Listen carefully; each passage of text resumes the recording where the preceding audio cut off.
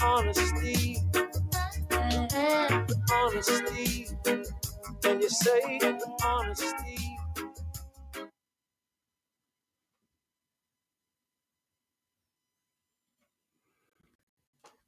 Yes, family. Good afternoon, and welcome to Reason with Rattigan, with your host and family member, Will, the Rebel Rattigan, on Reggae Global Radio, Facebook, and YouTube. Well, thank all of you for tuning in, and for those of you who have not subscribed to my channel yet, please do so. It's important for us to get the message out to as many people as we can in order to enlarge this movement and effect meaningful change in our beloved island paradise. Today's program is going to be a bit different from the previous programs in that I will be doing a tutorial in informing and empowering you with information that will help you to get information from the Jamaican government regarding its activities. I bet most of you didn't know that you could. Well, I'm going to teach you how to do that. For too long, we've been living in the dark because we allow tricky politicians to feed us falsehoods. We're also going to talk about Minister Kamina Johnson Smith's affidavit that I received. I think it was early this week or late last week. I also have a guest, and he's back by popular demand. He was here last week, and family, you loved him so much that you demanded his return. He's none other than Jerry Small, broadcaster, social, political commentator, and historian extraordinaire. And if you can, please join the conversation via telephone or the chat rooms on the Reggae Global Radio platform or my YouTube channel, Reason with Rattigan. I've changed the telephone policy a few times in order to facilitate as many calls as I could without interrupting the guests and disrupting the flow of the conversation. And so far, the present policy seems to work best. As a reminder, the telephone number is 667-369-8569. In fact, let me just put it. Actually, no, I'll wait until it's that time, and I'll just put it on the screen.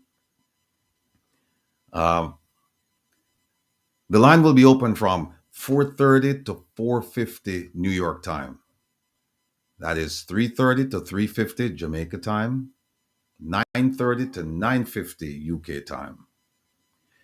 And the line will be opened a second time at 5:30 to 5:50 New York time, 4:30 to 4:50 Jamaica time, 10:30 to 10:50 UK time. I know it's frustrating for those of you who haven't been able to get through. However, don't despair. I encourage you to try, and I promise you I'll get to you. Bless up everybody in the chat room. Bless up. Hey, farm workers. Bless up. As a reminder, folks, please don't forget to tune into Reggae Global Radio tonight at midnight until 2 a.m. and relax with the Rebel. Tonight's feature will be slow, smooth jazz. Whether you're a fan or not of this genre, please listen, and I guarantee that you're going to love the selections. So make your plans and join me at midnight on Reggae Global Radio. I see all of the students them jump in. Yes. Good afternoon again, everyone. Shout out time. Prayers and blessings for all of you experiencing health challenges, particularly Mama Eileen, Papa Trevor, Ma P and family, Ma Jean, Bonnie, Sassy D, Bob, big up yourself, brethren. Get well soon. And Mrs. Nelson. As always, big shout out to the Reggae Global family, the Meadowbrook crew, the Firehouse crew, the Rollington crew, Donovan and the Admiral, Steve Son are going nowhere. And finally, the crew of hardworking, dedicated, honest members of the JCF and JDF who are trying to keep Jamaica safe and secure despite failed leadership and limited resources.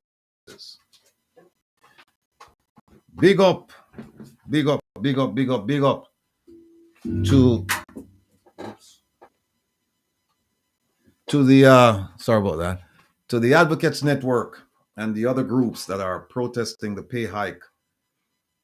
The pay hike for the most honest and best parliamentarians in the world, and our distinguished and active Governor General, who's working very hard in the best interest of the Jamaican people. What a shame. The struggle continues. Dates. My lawsuit involving Minister Kamina Johnson Smith was heard this past Monday, and it was quite interesting. Talk about that in a few minutes. The effort to establish the One Jamaica Legal Defense Foundation, and remember that name, people. One Jamaica Legal Defense Foundation. Those efforts are continuing. And this week, the state of Maryland approved the paperwork to establish the foundation. And the IRS issued a tax number. And yesterday, the entire package was submitted to the IRS for its approval of the foundation as a tax-exempt organization so that you can write your donations off on your taxes. So especially all of you big money people out there, I'm going to say that will pound in the chat room, right? When they can afford to make a donation, big donation, and then, write it off your taxes. So once we get that approval, and I don't know when we're going to get it, but it should be soon. As that, I'll immediately establish a relationship with a national bank and an auditor. In fact, I have the auditor already. And again, it's whatever you can donate. However, we're looking for a minimum of US $100. But if you can't afford the minimum, then that's fine. We'll take whatever you have because it's all for a worthy cause. And as them say, every mickle make a muckle. And this money will be used to hold this government and every government after this government to their pledge of transparency, good governance, and the rule of law. And they all say that. They all say that without exception. So what we're going to do is we're going to hold them accountable. Specifically, the money will be used to initiate lawsuits and support public relations campaigns in and outside of Jamaica for the benefit of our people.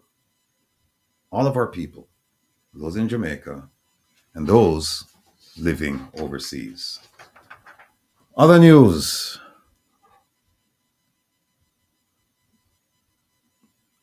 Oh, I see a young conservative. Big up yourself. Silver Fox, Benita Clark. All of you. I mean, the news are flying. Anyway, other news. We had a cabinet shuffle, and I say we, it's, the government. They had a cabinet, was it early this week? But the deck was stacked. And we were given the impression that the cards were really shuffled. But family, we know the deck wasn't shuffled. 3-card Monty was in full effect. Full effect. You know what I mean. The non-performers are still in place. And they're being allowed to continue failing us without any performance measures in place, even though the government promised performance measures in 2016. 2016. And we're hearing that they're on the horizon, that don't worry, yeah, we asked for the raise, but we're going to put out performance measurements. That should have taken place back in 2016. And here it is 2023, and we're still floundering. And we're still being promised. And them really take over fool. Really take over fool. Because we sit down and say, mm-hmm, mm-hmm. There's a recent article circulating on social media indicating that the PM wanted to make real changes, but had to quickly discard his plans. Why? Because his ministers would have none of it. I'm not sure about the accuracy of the article, but family, if you get a chance, take a look at it because it's a compelling read. Compelling read. By the way, the PM gave the impression that the colossal failure at the Ministry of Education, Fayval Williams, would remain because of a major project she's working on. Uh, Minister Williams, three quick inquiries. Can you give us an update on the ministry's involvement in the extradition of the man who allegedly abused several at risk girls and left the country? Can you give us some update on that? Another inquiry. What has the ministry done to fix its oversight of the system to ensure that this doesn't happen again?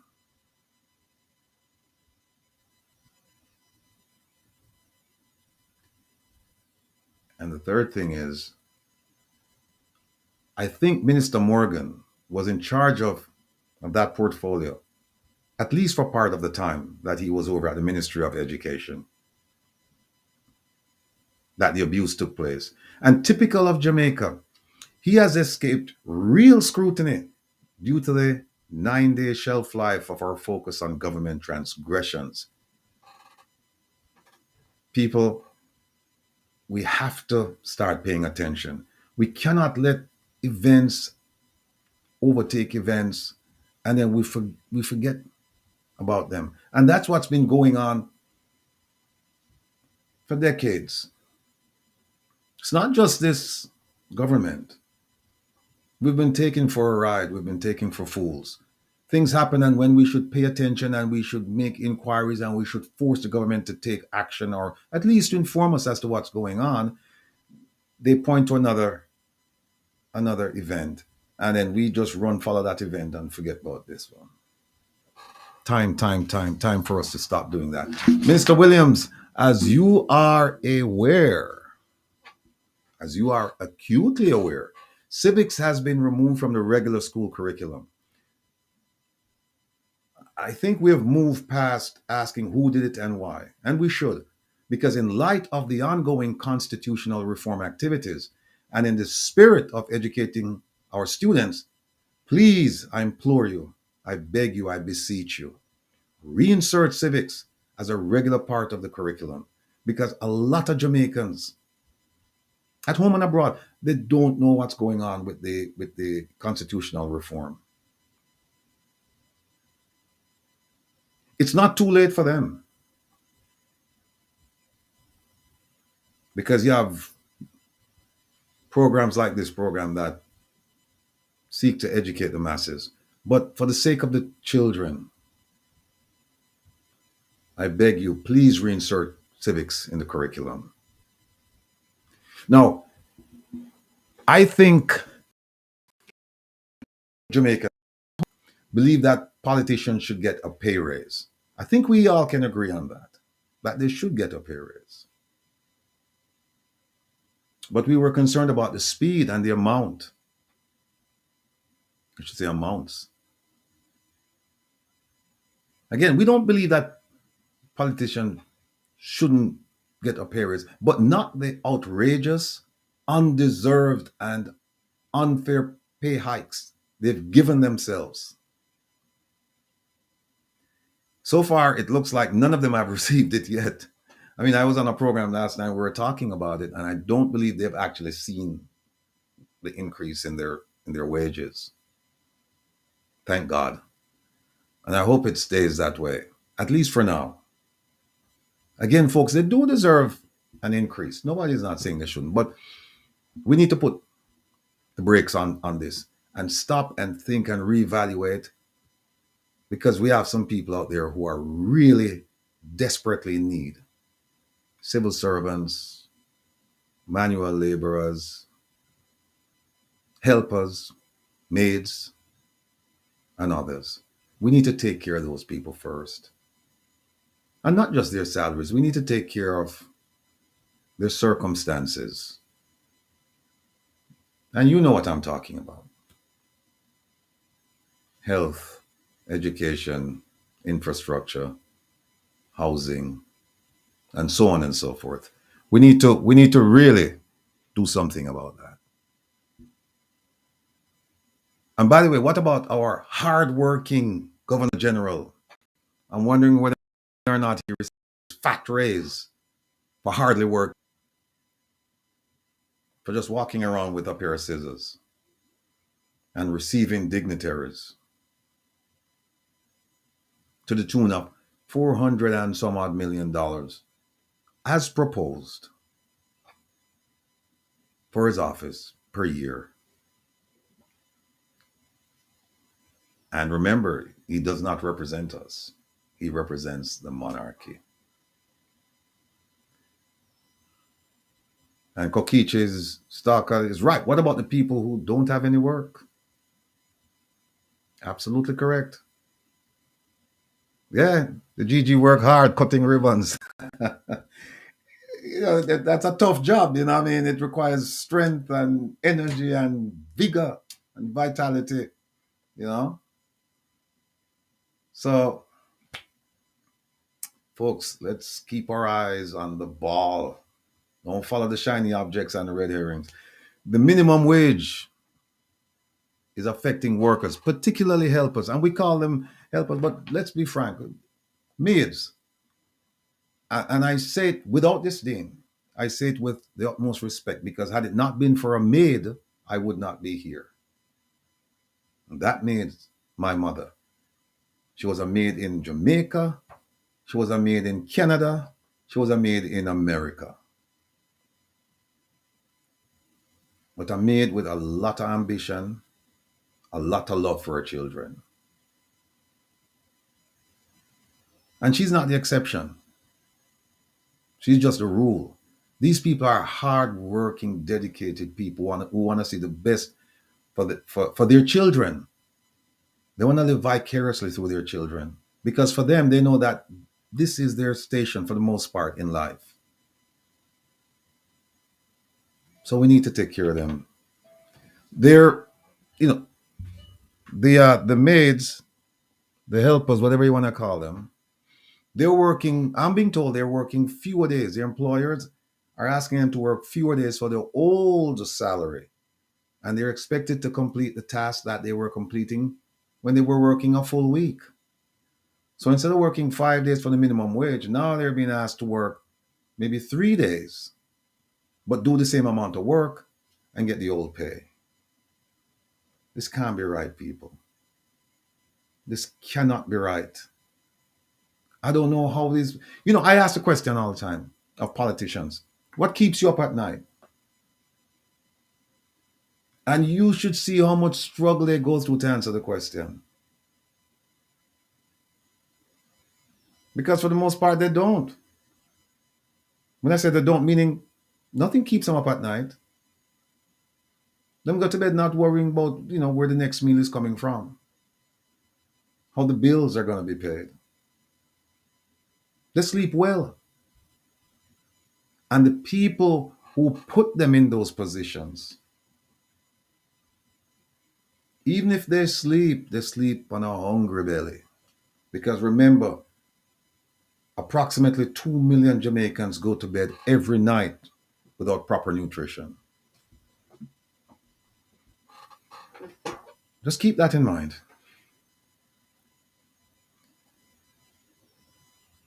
Protests are ongoing. I mentioned the Advocates Network, and there are a few other groups out there doing their level best to hold the government accountable. But that's not the only thing going on right now. Produce markets are being burnt down. Someone asked the question last night: is it by design or is it by coincidence? Well, we know it's not coincidence. It may be coincidence that all of them going on at the same time, because we prove that there's a group behind it. But we know that it's by accident because it's been determined that it's these the this is as a result of arson. Somebody intentionally setting the building or setting the structure on fire. Why? Roads are like rivers and craters. If you don't believe me, ask anybody who lives in eastern Jamaica, Portland, St. Thomas. Ask, just call and ask. Or you don't even have to call and ask. You can just go online. And when you go online, you'll see um, videos of everything that's going on there. Promises like, for example, fixing the water problem since 2016 in their manifesto. They said they're going to be building micro dams and ponds and they're going to solve the water problem. Has the problem been solved? Those promises have fallen by the wayside. Poor people are risking their lives on a perilous journey to enter the US via Mexico. Why? Because of hopelessness, despair, and poverty. People are trying in whatever way they can to leave Jamaica.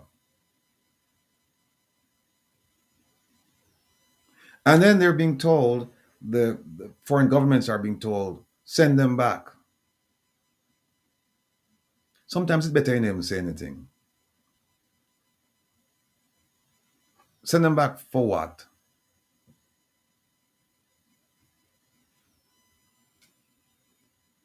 I think it's just diplomatic speak. I don't think they really want those people to come back.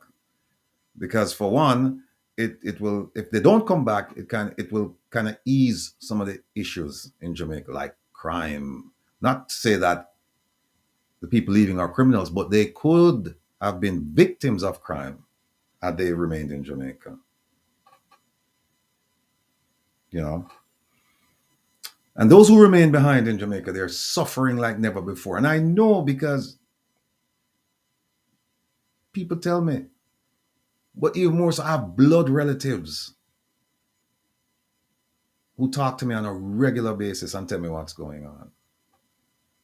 And they have no reason to lie to me. Nobody has any reason to lie to me.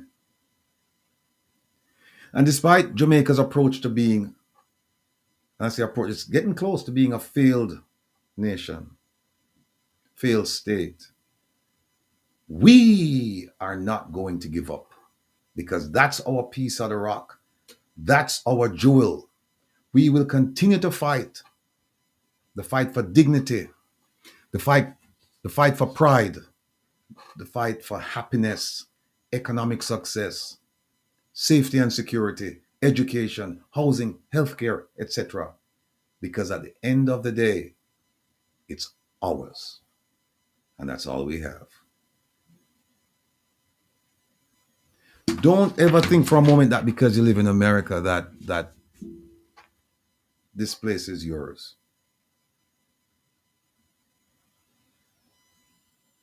You can feel safe and secure in the knowledge that yes,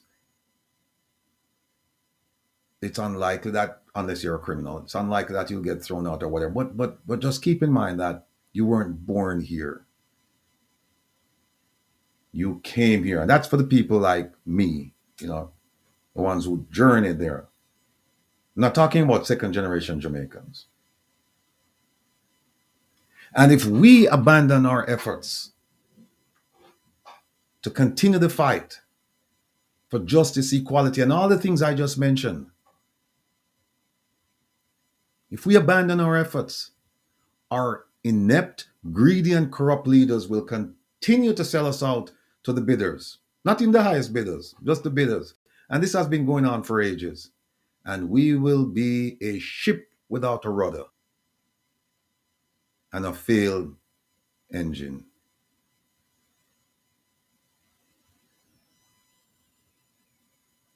The struggle continues. Well, family, I'm not sure if I should talk about Kamina Johnson now are the access to information. You know what? Let's talk about Kamina Johnson. Minister, the Honorable Kamina, Senator too, Kamina Johnson Smith. Now,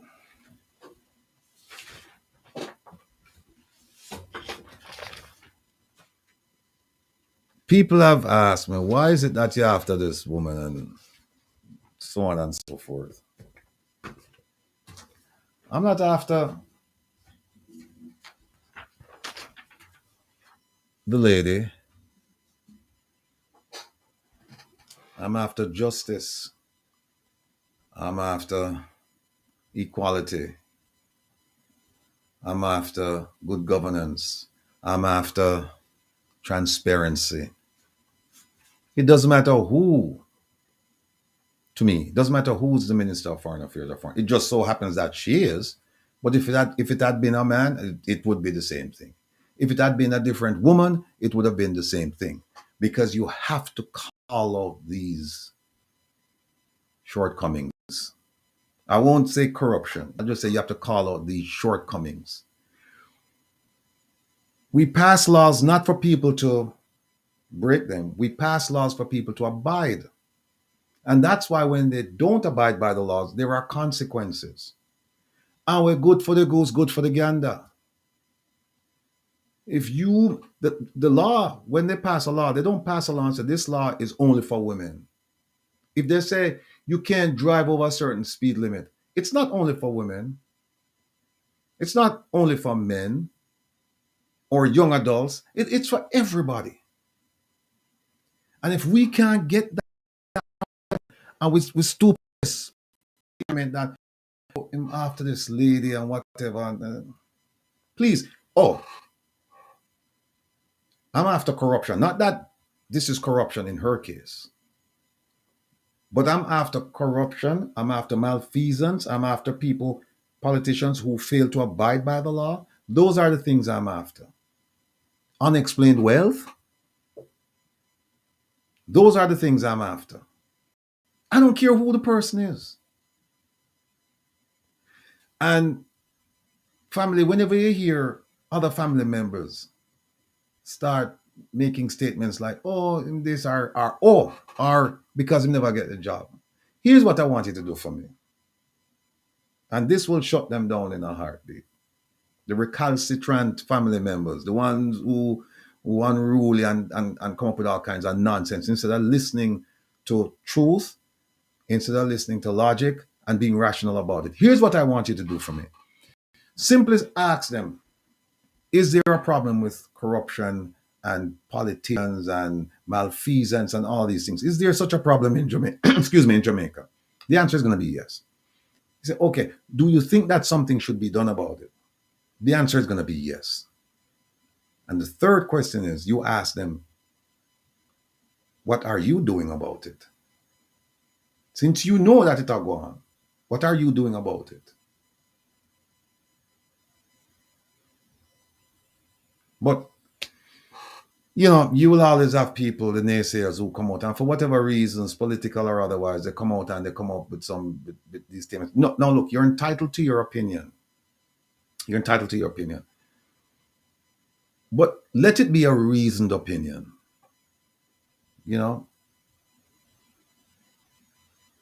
Let it be an opinion that you can say, look, I've listened to the issues, or I've listened to the arguments for and against, and I'm choosing this side because. But don't follow people and just go. Think for yourself. Think. Now, the good lady, the minister, Kamina Johnson Smith,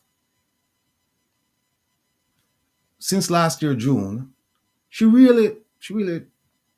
not say much about this issue here, this gift thing and the filing. She didn't say much. In fact, I don't think she said anything. It was the Minister of Information, Robert Morgan, who come out and him get interviews all over the place, including nationwide. And he also made some announcements in Parliament. But she really hasn't said much. I think after the election, she said that God wasn't ready for her to leave. She guessed that God wasn't ready for her to leave Jamaica, and then you never really hear much after that until the lawsuit was filed. And when the lawsuit was filed, she jumped out of the box. We never know say Shav, she can't talk, but she jumped out of the box. And what did she say? She said that I'm paraphrasing. She said that the allegations were she saw the allegations on social media, and that they were baseless, untrue, and what the third one she said? Baseless, untrue, and defamatory. Right? It's the first time we've heard her come out and make a response like that. I mean, I said, whoa, the minister, no, I catch Ireland, no, you know. It's like a bowler when you play cricket and, people are batting. But once you catch your leg, once the bowler, problem for the batsman. But I said, she catch Ireland. And then this week or late last week, her lawyers filed an affidavit. And I want everybody to understand. For those of you who don't know what an affidavit is, and I suspect that most, if not all of you, but I'm going to walk you through this process so you understand what's going on. So I'm not going to assume anything. An affidavit is a sworn statement. It's saying that all these things that I've written down, I believe them to be true. So it's a sworn statement based upon a belief of truth. So you believe everything there to be truth, to be truthful. Right? No. Her affidavit is 14 points. And you think that, and our lawyer sent something else, all kinds of fancy language, but at the wrong man, they must send them things at all. Because me love read them things out. And if them think them are going to frighten me, wrong man. Wrong man. Minister Kamina Johnson Smith, if you're watching this program, take a look at me. Take another look at me. And if you're not watching, if she's not watching, and her friends, family, confidants, whatever, if you're watching, you do the same thing. You take a look at me and take another look at me and tell me if you see any fear in me. Tell me if you see somebody who wishy-washy. Tell me if you see somebody who weak. Tell me if you see somebody who afraid to speak the truth.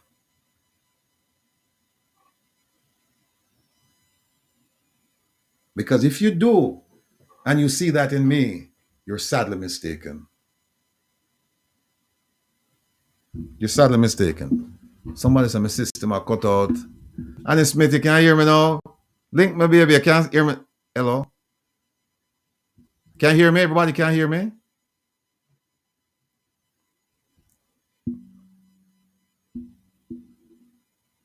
Turn up the volume a bit. Yeah, I hope you can hear me now. But anyway, the minister made a bunch of, she said a bunch of things inside of this. And what I'm going to do is that I'm going to walk you through these people so that you understand what's going on. So nobody can tell you no nonsense. All right? Thanks, Jordan. Megawatt, big up yourself. Sandra, yes. All right. Angie, Chris, everybody. All right, and I can hear me loud and clear. Thank you. She said a whole bunch of things. Let me start with. All right, let me start with this one, because my mind are race. I don't know. I don't know. See this thing I want to explain to you. Yeah, she lie, and I'll explain to you why she lie. In my statement, I said My true place of abode is in the state of Maryland, USA. That's paragraph 1. Second paragraph says, I was born in the parish of St. And well, I think I'll be telling. Paragraph 3, I think says, I was born in the parish of St. Andrew, and I am a Jamaican citizen. And despite that, them said, no, him live in America, so him don't have standing. He doesn't have sufficient interest in this case to bring it in Jamaica. Why? Because I live overseas.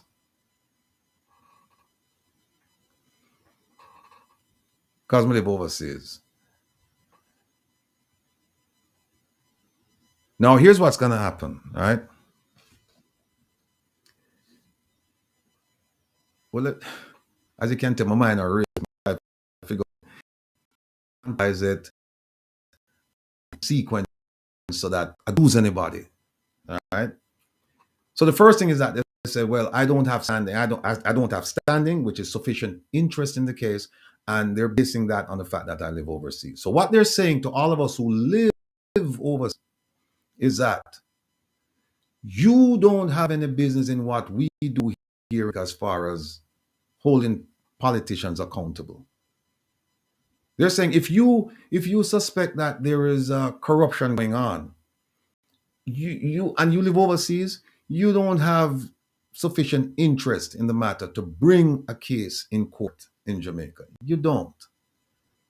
Stay America and just sit on Jamaica and just leave us alone. We don't need any help or any, we just don't need you in our affairs. That's the message. Now, keep in mind that the Minister of Foreign Affairs and Foreign Trade, the Honorable Kamina Johnson Smith, is also responsible for diaspora affairs. In fact, she had a meeting this week with diaspora members. In fact, the government established something called the Global Jamaica Diaspora Council, and there's a youth arm to it. And they did that in 2020. And the minister herself handpicked some of the members. And the purpose is to have that marriage, to have that interest going still, where we in the diaspora can assist with things that are going on in Jamaica in light of Vision 2030 and beyond. The interest is there. The interest is there. But we've been told, or I've been told, that I'm a second-class citizen. I'm a second-class Jamaican. I should just stay American and just mind my business. Never mind that I'm a Jamaican citizen, because and what happened is that they recognize the Jamaican government recognizes dual citizenship, right? So if you're born in Jamaica, oh, by the way, the Constitution, I think it's chapter, I have it right here. It's chapter 2, section 3, 1A, and section 3B1. The first 3.1A says that you acquire Jamaican citizenship in several ways. One of them is by birth. Me born at UC Hospital.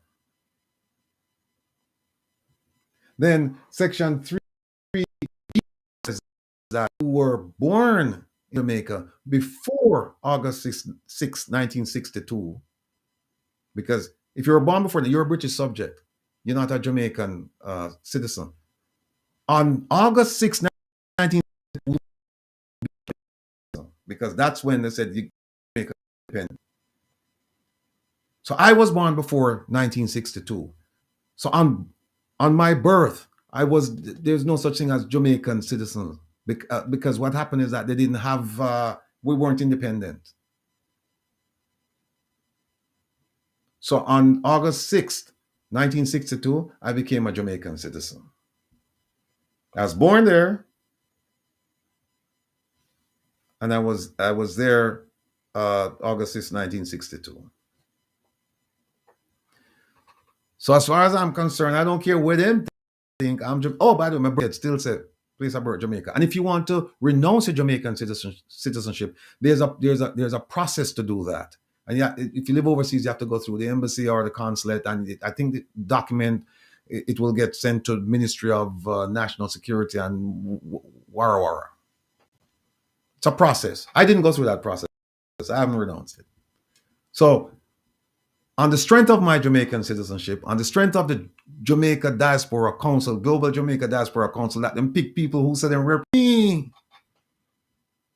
There's a lady who represents the Northeast. I live in the Northeast. She's my representative on that council. My financial contributions to worthy causes in Jamaica, my offer of self and service to lead the Jamaica Constabulary Force. As a result of the government asking me first to to submit an application, and as a result of an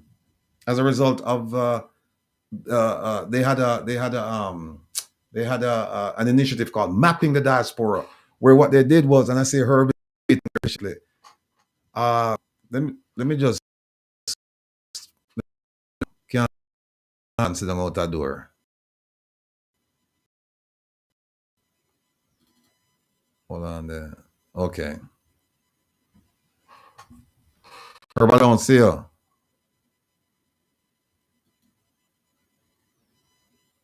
Ah, there he is. Welcome, Herb. Hold on, man. They live in the diaspora and they have no standing now. Okay, You can see there me? you are. Yeah, okay. Can you see and hear you too, man? Yeah. So we're talking now about just saying, Kamina. I'm sure your listeners are finding out they live in the diaspora and they have no standing. Okay, yeah. And they're getting What? this from the Ministry of Foreign Affairs of all places. So I'm wondering what else they have in store for us. Exactly. Crazy. So Yeah. the Minister of Foreign Affairs. So, and then also my attempt to hold the government to its promise of good governance, fairness, integrity, transparency, adherence to rule of law, etc. So what you're saying, with all of these nice things that you up, Mr. Rattigan, you don't have any standing to bring any court case in Jamaica because you live abroad. So just stay over there, send the money, continue to donate, continue to be charitable in your spirit, and continue to do the things that you're doing. But leave the court thing to us. We don't need you. Diaspora members, the message is clear. You are second-class citizens. It's very simple. So that's the first thing that they complained about, that I don't have standing. Another thing that they complained about is, and I'm kind of surprised because she's represented by top-notch lawyers. I mean, me just a little man from Waterhouse, and my brain box, me never had the opportunity, and so me not supposed to think like this. But there's a God, and there was Mama and Papa, and the community, and the teachers, and family, and friends. All of them people that we just don't talk about them in me. That's why I move forward. So now what happened is that they said that, the second thing is that, you can't even if you can file this action, you can't file this action without leave of court, right? You have to come to the court and ask for permission to file this action. And what they've done is they've made a mockery of the civil procedure of Jamaica, because 56.9, which is what I asked for, it's on my document, an administrative order, you do not of court. 56.3 talks about a judicial review, where you're asking the judge to force the government to do something.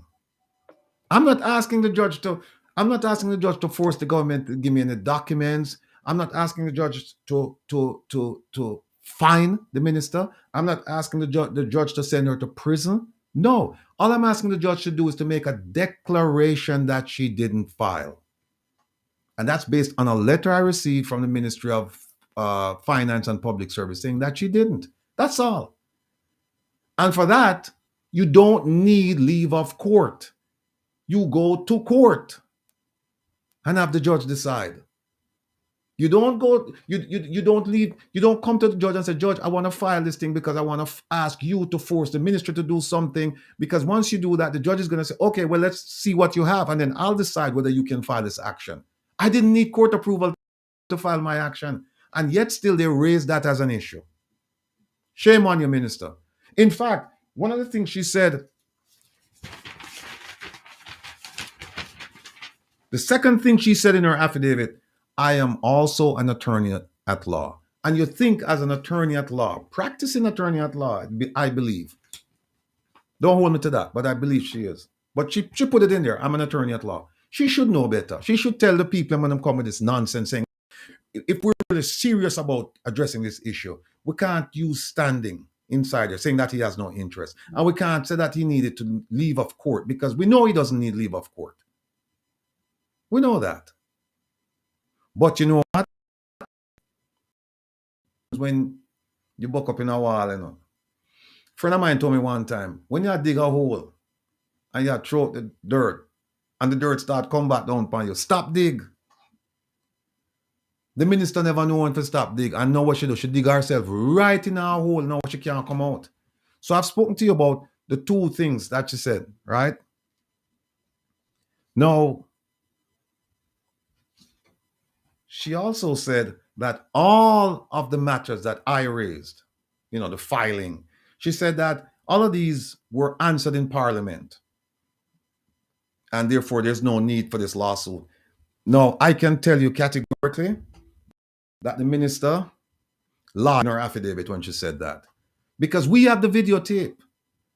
She wasn't the one who did it in Parliament. It was Minister Robert Morgan who got up in Parliament and he was asked about how many people sponsored her campaign. Because if you remember, there was a private group of Jamaicans who sponsored the campaign. And he gave 3 names. A group of companies or corporation, Grace Kennedy and Keith Duncan. And he was asked, who else? And he said, I suspect that people don't want this to be known. So we know there are more people. Then he was asked, how much money did each person contribute? No answer. He was never asked about, did the minister file? That's a central part of my claim. So how can the minister come and say, she said, all the matters referred to in the Rattigan affidavit have already been answered in Parliament. That's not true, minister, and you know that. You shouldn't be called out for simple things like these or like this. You shouldn't. You shouldn't. Do better than that, man.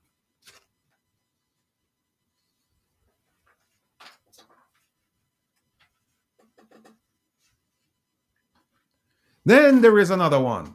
They said that the matters raised in my affidavit, whether or not she filed, that it's a matter of foreign policy.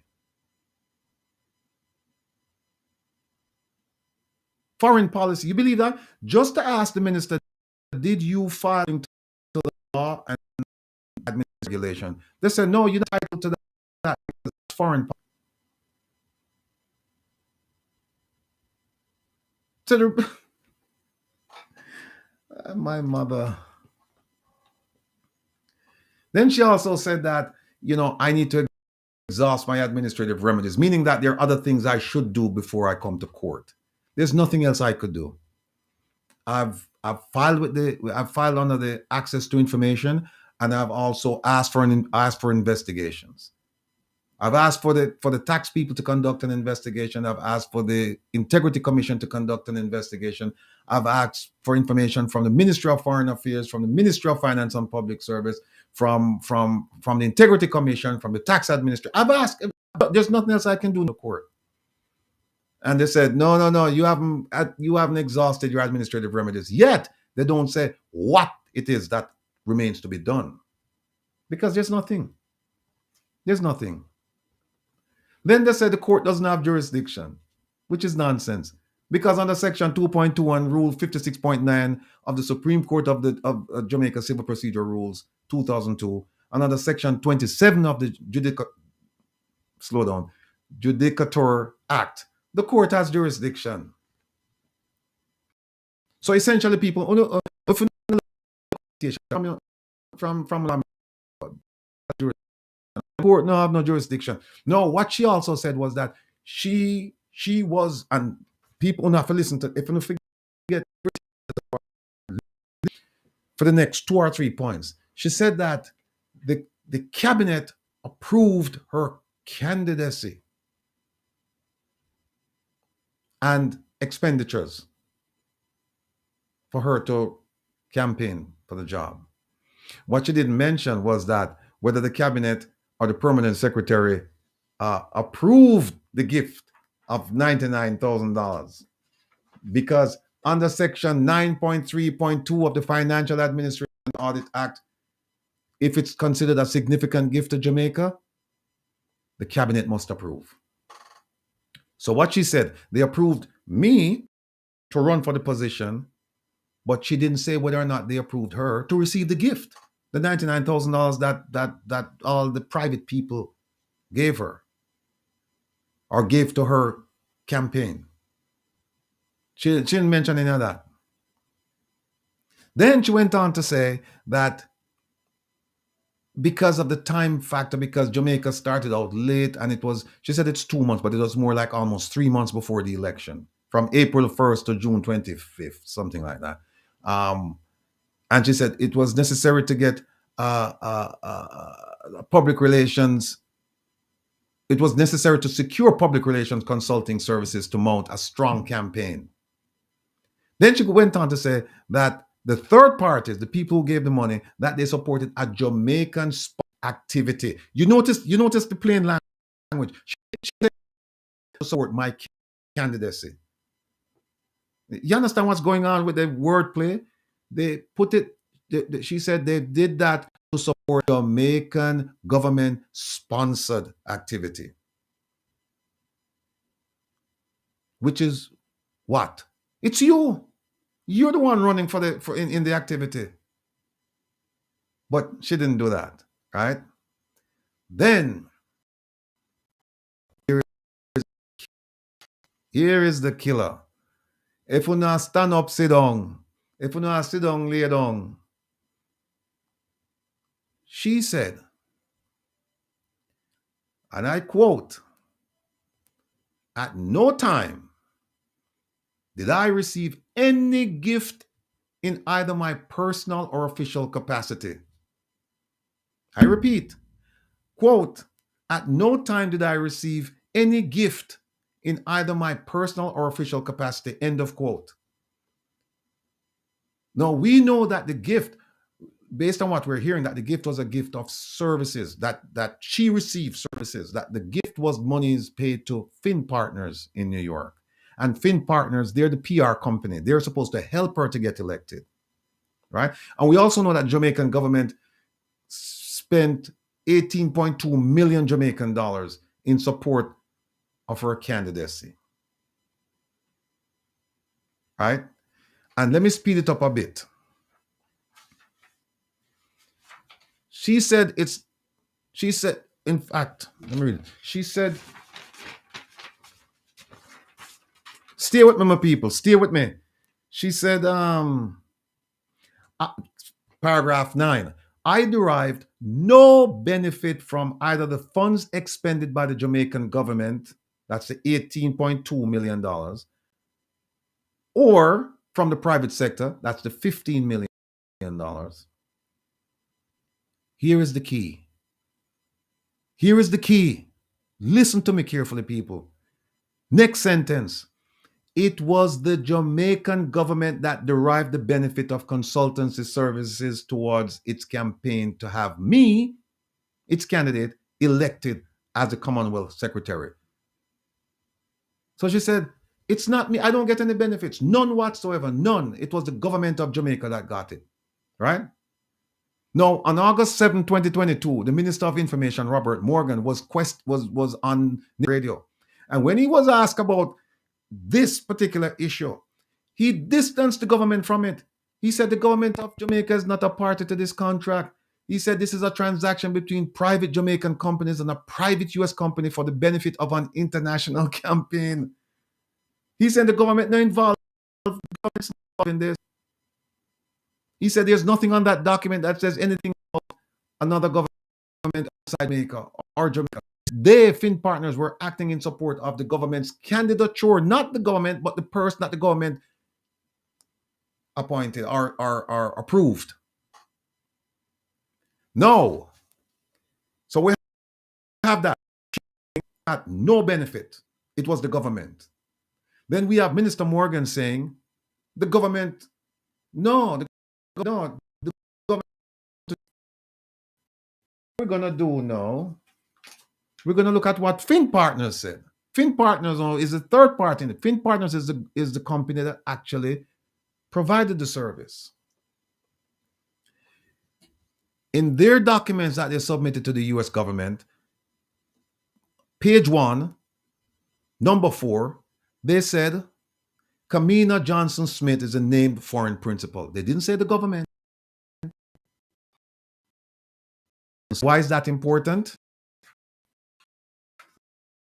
Number 7 on page 1, it said who's the foreign principal? Who is this Kamina Johnson Smith? Now the first box could have government. Just skip that, right? Let me grab my I know my folks tell me, say, Ratty, you need to have your thing ready, you know. And I have it ready, but I want to read from the document itself. Because when you see people start tell lie, right?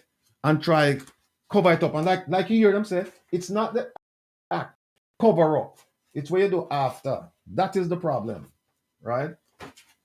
But anyway, they skipped everything and they went down to the bottom and they checked individual.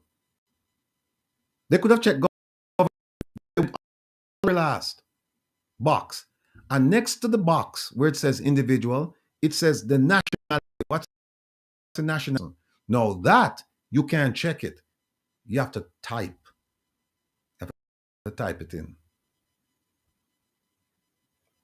That looks at the document, and they typed in Jamaica. So what they're saying is that our client is someone by the name of Kamina Johnson Smith, who is a Jamaican national.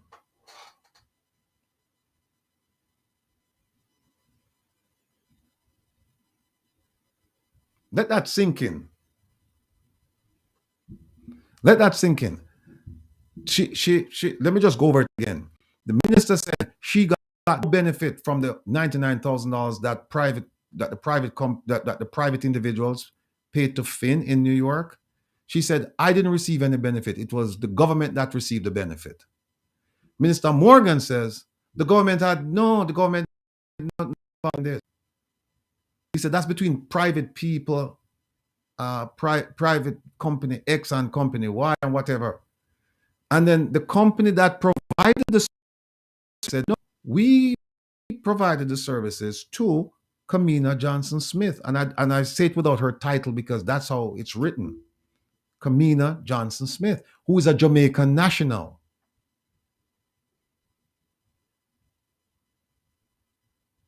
Right?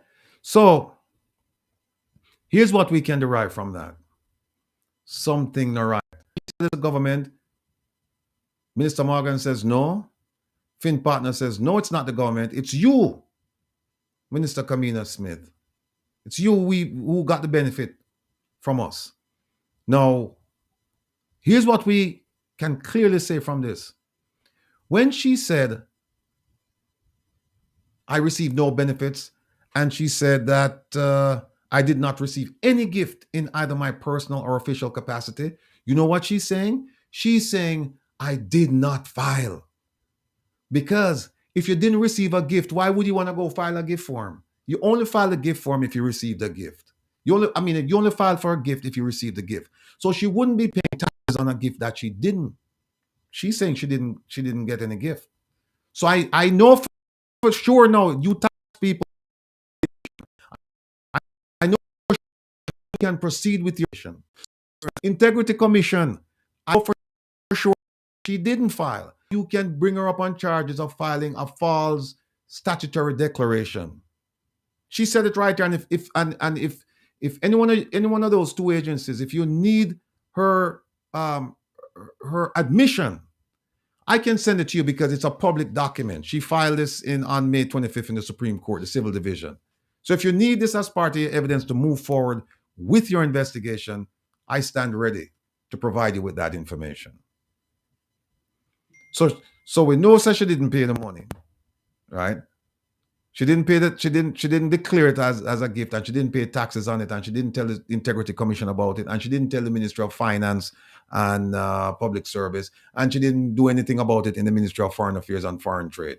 We know that. No, people keep in mind the reason why you don't want money that you haven't verified coming into our supporting government projects or supporting government officials, because that will lead to corruption and bribery. We don't want that.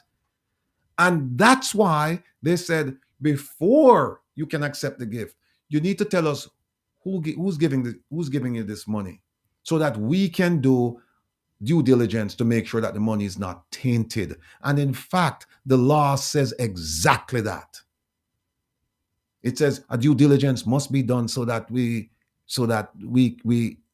can ensure that tainted money does not enter into the stream of the process. And that's a good reason. That's a good reason. Right? So now the question is, who received the gift of consultancy services? The government or the minister? However, in order to answer this question, let's examine how you give a gift to the government of Jamaica. Because I'm sure lots of you out there, I did do all of this stuff. But here's how you, and let's start out with something called Circular Number 17, which is a document coming out of the Ministry of Finance. It's dated June 10, 2013. And it says a gift may be in the form of services. And it says consult services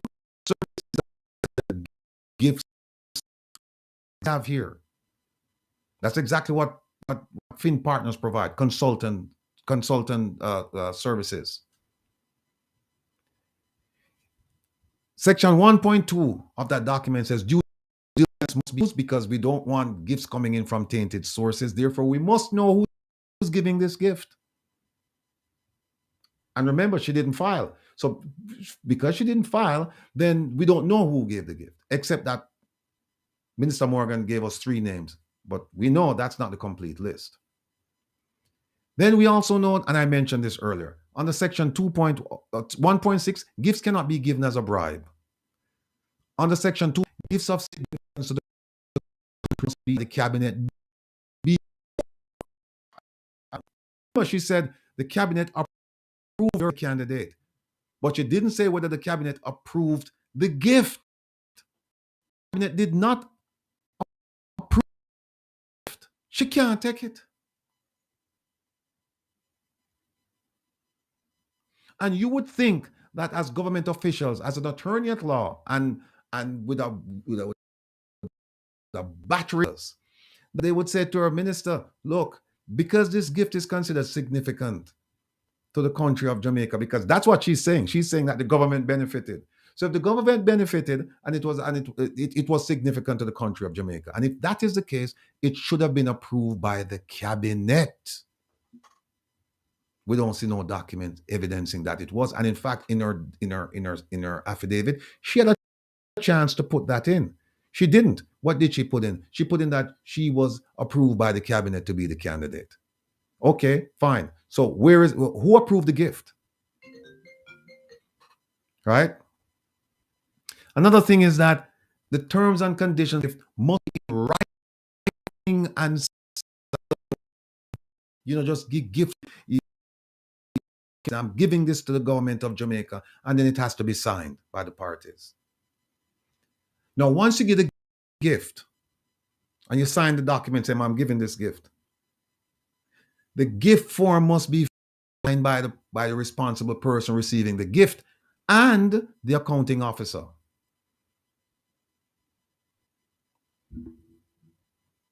I wonder if my thing too loud. Don't you hear me? Glitches in the feed. Glitches in the feed. Hold on. The feed is poor. I don't understand that. Hold on. Let me turn this off. Hold on. Let me turn that down.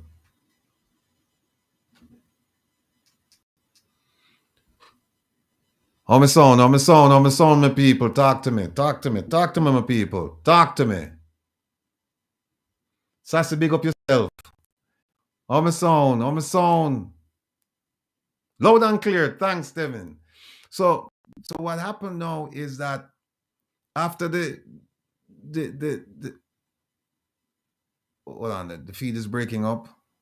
Oh, good, Marsha. It says when the gifts are received, the gift form has to be filled out and two people have to sign it. And there's another section of the Financial Administrative and Audit Act that says section 3.2.2 that when the gift is accepted, if its value is more than $2 million, then there are certain things that you have to do, right? And so on and so forth. Then when you go to the Financial Administration and Audit Act of 2019, it says the same as circular, but it also says that if the gift is more than 500,000, then you have to do certain things. I won't go into the details, but there are certain things that you have to do. That's how you give a gift to the Jamaican government. That is how you give a gift to the Jamaican government. You have to follow all of these procedures. No, let's track the funds and how this money actually ended up benefiting the minister. All of these people you're talking about, Grace Kennedy, Musan, Keith Duncan, these are people of high station, high rank in Jamaica, people and organizations. They know how to give gifts. They know. Plus the minister knew or should have known. Plus her advisors knew or should have known. But here's what happened. Here's what happened. Let me turn this up a little bit. How me sound, people? Because it sounds a little bit better. Herbie, can you hear me? I can't hear you, Herb.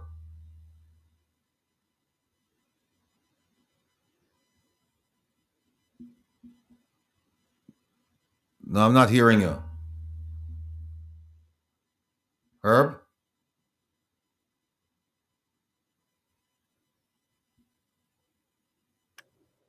How about now? Hello? I can hear you now. I can hear you now. Okay, good. All right. Right. So, my people, my family, like I was saying, there is a certain procedure to give a gift to the Jamaican government, and these people know how to do these things. It shouldn't take a man like me for come and explain to them how to do it. That's not my job. That's the first thing. They're going to blame the permanent secretary. That's a good point. That's a good point, Annie. But here's what happened now. Here's why, because the minister cannot have it both ways. She cannot say it's the government, but then the government didn't get the gift. And that's what she's saying. So here's what happened now. Let's take her at face value. Let's say it's the government. It's the government that got the gift. What happened is that the gift went around the rules and somebody paid Fin Partners directly. It didn't come out of the government coffers. Somebody paid Fin Partners, and we are going to find out who made the payment to Fin Partners because we are going to subpoena the records from Fin Partners. And if it's a government official who made that payment, Woe be unto them. We are going to find out who paid Fin Partners, because we know that Mr. Duncan didn't send in his payment and Grace Kennedy sent in their payment. The monies were collected in Jamaica. They were forwarded to someone and someone made those payments. But be that as it may, the payments were made directly to Fin Partners. The payments did not go through the process I just stated to you. And that is how you give a gift to the Jamaican government. So the payments went to Fin Partners. Fin Partners contacted the minister and started providing consultancy services. That, my people, is what is called a third party beneficiary contract. That's a third party beneficiary contract. And here's how that works. Clotting in its own.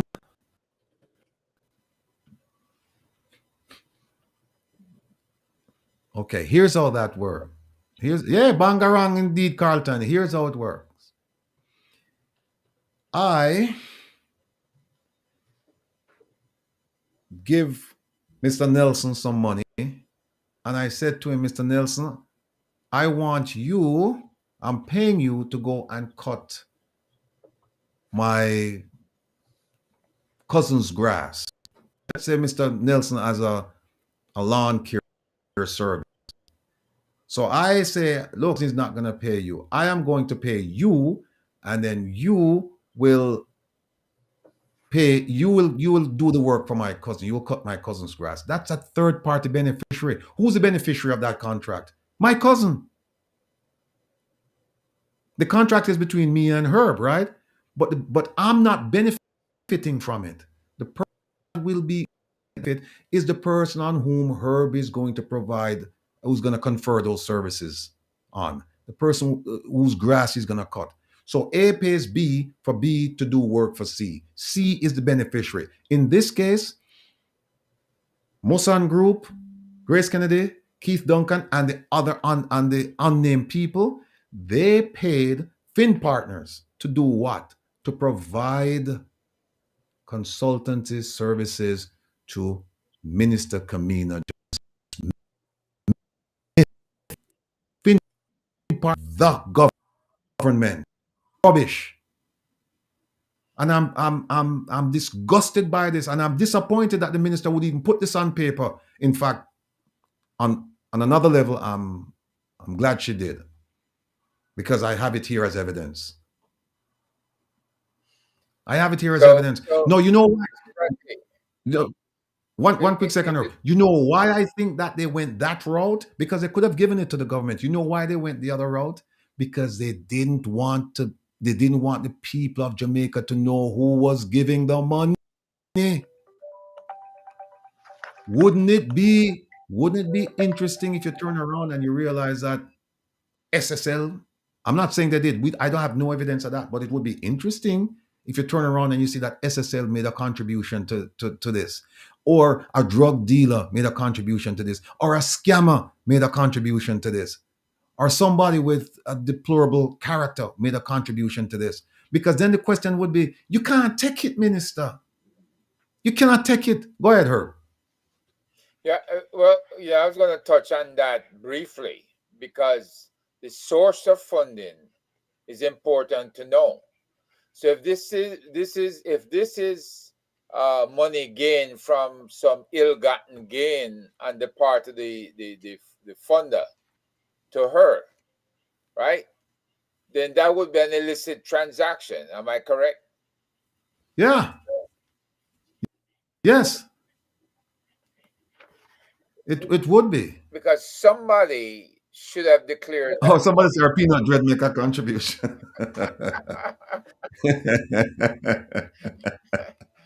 Oh God, that must be Jeffrey suggesting that.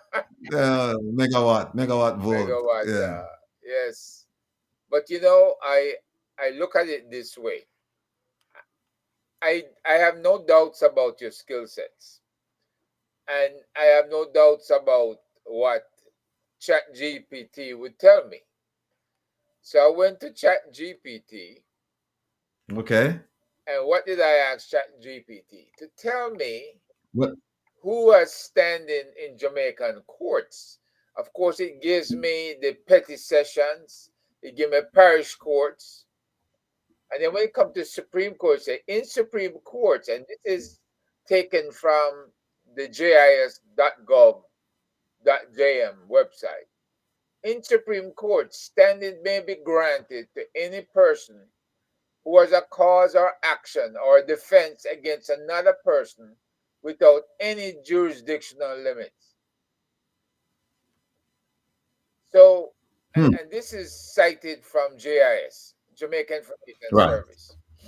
So my thing is, how do these attorneys, especially the Minister of Foreign Affairs, the one who oversees the diaspora, right? The one who has responsibility for us, so to speak. If something is happening with the diaspora and we report it to her, she's supposed to be able to come down in our defense here in the United States or in the UK or in Canada or anywhere in the world, right? How can they now say that you have no standing and you're a Jamaican citizen? Right. You know, we have to find out what is the situation when you live abroad and you maintain your Jamaican citizenship.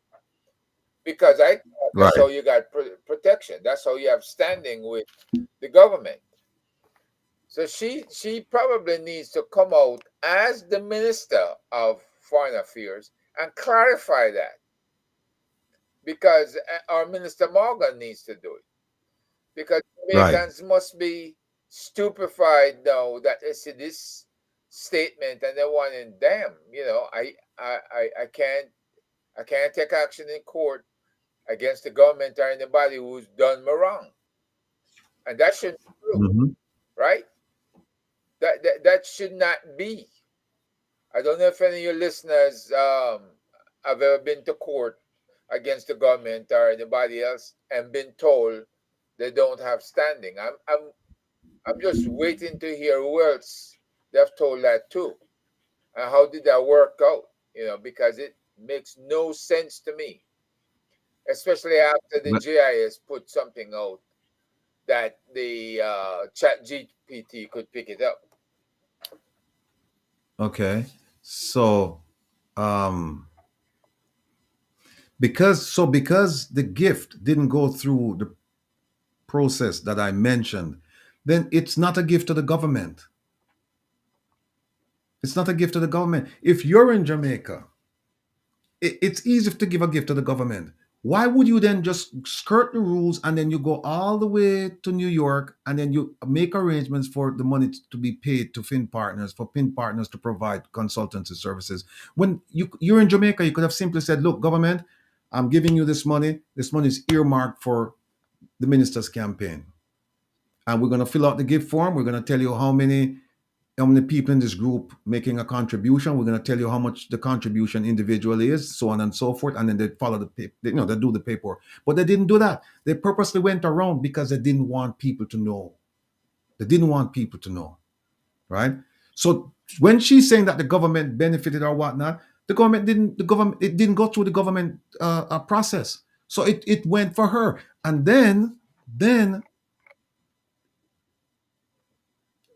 what we know is that a nail was driven in the coffin when the Ministry of Finance indicated that they had no documentation evidencing that the gift, as I queried them, was in their system as it should be. Therefore, the gift was not registered anywhere with the government. Why would you give the government a gift? You're in Jamaica and you want to give the Jamaican government a gift, but you don't give it to the Jamaican government. You went around and you send the money to you make your payment to a company up in New York, and then that company will come to that. That doesn't make any sense. And then on August 7, 2022, Minister of Information Robert Morgan drove another nail in the coffin when he stated on Nationwide Radio that the transaction was between private Jamaican companies and a private US company for the benefit of an international campaign. He didn't say for the benefit of a Jamaican campaign. He further stated that the government of Jamaica was not a party to the contract, that it was a private engagement between companies X and Y, and the taxpayers were not involved. He drove a 10-penny nail in the coffin when he stated that he didn't know the fullness of the arrangement, but public declaration. He's talking about the Fin partners document. This document. He's talking about this document. Declaration being provided PR, public relations, to who? To who? To Minister John, Campbell Secretary General. That came out of the minister's mouth. The one who that tried distance himself, distance the government from the gift. She's trying to bring the government to the gift to say, no, the government got it, the government benefited. He's distancing it. He's saying no. And then the clincher is that Fin Partners came in and said, no. Kamina Johnson Smith, you're the one that we provided the services to. So we don't know who paid Fin. We don't know. No, here's one thing that we do know, that whatever Fin put on that document, this document here, Fin submitted it to the US government under the penalty of perjury. And what we need to know is that Fin partners, I believe, they don't know who is who. They don't know what the hell are going on in Jamaica. So somebody gave them this information that they put down and submitted to the US government. Somebody gave them the info. The person who hired them said, I'm hiring you. Here is what I want you to do. Here is the person. Here's the address. Blah, blah, blah, blah. Fin never make this up. Somebody gave the information to Fin, and we are going to find out who. We are going to find out who made the payment. And Fin can't lie, because Uncle Sam no wrap up when it comes on submitting false information to the government. So we will find out who did all of that. Now the question is, who received the benefit? We know it was the minister who received the benefit, and we have videotape of her talking in the first person. I when I get to the if I get to the job, this is what I am going to do. This is what the tell me to do. She would have to resign from her post in Jamaica because it's an international organization. She would be responsible for 55 countries. So Jamaica wouldn't get any benefit out of this. The only benefit Jamaica would have gotten out of this is for Jamaica to say, oh, one of our nationals is now in charge of the secretary, is now in charge of the Commonwealth, the Secretary General. She couldn't provide any benefits to Jamaica other than what Jamaica was entitled to honor in the Commonwealth. Couldn't happen. And if you ask her, she would tell you that. She would honestly tell you that no, I couldn't give Jamaica, if Jamaica was deserving of X, I can't give them X plus Y because I don't work for Jamaica. So how's the Jamaican government benefiting? If the Jamaican government would have gotten from Kamina Johnson Smith what they would have gotten from Baroness Scotland, then how did Jamaica benefit? How? If any Secretary General in Jamaica was in, then how did Jamaica benefit by having Minister Kamina Johnson sit in that chair? Only one reason, and that is to say, we have a Jamaican sitting there. And what kind of benefit was that? Oh, you think you can feed people with that? You think you can build roads with that? You think you can do healthcare with that? You think you can provide education with that? Water? No, she's the one who benefited. But she cannot come up and say, well, then she can't say I benefited in my personal capacity, but not in my government capacity, because that argument wouldn't fly, because when she got the gift, she was a government official. And then she can't say, well, I got the gift as a government official, because then the question would be, so why didn't you file? So what did she do? What has she done? She said, I didn't get any gift. So whatever Fin partners told me, whatever work they did and briefed me up, and all of the consultants from me, no, I didn't benefit at all. I didn't benefit at all. I would like to know. I would like to ask her, Minister, if you had won the election, and you, and who would have taken over the residence that the Secretary General is is allocated? Who would have been sleeping in that house? Would it be the Jamaican government, or would it be you? I'd like to ask her, Minister Johnson Smith, the salary for the Secretary General is much more than you're getting right now. And we're not counting the pay hike.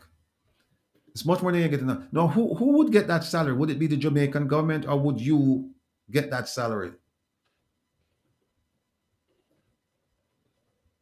And the argument done. So, folks, this is what we're faced with right now. We're faced, you know them say, fire the must steel, and it's supposed to end him think a cool breeze? No. Mm-mm. And that's how it end. Fire the must steel, and must know say a fire. He not think a cool breeze. Not in this instance. Them know a fire.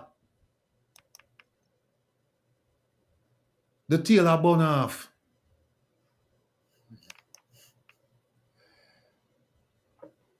So this is what they're left with now. Them come up with all kinds of nonsense and things. By the way, folks, the hearing on Monday, the judge came on the bench, and the first thing out of the judge's mouth, I just got this case 40 minutes ago. I haven't read it. I don't know what the issues are. You believe that? A case of this magnitude. I think this is the first case in recent memory where somebody has filed an action against a minister.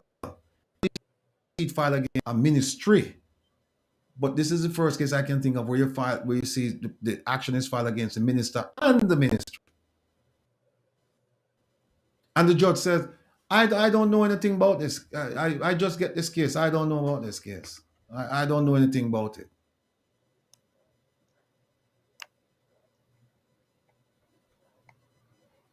So we don't know what's going on there. I'm not making any allegations against the judge, because I have to believe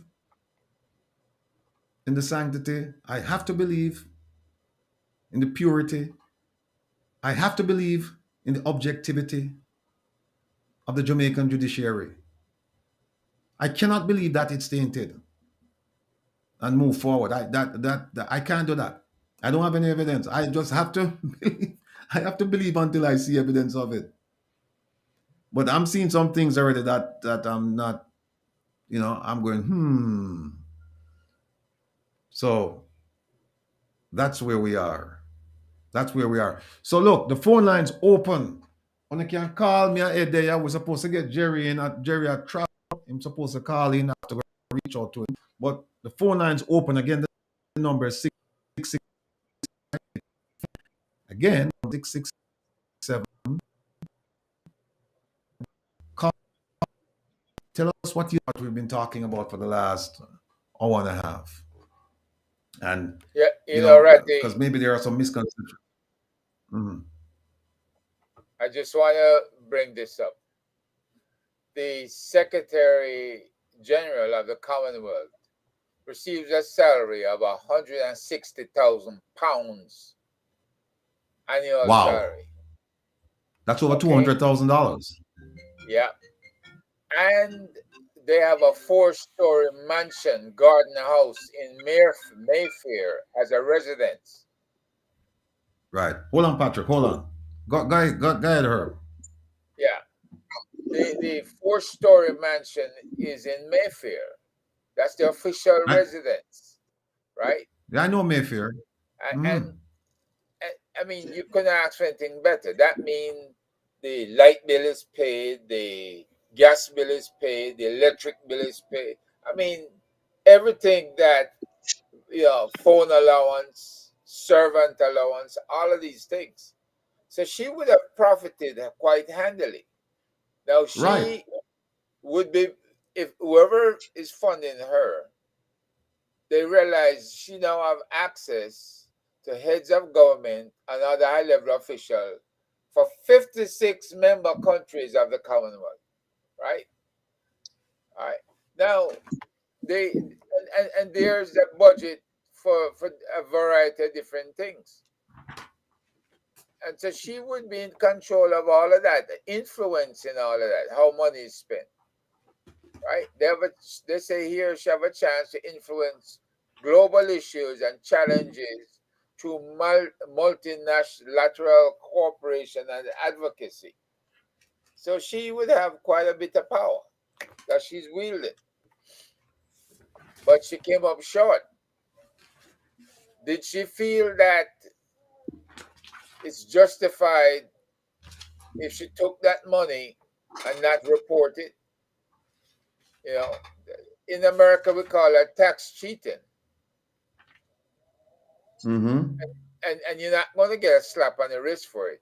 You're gonna go before the judge and they're gonna adjudicate whatever is gonna happen. But Mm-hmm. all this time that she's been stalling, and believe me, it's a stall, the government, as her boss, the prime minister, asked her any questions about it, as she reported it to the cabinet, who's she been talking to in the official declarations that she's supposed to make. Tax Administration in Jamaica, Integrity Mm-hmm. Commission. Why is the Integrity Commission silent? Where the hell Okay. are they on all of this stuff? You know, we need to hear from them. They're too quiet. Yeah, The, they the, don't the, have a the spine. paperwork is there. What? Them see no evil, hear no evil, and speak no evil. Three blind mice. Anyway, her Patrick is on the line. All right. Patrick, hello. Good afternoon, Mr. Rattigan. Good afternoon, sir. Welcome. I'm happy to be on your program and your guest, Mr. Niso. Yes, sir. Yeah, I've been listening and just have some comments and observation. As far as the issue that you're now discussing, my impression that there is a totally proper English word that seems to be a curse word. Are you saying to me that the court system is pussyfooting around this issue? I know that's a proper English word, but it seems offensive somehow. But it appears to me, based on how this case has started and at this particular point in time, it seems as though the judiciary system appears to be pussyfooting around it. I can't say no. I mean, it started out looking very frustrating in the first instance. Yeah, you know Because what? I wasn't expecting. Sorry to interrupt. I know there's a Chris Stedeman in the thing saying how many times have this happened before, and I guarantee you that this is not the first time we've had something like this happen. I guarantee you, if we start looking, we're going to find that we find that monies instead of gifts, for example, instead of going through the process where the government is informed that the gift is being given and all the forms are filled out, everybody knows what's going on, it's on the up and up, that the gift somehow the gift finds its way around the rules and people are just walking away with these gifts. It's not the first time. Yes. It's not the first time No, this has happened. wouldn't be. It wouldn't be. It's the first time it is being challenged, and this is a problem. Exactly. Yeah. Exactly. You're absolutely And right. can I make one more point? I have one more point to make after this, if possible. Sure. Can I go ahead? Yes, please. All right. This is one time I'm gonna disagree with you Sure. because you say, and probably a lot of persons would agree with you, that the government should get a raise, right? Mm-hmm. On the face of it, that sounds reasonable. But I am looking from a perspective that you are the custodian, you're running a company, say in this case a country. The country has been spiraling downhill. All of the indicators are going down. In the case of a company, if a company never make a profit, the shareholders could never get dividends. That's the first thing. So if you are responsible for running a country and there are no hospital beds, patients sleeping on the ground, the security system is in shambles, no vehicle, all of those things. But the worst thing is when the government service workers was about to negotiate their salary, the Minister of Finance asked the unions to be moderate with their claims because the country has no money. And everybody could agree with it because the cost of living is up, the inflation rate is up, so we can understand that. And a lot of the workers were not satisfied because they were coming worse than they were before the peer restructuring. And they actually threatened them to take it before the financial year ends. And a lot of them does it under duress. No, after having set the stage, and further to that, local government election could not be held because the Minister of Local Government says that the country had no money. Then after all of that is said and done, how the government themselves can pay themselves 200 to 300% when they have been telling everybody that they have no money? I mean, this is vulgar. This is iniquitous, and I don't even have, you say, as a man who has not been schooled well, I don't want to say the wrong thing here. So maybe you can put it in context. But, you know, it's a sad day that you're not leading by example. You say one thing, you threaten the workers to take what you're giving them because the government is broke, and then you take 200. The question I want to ask Mr. Rattigan in light of this, how their salary will be paid since the country is in a bad state? Okay. How their salary is going to be paid? Where they're going to get the funds to pay it?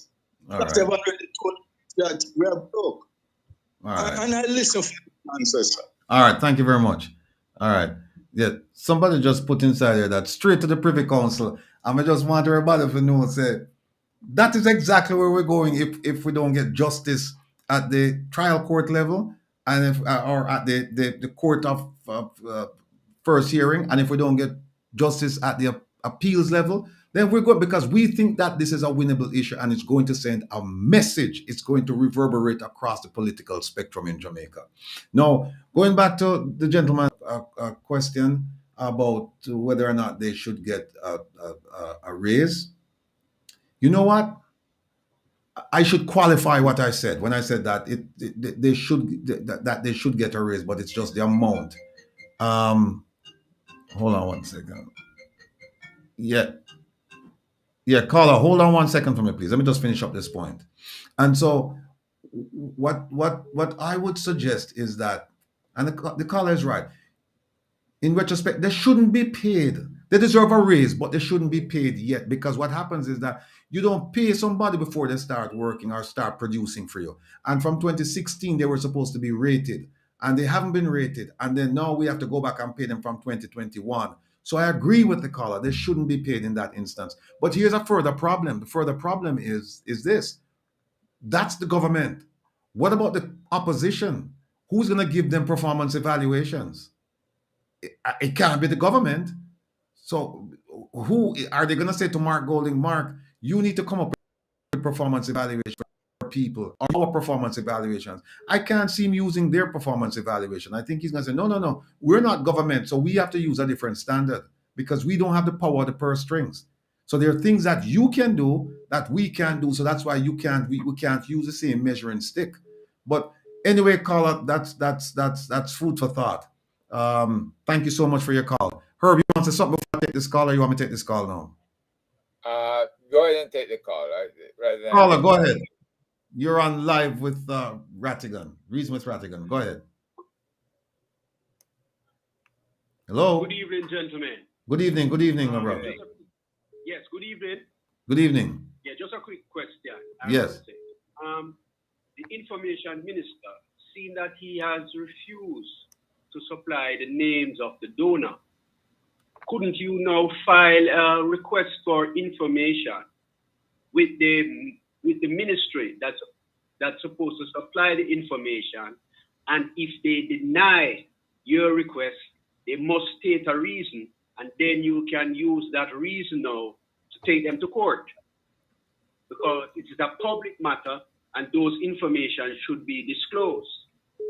All right. That is my question. All right. Let me answer the question. Let me answer the question while you're on the line. I did. And they came back saying there's no information because remember, they didn't file it through the system. They went around the system. So there's no record there of who contributed the funding. So, right. So the Ministry of Finance and Public Service, they came back saying that there is no documentation here evidencing that a gift form was filed. So there are no names here. So what we have to do now, we have to go back now and force the government through the cabinet to tell us who actually provided the funding. Because even if you go to Fin Partners, what you're likely to get is the name of a person, right? Although we're interested in the name of that person. But it wouldn't be, I don't think Fin Partners is going to have the information of every single person who made a contribution, because it is our belief that the money was pooled in Jamaica and provided to a person who made the payments to Fin. They didn't individually send their monies to Fin. I mean, that's not how they do business. So there is no record of that over at the ministry. There's no record of that over at the Integrity Commission, over at the Ministry of Finance and Public Service, over at the Ministry of Foreign Affairs and Foreign Trade, or over at the Tax Administrator of Jamaica. I hope that answers the question. But that is a very serious issue. So therefore, there's no government receipt books that have that receipt of those money coming in. Right. It's not. I'll hang on the line and listen further. Okay. All right.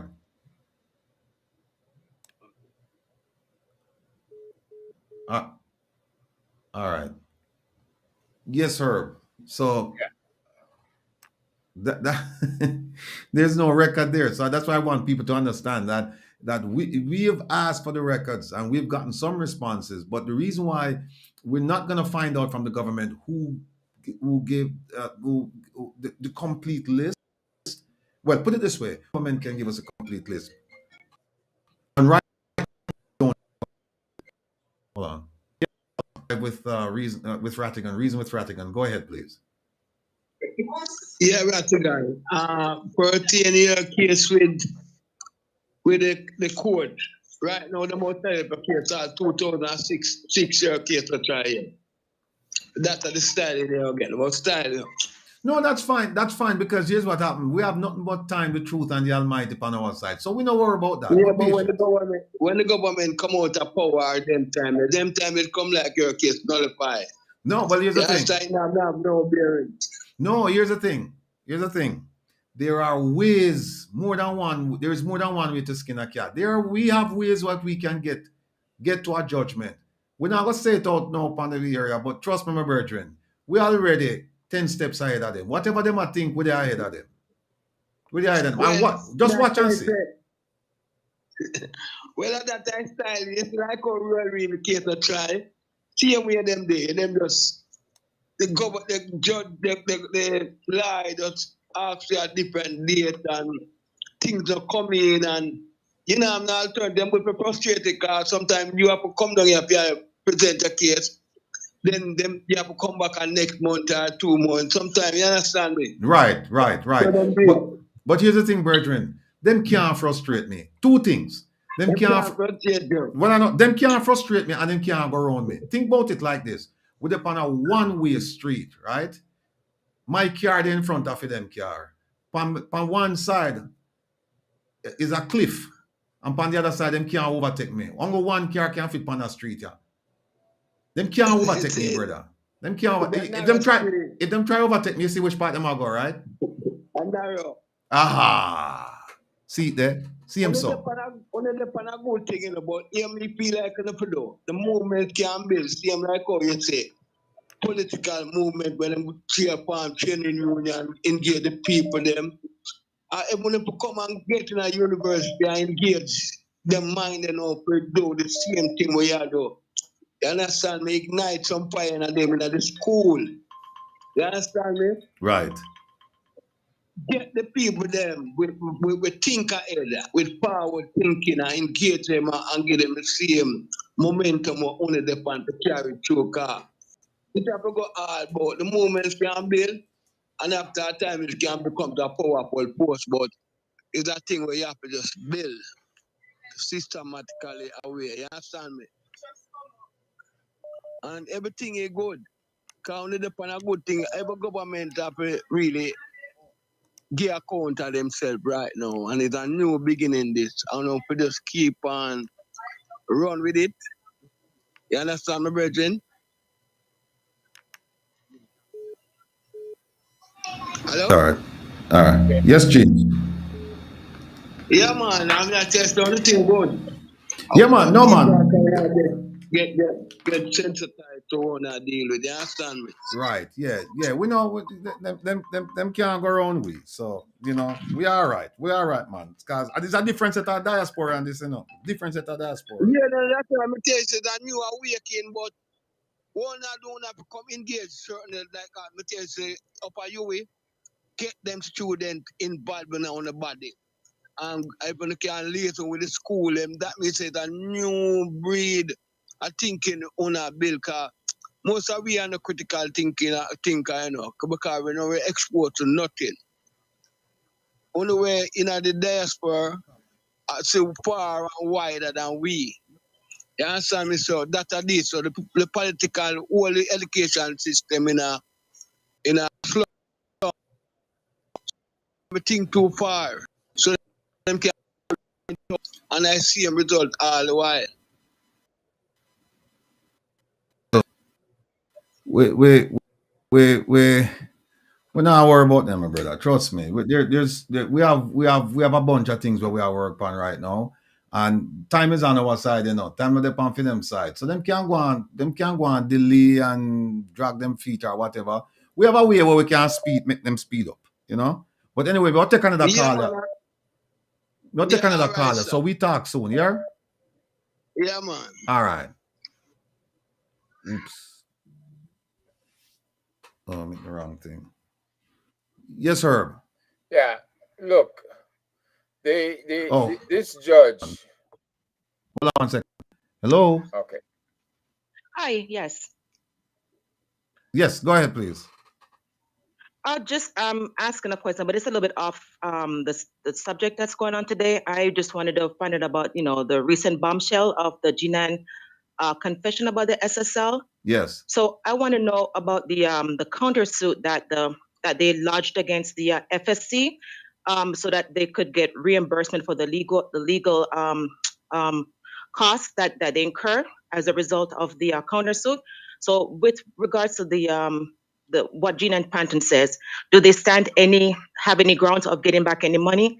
And we need to think about what they're asking for. Is not only that they're robbing the taxpayer, robbing the investors, but if they were to get any money from the FSC, which is the Jamaican government, is also getting money back from the taxpayer. So I'm just wanting to know how, what grounds, you know, that they have now with this countersuit. Thank you. All right, you're welcome. Yes, Opal. That particular question, we'll try and delve into it next week. I have some answers, but it's not refined right now, and I don't want to just speak off the cuff. If you would be kind enough to call us back next week, we'll definitely we're going to be doing something on SSL next week. Yeah, Herb, go ahead. Yeah. Let me take from Jerry. Go ahead. Jerry's on. Yeah, I'm trying to get him on. Okay. All right. Folks, the justice out there who is saying that in 2017 she was appointed to serve as Masters in Chambers of the Supreme Court. Justice Andrea Pettigrew Collins is the justice who walk in and says, "Oh, I only got this case half hour before," and what she's saying is she didn't have a chance to review it. A case of this importance, where the career of your Minister of Foreign Affairs is at stake, you would think should take an active interest in dealing with the matter in a more studious manner. You would not be taking a case from the Minister of Foreign Affairs that disenfranchises a member of the diaspora by saying that they have no standing in court, knowing fully well that the diaspora has been encouraged in every aspect to contribute for a 2 year period over $6.5 million US to Jamaica. And most definitely, the diaspora is the ones that pulled Jamaica's bacon out of the fire during the years 2020 and 2021. So when this justice, who has to understand that that very Ministry of Foreign Affairs has set up a political system in foreign countries, in the US, in the UK, in Canada, and that political system was set up to get additional funds to relieve Jamaica's pain during the time of COVID. And it continues because it went from 2 billion to over 3.5 billion. And the money never dropped over a 2 year period. But the bottom line here is there's no way this judge should be looking at this case and saying that a member of the diaspora has no standing.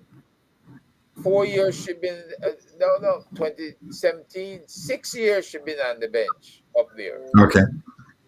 You know, and she can't get her act together, talking about she just handed to her. She said she just said she saw an issue that could be raised regarding standing, and I'm saying, you just get the case, you don't even know the case, you need for just kind of like, but I mean, I was not at liberty to tell her that, so I just say, all right, let me just keep my mouth shut. Well, but we're at liberty now. we'll get to her. Yeah. No, we'll get to her. Carla, go ahead, please. Can you hear me? Yeah, and thanks for holding. Yes, go ahead, please. Yes, I have a couple of things here. This raise of monstrosity. If Andrew Holness is so passionate about not taking his increase, his 300% increase over 2 years, and Mark Gold and I think Julian Robertson, if they want to give 80% back. And I hear Mr. Morgan, I think the information minister, saying about it cannot be rolled back. Why can't they table something in Parliament to roll this back?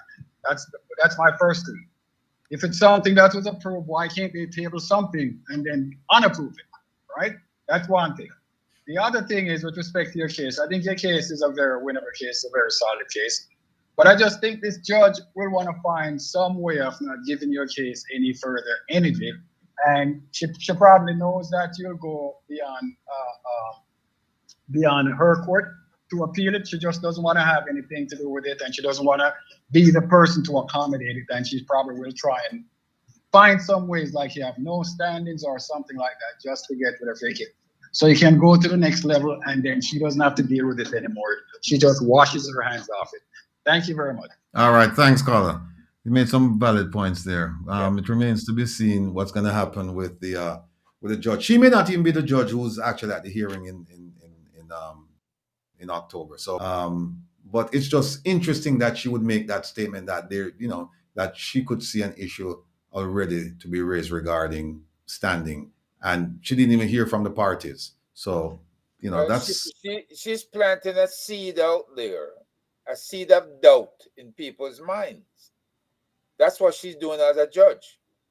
And as a judge who only had the case for half an hour, she seemed to know a whole lot about what was coming down the pike.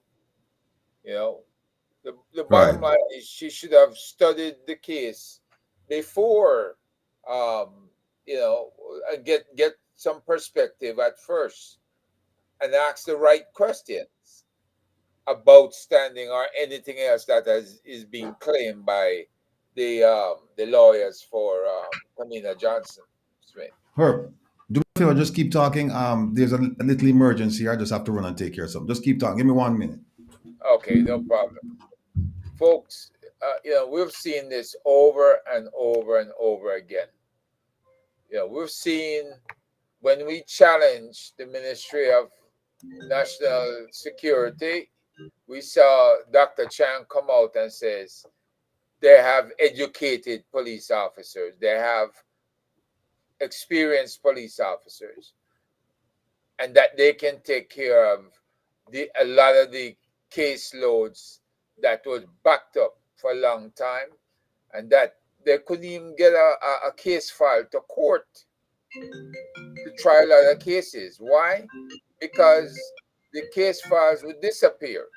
And we came out as a diaspora crime task force and we said that, look, Dr. Chang, you need to have a regional fusion center, Cornwall, Middlesex, and Surrey, and they need to oversee, not the area police, that fusion center need to oversee what goes on at every police station within those counties, the 3 counties.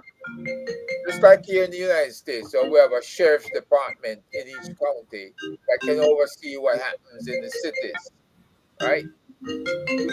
We need something like that, a double and triple layer that will ensure All right. justice is done. So with this court thing, it should be the same thing, right? You have all these layers of court. You have the petty court, you have the parish court, and you have the Supreme Court, and you have Court of Appeals, and then you have judges who have been backed up with cases for a very long time. Now they've been given tools to deal with those cases. So when you have a minister of foreign affairs that can slant a case against the diaspora, and this is what she's doing. She's trying to slant that case and hiding behind this judge who is planting a seed of doubt in Mr. Rattigan's case. And we should not allow this. As a people, we should demand better from these people. Demand better from Justice Andrea Pettigrew Collins, right? She's from St. Mary, by the way.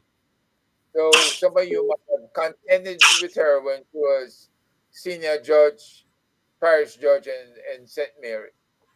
And she came to Kingston as senior judge. Right? Hold on a second there, Herb. Go ahead. Mr. Ratty, Yes, sir. I just got a personal question, so I was wondering if there was a way I could contact you back. Yeah, you can call me on this number after at the end of the program. All right, sir. Thank you. I All appreciate right. it. Mm-hmm. Yes, caller. Go ahead, please. Hello. Hello. Hi, good afternoon. Is this the reason Rattigan? Yes, indeed, it is. Please go ahead. Blessing King, Herb, Rattigan, Wayne, Jeffrey, Blessings, and Daisy, Pretty Daisy. What I'd like to ask is, I have a few points and I have a few questions. First one, do you think it would have been easier for Kamina Johnson Smith to have apologized, take responsibility for her, and if there's a fine to be paid, pay the fine, because as a politician, many of the private sector personnel would be readily available to pay. Take a slap on your wrist. We know that Jamaica is a 9-day tour country, and so you just get criticism for 9 days, and after that everything sweeps under the carpet. but I think it's fair, and because they know that the judiciary will give them the time and probably rule in their favor, that is why they're behaving this way. Secondly,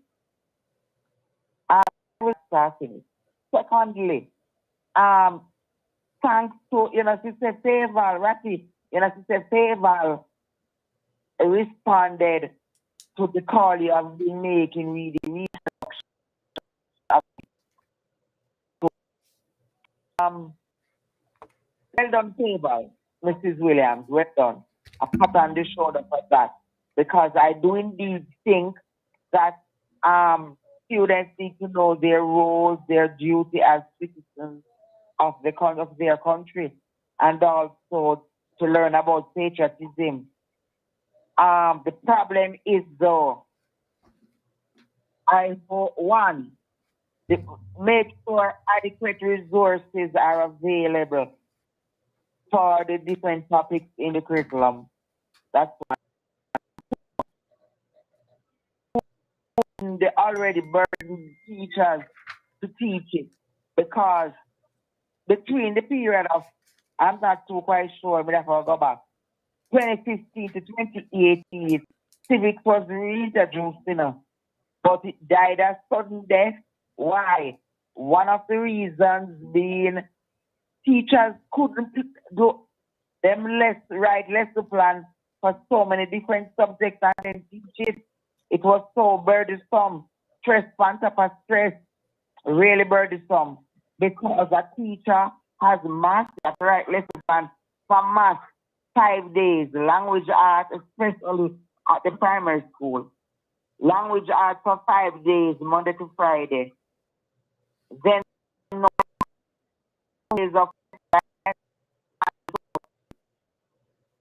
have to do one for our religious education. You have to do one for music. You have to do one for drama. PE is done outside. There's a teacher for PE. So it's really burdensome and taxing on this classroom teacher to take on this level of work. So oftentimes, though principals tear out them here and all of that, teachers just couldn't manage it, and so it had to be stopped. The ministry has some good innovations, but guess what the problem? They force it on classroom teachers to do them regular and also take on the innovation. And them say the straw brought the camel's back. Right, that's at play. Thirdly, I realized that the minister said that 180,171 to the past program. But a lot of schools complain that the sub given, the amount given, the subvention given isn't enough to prepare meals for the students. But that's a lie. It is food, then the children can do it. Because I know a school in Portmore, the oldest school in Portmore, where from January no past lunch has been prepared. And so the students have to be eating the Nutri product, the one little bulla or one little bun, one little cheese bread, a bottle of water, and the smallest ever Tetra pack of juice, hot juice at that. That is what they get. And my word, man, there must be a system in place that if a school or principal is having a problem in preparing meals for the students, it can be addressed. Okay. Can you imagine the children that come to that particular school, the oldest school in Portmore? Settlement, because all the students, the better ones, they go to the other schools in the surrounding areas. So it's really the poorest of the poor the school year gets. The oldest school in Portmore. Okay. You understand? All right. All right. So, Let me raise some issues. So thanks for raising them.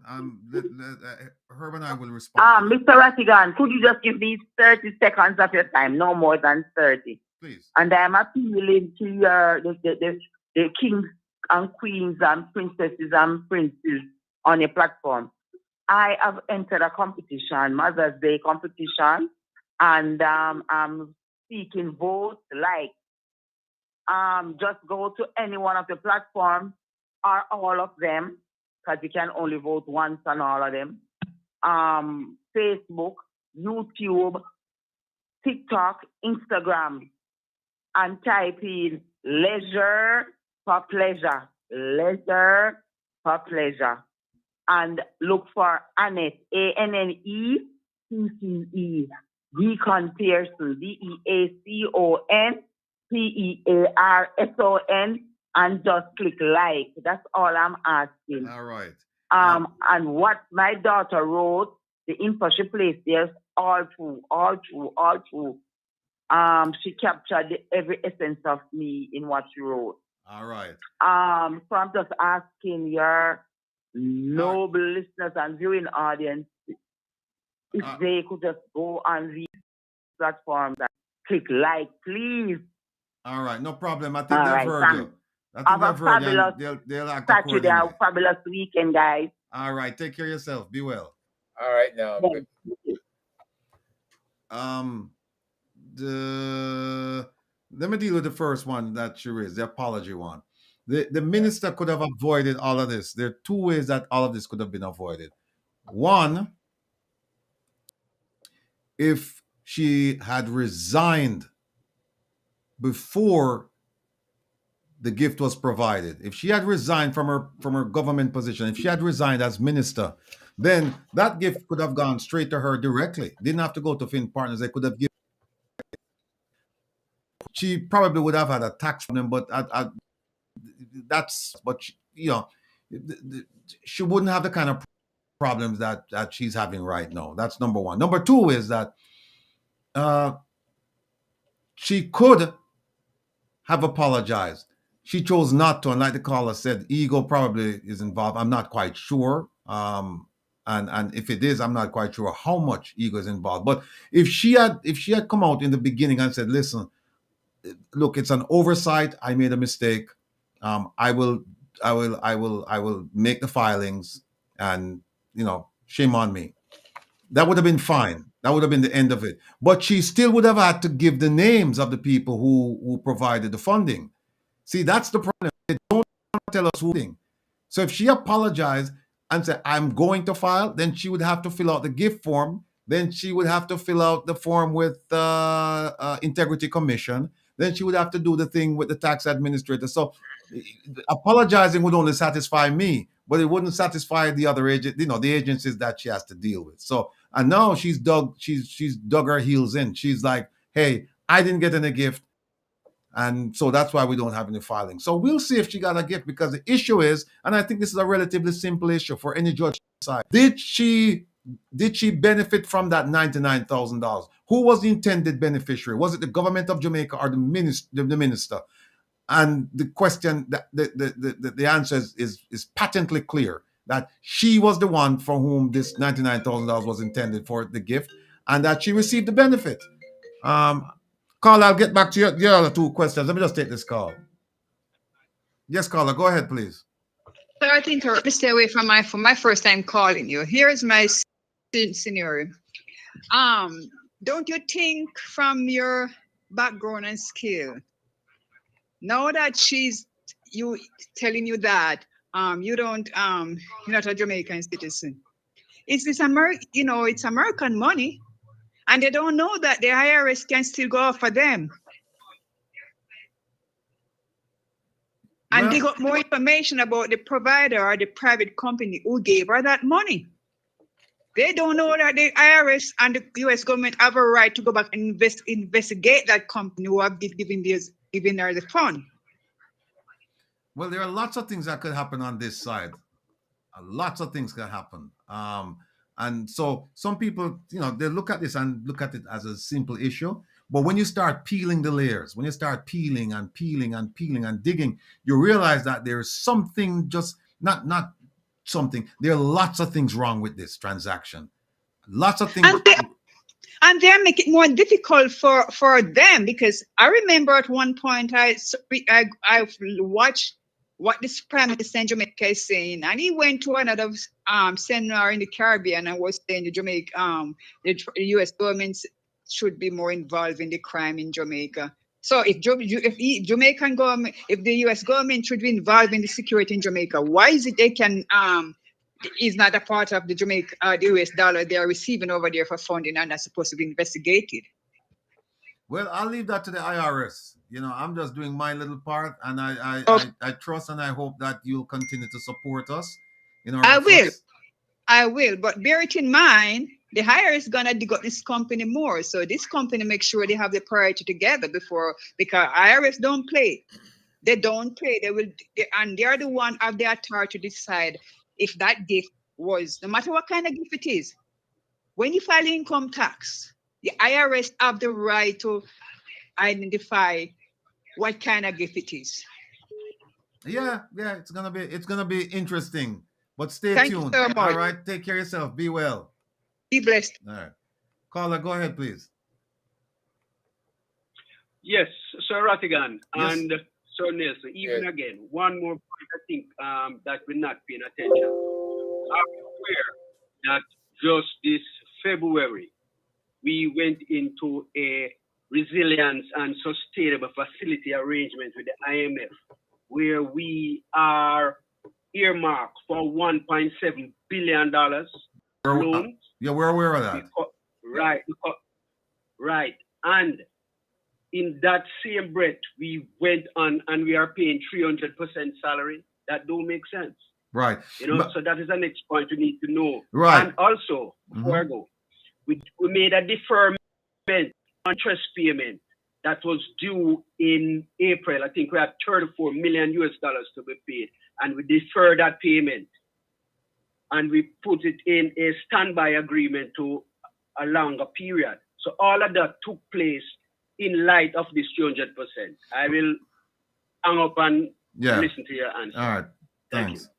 All right. My understanding of that is that there was a loan that was becoming due, and it was cheaper to borrow money to pay off that loan as opposed to, the interest rate on that loan, and that's why they ended up doing it. It was borrowing money at a cheaper rate than what the payments would be on the outstanding loan. So they borrowed that money at a cheaper rate to pay it off, and it's also my understanding that everyone was in agreement with it, including the opposition, that they didn't see anything wrong with that, because it was borrowing cheap to pay off an expensive loan. I don't know if that will answer your question, but that's the answer that I got out of them. Herb, you want to add something to that? Well, from what I heard in this panel discussion was that the government have a budget about $20 billion outlay with everything that is supposed to happen, including, and that probably includes the $14 billion for the Cornwall Regional Hospital, right? But I've said before, when you have that budget and you have that money set aside, if they do call elections, then a lot of that money is going to be siphoned off to buy votes, just like the last time in 2020, right? Okay. There is nothing the IMF or World Bank can do to hold these people's feet to the fire, because they do what the hell they please anyway, and that includes misutilization or misappropriation of funds. Okay. All right, caller, go ahead, please. Morning, Mr. Ratty. Good afternoon, Mr. Herb. Yes, sir. Yes, sir. Yes, man. First time calling, but me just want to know guy know me dey behind on 100. Much appreciated, brother. And we just wait for hear the time come when you announce the thing to start send the money over to put in the program. Okay. To start help out to get them crooked, wicked people out of the place. And believe me, we will. We will. And all me I say, my brother, between you, Mr. Mr. Ratti, and the great warrior, Mr. Lonesome, keep on turn up the heat and Sir Lady. See, and all I know me always a listener. No kind of a church program at daytime and at night time.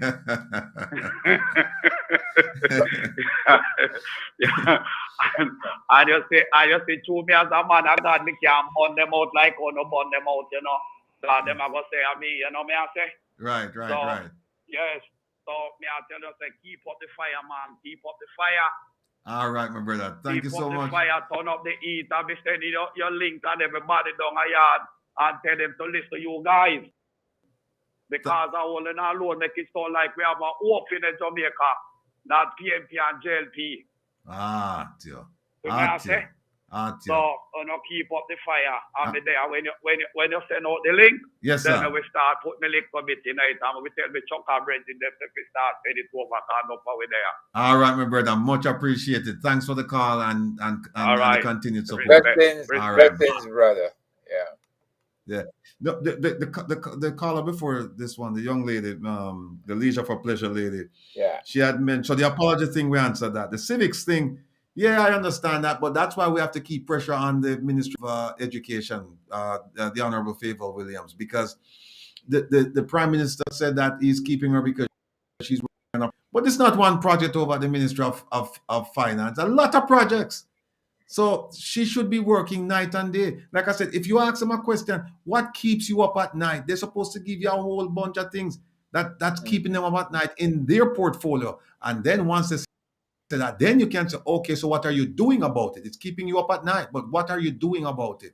So we have to continue on that topic regarding civics and the resourcing problem there. The one about the students and PATH program, again, it's another government program that we have to keep our eyes on, because it's my understanding that there was some kind of corruption that went on not too long ago, where monies earmarked to buy Bulla, Nutribon, and some other things just disappeared. Yeah.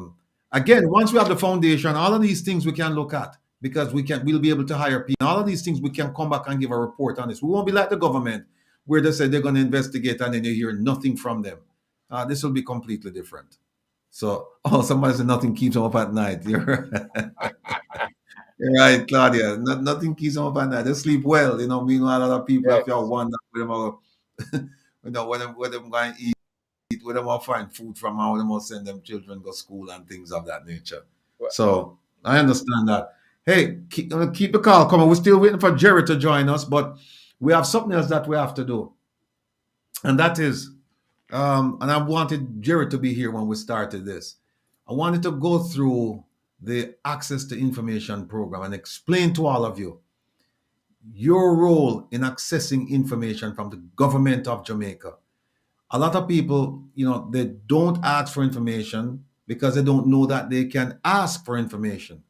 Now, not everything that you ask for, you will get, because there are some exceptions. But a lot of the information that we think we cannot get, or we think, okay, the government didn't give it to us, so that's the end of that. No, that's not the end of that. There are ways that you can get this information. And what I plan to do this evening, I plan to show you how to get the information. And it doesn't matter if you live in Jamaica. This is not like standing now. And that is so weird, because they would give you the appearance that standing you have to actually be in Jamaica. But yet still, if you want to ask the government for information, you don't even have to be Jamaican and live in Jamaica. You can live in Europe, Jamaica, ask for information and you get it. We're gonna touch on that. Stay with us. Let me grab this call. Caller, go ahead, please. Good afternoon, sir. Good afternoon to you, sir. I just found the link to your program on YouTube and clicked on it. I was actually commenting in the chat. I was saying, hey, 1811 here. You know what I mean? I would like to communicate with you off air. I'm not sure if you saw that message. No, I didn't see the message because the message I'm fly like them a go to sky, brother. Yeah. Yeah, So every now and then I but look up and I see one, you know, but yeah. Yeah, man, because I've seen you on a couple of the pages before, you know? Right. So, I just decided to call in. You know, I realized just now, prior to calling in, you were stating that, Jamaicans can, get certain information on what's going on with the government, and it's something similar to I believe, to a FOIA that you were discussing. Oh, yeah, correct, right? Yeah, I saw the FOIA question. Does Jamaica have a FOIA? Right, yeah. Yeah.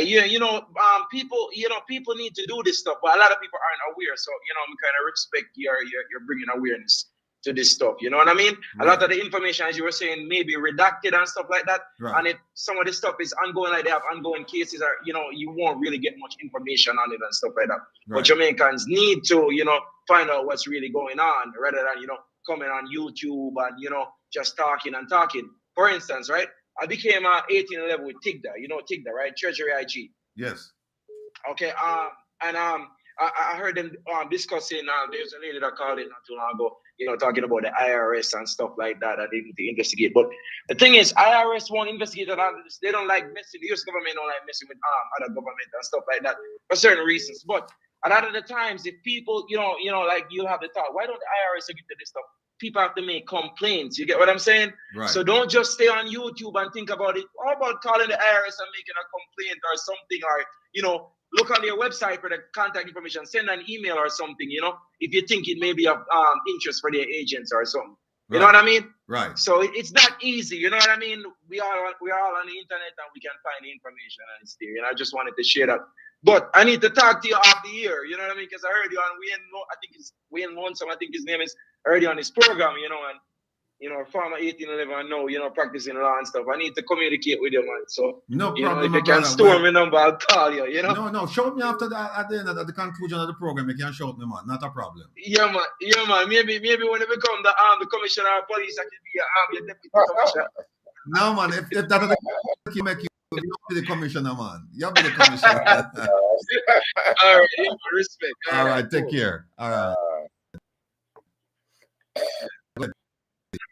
Yes, good afternoon, Mr. Rattigan.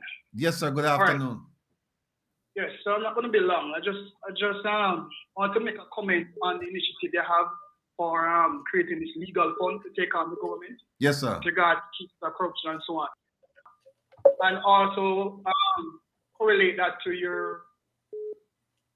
the initial outcome of the case that you had there against Kamina Johnson, where you said that the judge came, said she was a last-minute replacement, and she didn't know much about the case. Right. But yet still she said that she started by saying that you have no standing because you're not a Jamaican citizen. Yeah, well, hold on. Let me correct you right there. She didn't say I didn't have any standing. She just looked at the first page and said she could see that standing could be an issue.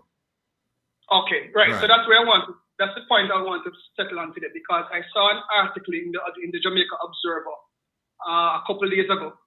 The person didn't put the name, but it was basically to the effect of saying suggestions for the Constitutional Reform Committee.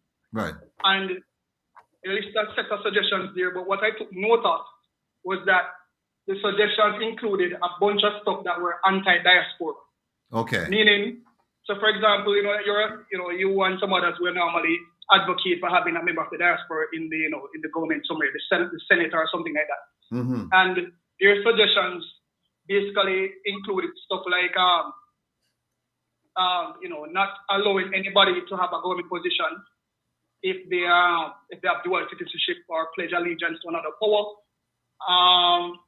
Also suggesting that persons should be resident in the country for at least 12 months out of the year and stuff like that. So when you see those things, it's basically, it seems as if these are moves against people like yourself or us in the diaspora who are looking at pooling our resources together to fight corruption in the country. So I'm looking at these suggestions, I'm just putting it out there to you so that you could probably think about it. Right. What kind of measures, you could put in place to deal with this. Because if you're looking at saying, okay, well, you can't sue the government because you have no standing. And, you can't even have a representative for the diaspora because you're making suggestions like this to put in the Constitution You must be resident in the country for at least 12 months of the year. You must not have a dual citizenship. You must not have pledged allegiance to a foreign power and stuff like that. So you can see that they're making moves to ensure that the Jamaican people have little or no defense against what they're doing. In other words, no help will be, coming from the diaspora because they're putting in these roadblocks in place. Right. So I'm just trying to put this out there as a talking point for consideration. It's in the observer. You can Google it and have a look at it and see how this can be strategized to deal with this, because obviously the government is not going to sit down and let the diaspora just basically deal with it on the point of corruption and stuff. Okay, all right. Thanks so much. Those are some good points. And before you go, I'd just like to say that you can actually reach out. I made a promise last week, and I forgot. I was supposed to come back with a website, a link, so that people could actually put their suggestions, like the ones that you're making to us now, could actually send them to the Constitutional Reform Committee, so that for their review and their consideration. So I'll try and get that next week. But yeah, they're trying to get representation for the diaspora in the government, in the Senate. So it's going to be interesting to see how, what requirements are. And like you said, if you don't speak up about what the requirements are, then fine, they'll make the requirements so that it's very, very difficult for us to be a part of the legislative process. So I agree with you. Thanks so much for the call. And there's one last point I need to make, Mr. Rattigan, before I leave. One last point. And this is with regards to the opposition, because if points like these are being highlighted, whereby we're saying that we need to make space for the opposition, for the diaspora to assist in good governance in Jamaica. And if these things are coming up as roadblocks, to exclude the diaspora from active participation, anti-corruption, and so on. I would like to see, because I'm not aware of anybody actually getting a concrete view from the opposition as to if they should come to power, if they will basically make arrangements to have, proper representation of the diaspora in the government. You see what I'm saying? So this is something that is just in the air. Nobody knows. We are moving full steam ahead to change the constitution. And based on what I said a while ago, these suggestions seems like they are trying to exclude the diaspora from active participation in good governance. Well, so that's my point. All right, thanks. Let me just make another point. Let me just clear there, and I'll make another point. Listen to what the point I'm going to make now. All right? Okay. Yeah. Now, we've been sold a bill of goods, members of the diaspora, because going back, as it's 2010 and maybe before that, both parties essentially said that, yes, the diaspora should have representation at the Senate level, right? And this was, I think there was a bipartisan committee that agreed to this proposal back in 2010. And then in 2017, I think that's, 2016, 2017, I remember that the Prime Minister and the Minister of Foreign Affairs, they were on a stage in Queens, New York, and they said that they were going to try and sort out a mechanism to deal with this issue. And then I found out that it's not as easy as they're making it to be for, the way when they explain it to us, because you're going to need a constitutional amendment for this, and you're going to need a referendum. Now, they knew this way back in 2010 when the committee agreed that the diaspora should have representation. But did they come out and tell us that? I'm talking about both parties now. Talking about both parties. They knew that it was not as simple as saying, okay, we're just going to have these people come and have them send a rep, and the rep can sit in the Senate. They knew that it would require a referendum. And guess what? Between 2010 and now, they've had constitutional amendment, and they didn't put this one in there. So what does that tell you? What does that tell you? They've had constitutional amendments. They could have done it if they wanted to, but they didn't. They kept kicking the can down the road. And now we're here, and we don't even know if it's going to happen. But we have to let our voices be heard. Or if not, we have to let our dollars be noticed, because $4 billion is a lot of money. And if the diaspora decided tomorrow that, listen, we're only going to send half I'm telling you, Jamaica would be teetering on the edge of disaster. Would be close to disaster if the diaspora said we're only going to send 2 instead of 4. Because they jump up and down and tell you about tourism and this and that. Tourism brings in like 2 point something, and some of that money is not going to Jamaica. The majority, Ratty, the majority of tourism money is when they book those hotels, they book the flights. All that money is booked here in the United States.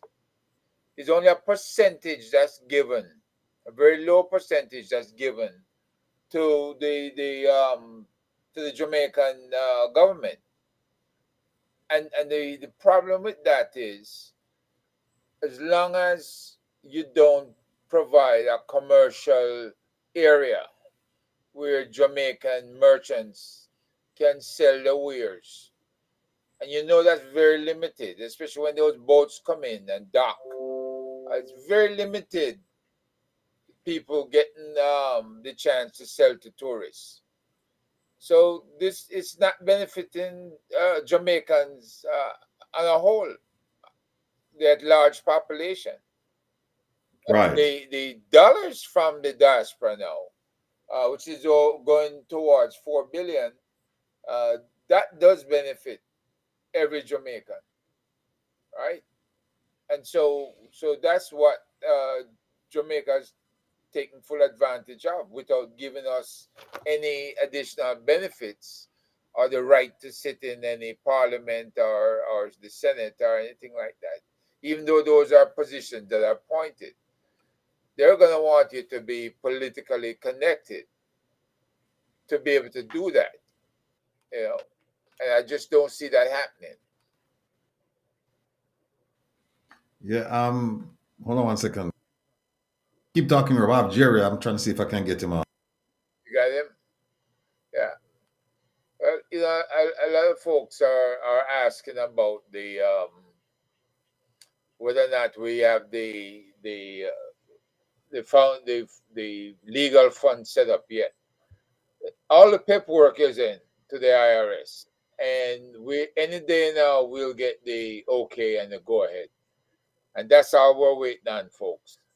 So I just want you to understand that once we get that okay, and we have the website up and running, you'll have the methodologies to make the contribution. You make your contribution. Once we accumulate enough, then we'll be able to go out and hire some really sharp young lawyers that will be working in your best interest. This is not a government program. And the government, you see how they fight dirty. You see how everybody is involved to put doubt in whether or not you have the standing and the ability to file a case. This is just dirty fighting, and I'm certain that if one of my government ministers did something wrong, especially involving money, as Prime Minister, I would be talking to them. I would be trying to get to the bottom of the matter. I would ask for internal investigation. That's not happening. No, that's not going to have said anything.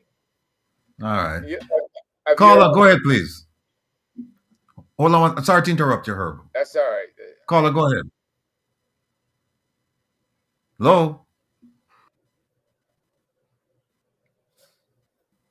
Caller.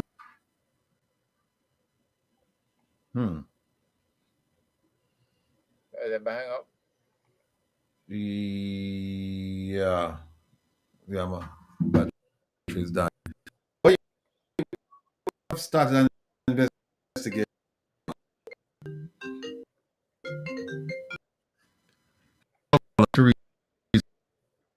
I have a question. Yes. When you give a donation every month for this new organization, yes. Okay, are we gonna able to? I just using a reference. You have to. Are we gonna be able to? They're gonna send us like a a slip that you can put an income tax? Yes, ma'am. Okay, that's what we want to clarify. That. Thank you so much. It's not gonna. You don't have to, because some of the giver might be on a disability program where they have so much income and then they have to file. Right. Well, sometimes some of the giver can be on a supplement, or they will give, but that's not a requirement. Right.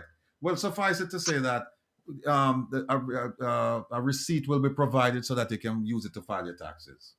Exactly. And then when you take it to file your income tax, they're gonna say, well, then you don't have to file.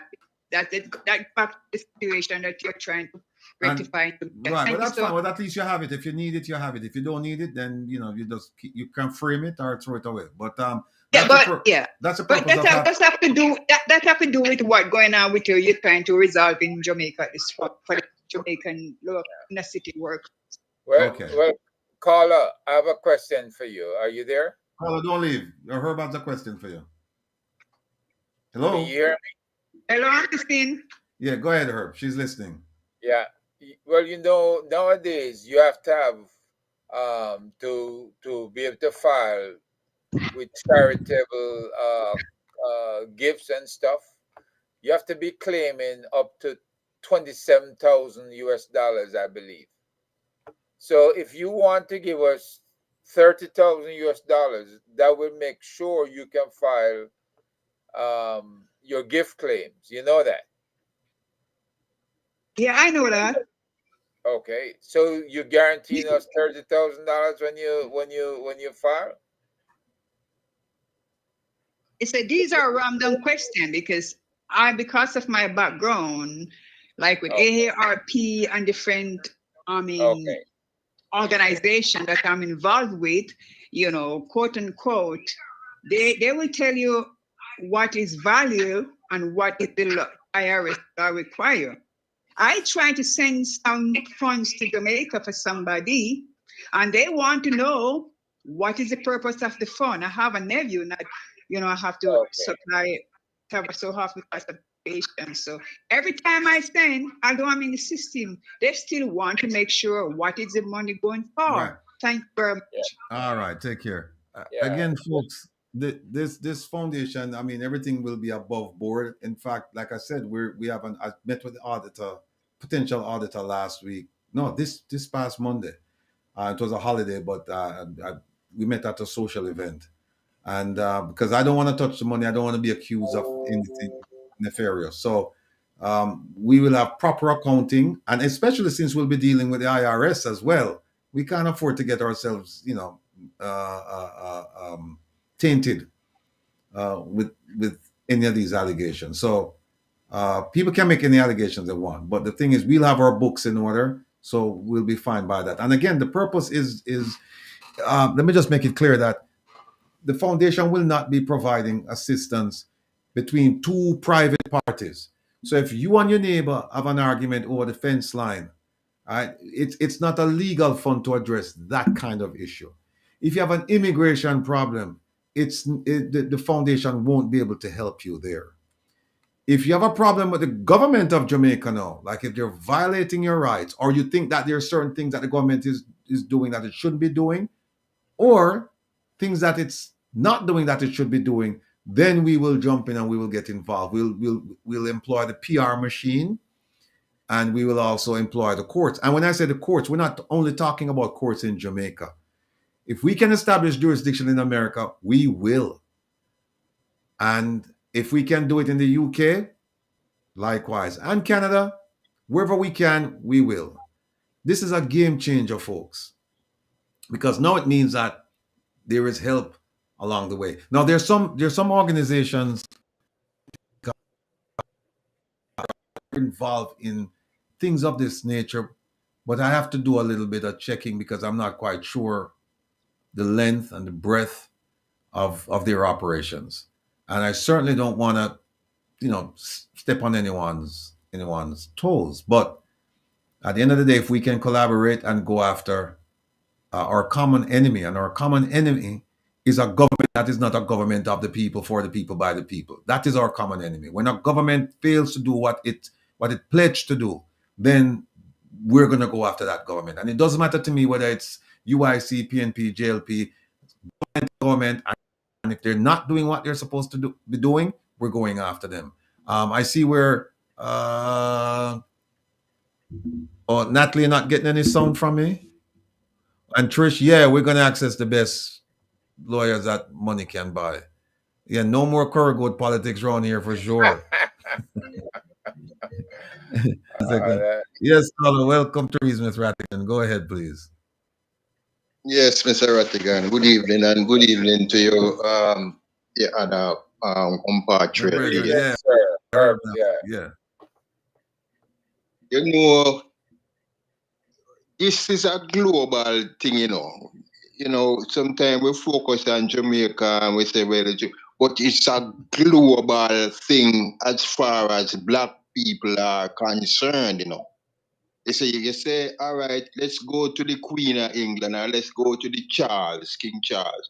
You think Charles don't know where the hell are going down there? Charles know where are going, but you have to remember, you know, him have them flunky there to do him work. You see, in order for the system to function, it have to recruit from the same group of people them oppress. So them go find these people, recruit them and put them over.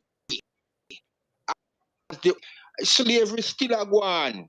Them just change the thing and put a black face there, you know. But the black face I get him orders from UK.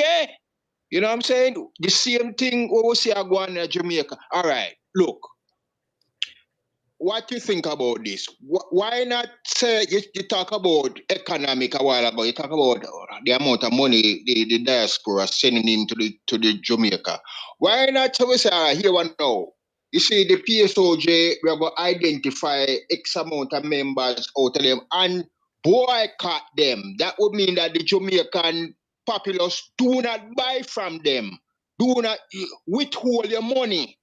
All right, go to the Higla and buy it from the Higla. And you notice what happened?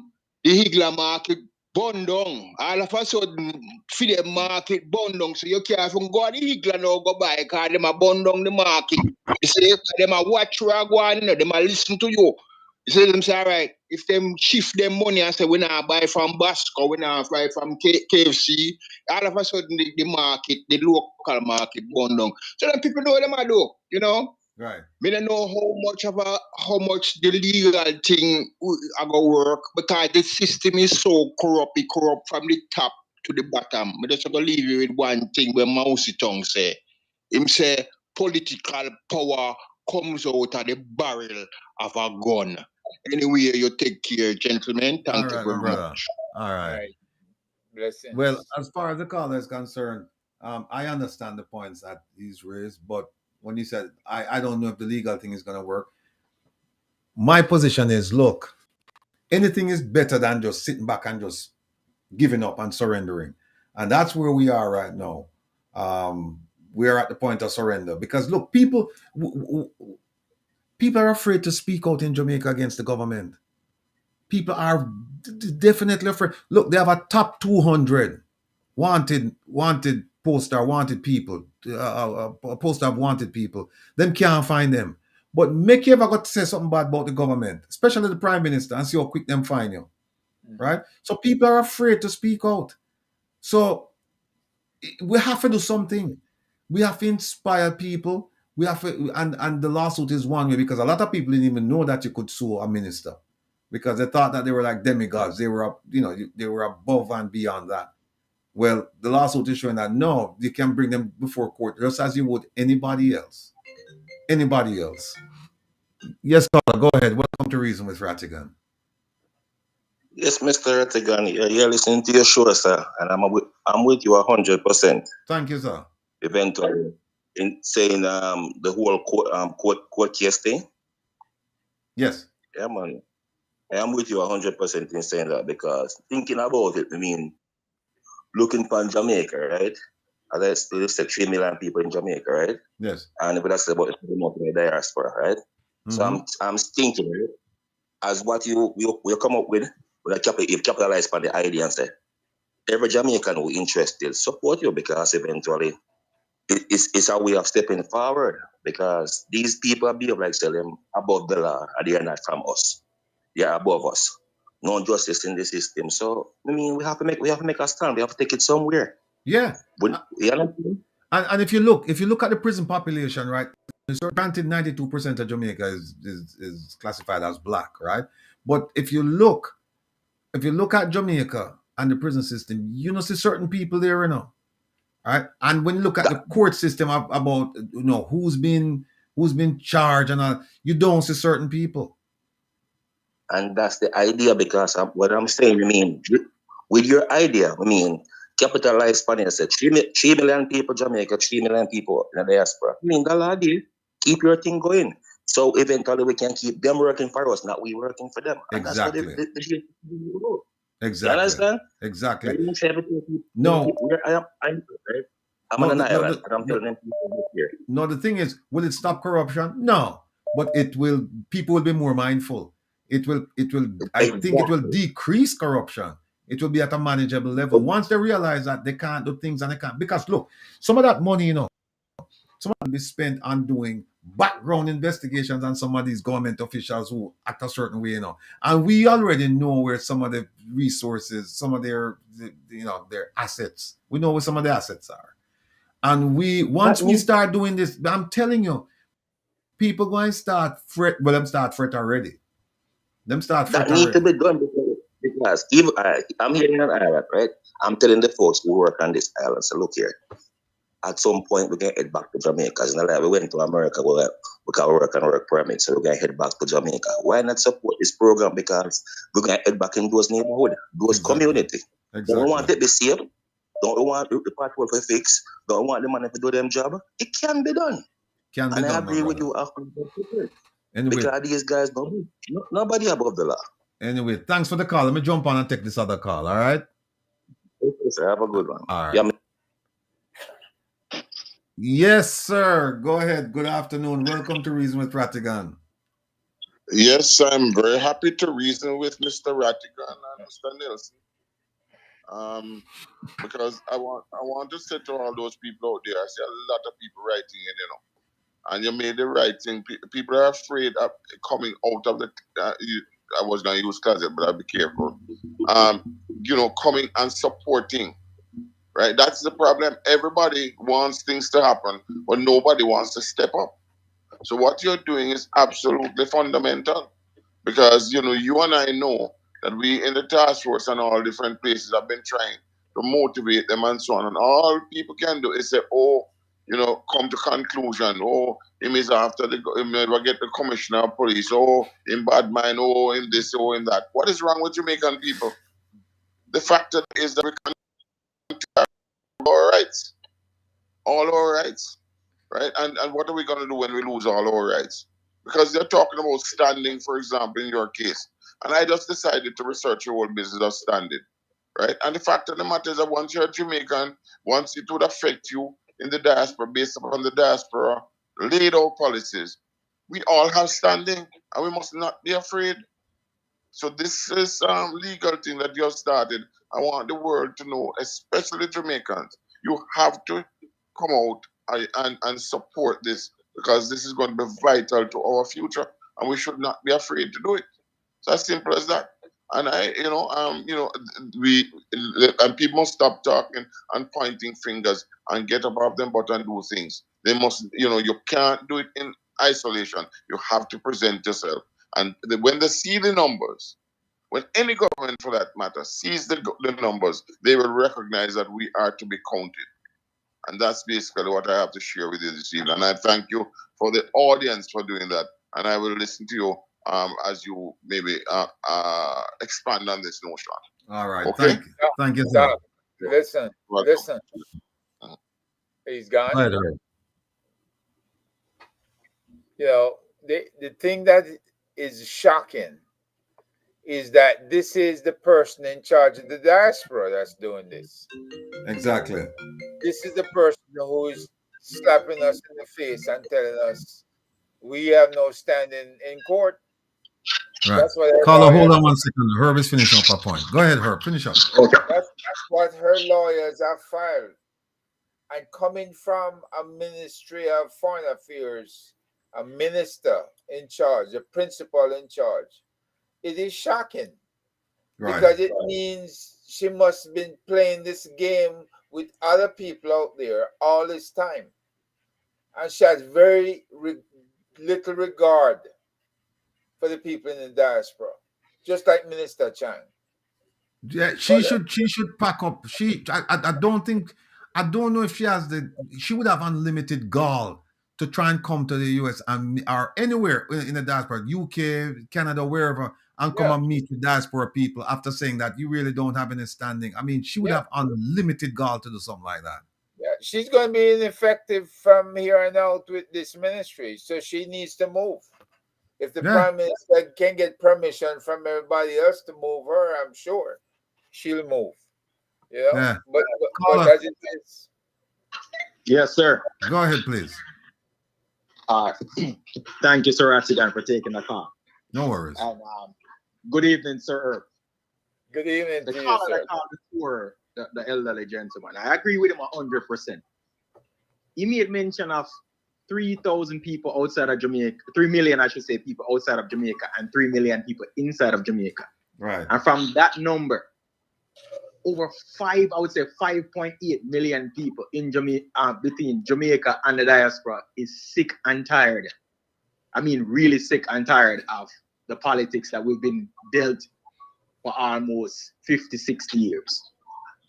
I'm a young man and I've never voted in Jamaica, but I was born in Jamaica. I'm living in the States, and I'm always viewing what's happening in Jamaica because as I go back, I know I have family and I'm bringing my kids there, and I'm like, it's the same thing that I've seen since I was there until I left, and now I'm grown, and my kids are seeing the same thing. Mm-hmm. It's time for change. And I support your venture 1,000,000%. And as you said, if each person who means Jamaica well outside of Jamaica and inside of Jamaica just take the blinders off and see that you're not doing this because of personal gain, but we need accountability. We have lost so much. We have lost our culture. I bring my kids down there and they could not even say one Kamina or John Kuna because our culture had died off. I've seen people celebrating Halloween and Thanksgiving in Jamaica instead of celebrating our culture. This is a great point, caller. Very good point. Right? It's a grinching thing, as I'm saying. I've been listening to you every Friday night on Andre's program, and I'm saying to myself, how is it that these people cannot see that this is not a personal thing, but because they're blinded by the politics? And I'm saying, these die-hearted PNP and JLP is what's causing everything to go awry. And we are rooting them out little by little. And that's the reason why they're scared. You have said it, they're scared. They are scared because they see that no, we've seen a Paul Bogle kind of movement. 1, 2, 3, 4, the numbers are growing. Your movement is growing. You may not see it right now, but I'm telling you, the moment you activate this initiative that you got going on, you're gonna see a snowball effect, and Jamaica will start seeing changes. Yeah. I believe that to be the case. I pray that to be the case, and I know that will be the case. So I just want to thank you for your encouraging words and your support. Yes, sir. I appreciate you. All right. Take care of yourself now. Be well. All right. Yeah. One of the things he that the elderly callers, he called him the leader of the diaspora task force. One of the things he didn't say is that there are people in the diaspora, not just in Jamaica. There are people in the diaspora, I'm talking about Canada, the UK, the US, and other parts of the world, who are intimidated by the violence in Jamaica, by the wanton disregard for human lives on the island, by the wanton killings, right? And a lot of these killings are linked to the garrisons and linked to the political parties. So Right. you can run, but you can't hide. This stuff is out there for everybody to see. And then the leadership, they look at the breakdown in leadership. The man calls for a revamping of his party, and he goes in to revamp the party, and he couldn't make changes because the party people stymied him. What kind of leadership is that? And on the other hand, Mark Golden had the opportunity to refuse the raise. This raise can be redone and brought up in an appropriate manner, not in the dead of night and released the next morning. But he never refused the raise. So we've got two parties that have, I can't even call it moral issues, but it's issues of conscience, because nobody's getting this type of raise in the civil service or in the other public service areas. Civilians certainly not getting this kind of raise down there in Jamaica. They still want to pay people the 8,000 a week instead of 13,000 that they authorized. They don't want to do it. They want to limit the days that they can work. We need change, definitely. Caller, go ahead, please. Good night. Good night, Good guys. night, Night in England. I'm calling from England. You calling from where, sir? Yes, Rattigan. England. Okay. Yeah. Thanks for staying What up really? late. Yes. What I always listen to your program, Jan Wayne Lewis and Jan Wayne and others there. And what really fascinated with me, I just like the principle of how you see things and how the principle of the country is supposed to run and get rid of this corruption out of the country. First question I would like to ask you, would you get involved in the justice system that which you can change a lot? That's the only way the system can change into Jamaica. Getting man like you inside the justice system can make a difference. Okay. You understand me? Mm-hmm. Holding them to account cannot do all. That is just the beginning. You understand me? Right? Okay. You need good people with your will inside places. Now, what really you can see the government place to take corrupt people that which he can control, and that's how he cling on to power. You understand me? Okay. Right. It need first, the police force need to be clean up. That the police force should never attach to the government department. It's supposed to be an independent panel, an independent system run by. In England, the Scotland Yard does not attach to the government system. You understand me? Mm-hmm. So that's why no one above the law in this country, even the prime minister, can be arrested in this country. Right. You understand me? Right. The prime minister can't tell the policeman who to arrest in England. You understand me? Right? By if a man tell him any language or what have you, the prime minister don't have that power. You understand me? Yes. Right. The justice system, right, in Jamaica, you can see the prime minister control go right up to the top. You understand me? Right. And that's where a lot of people find you to be a threat to the dirty system inside there. So then we always put you down. You understand me? Well, and they will always put articles in your way to stop you. Well, them can't, you understand? Them can try put me down, but they'll never be able to put me out or keep me down. Exactly. So because you are a man of principle and me see where you're coming from. That in the end of the day, you know, all the government, I'm not saying one party, the board party, need people like you to run the justice system, whether the police force, whether in parliament, what happened, like inside the parliament, I rank it. They need people like you. Right. And what happening now, what really caused Jamaica to be corrupted? The government choose people to put in position, but in England, the government can't choose people to put in the justice system. And that's where Jamaica is corrupt. The government cannot choose a judge. The government cannot choose who they want in the justice system, especially when it comes to the criminal murder department.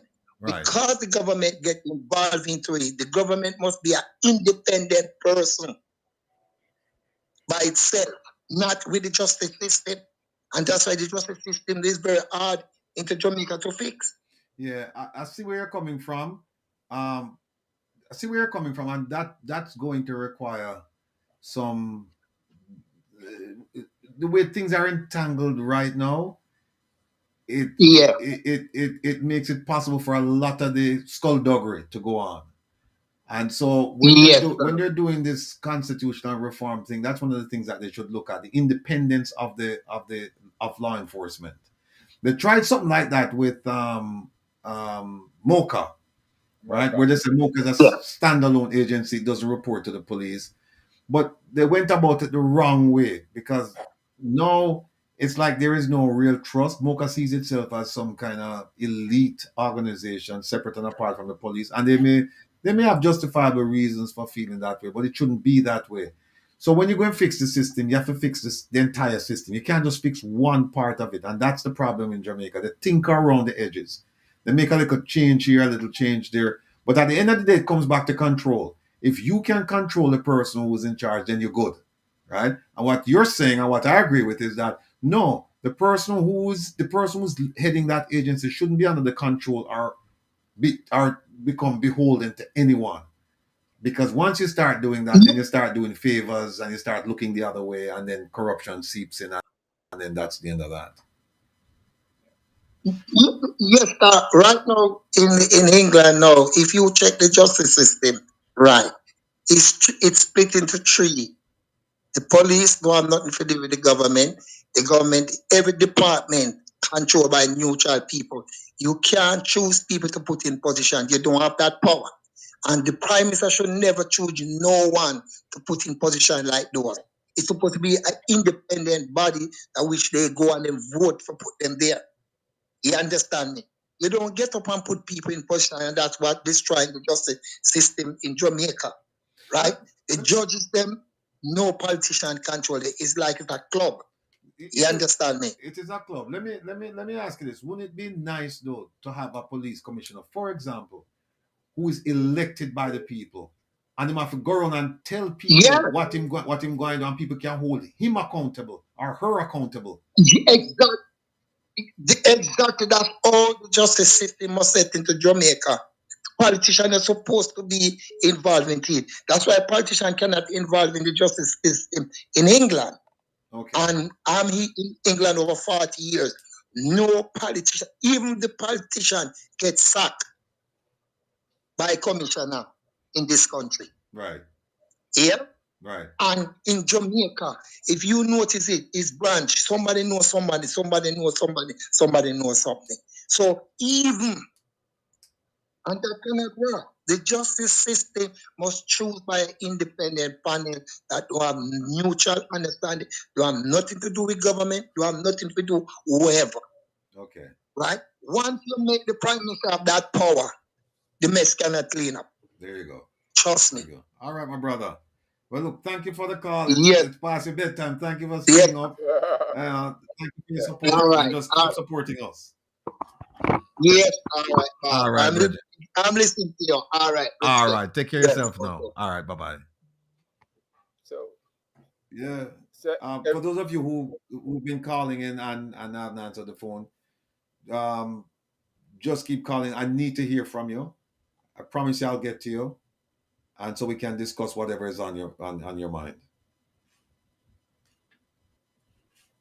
Oh, we're still waiting for Jerry. Jerry said he'll join us shortly, because he wants me to hold off on talking about the ATI.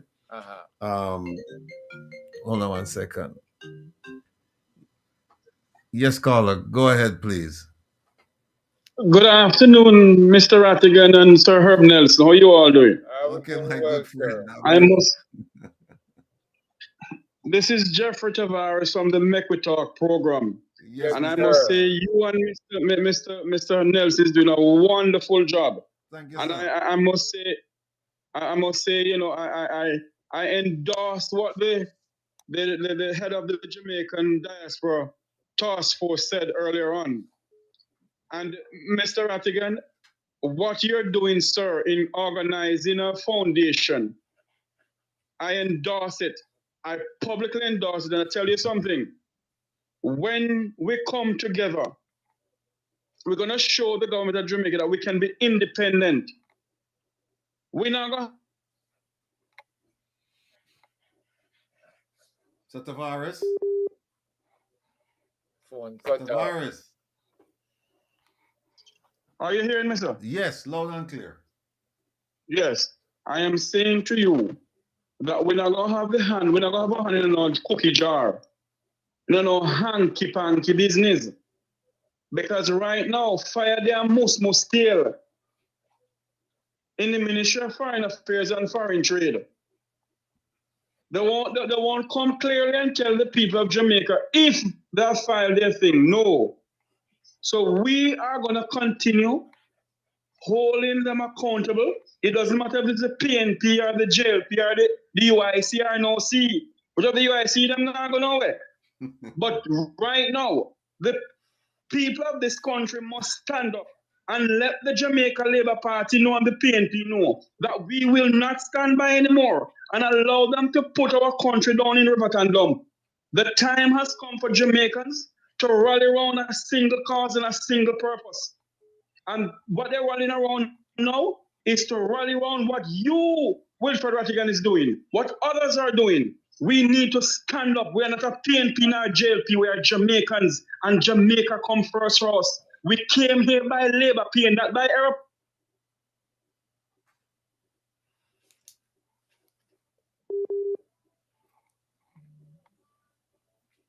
Jeffrey gone. Yeah. Yes, somebody just asked if they can call on WhatsApp. Yes, you can.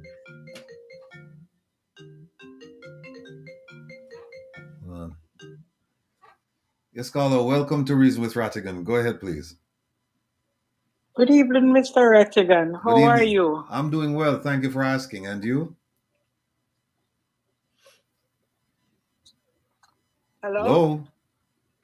Can you hear me? Yes, I can hear you now. Just keep talking.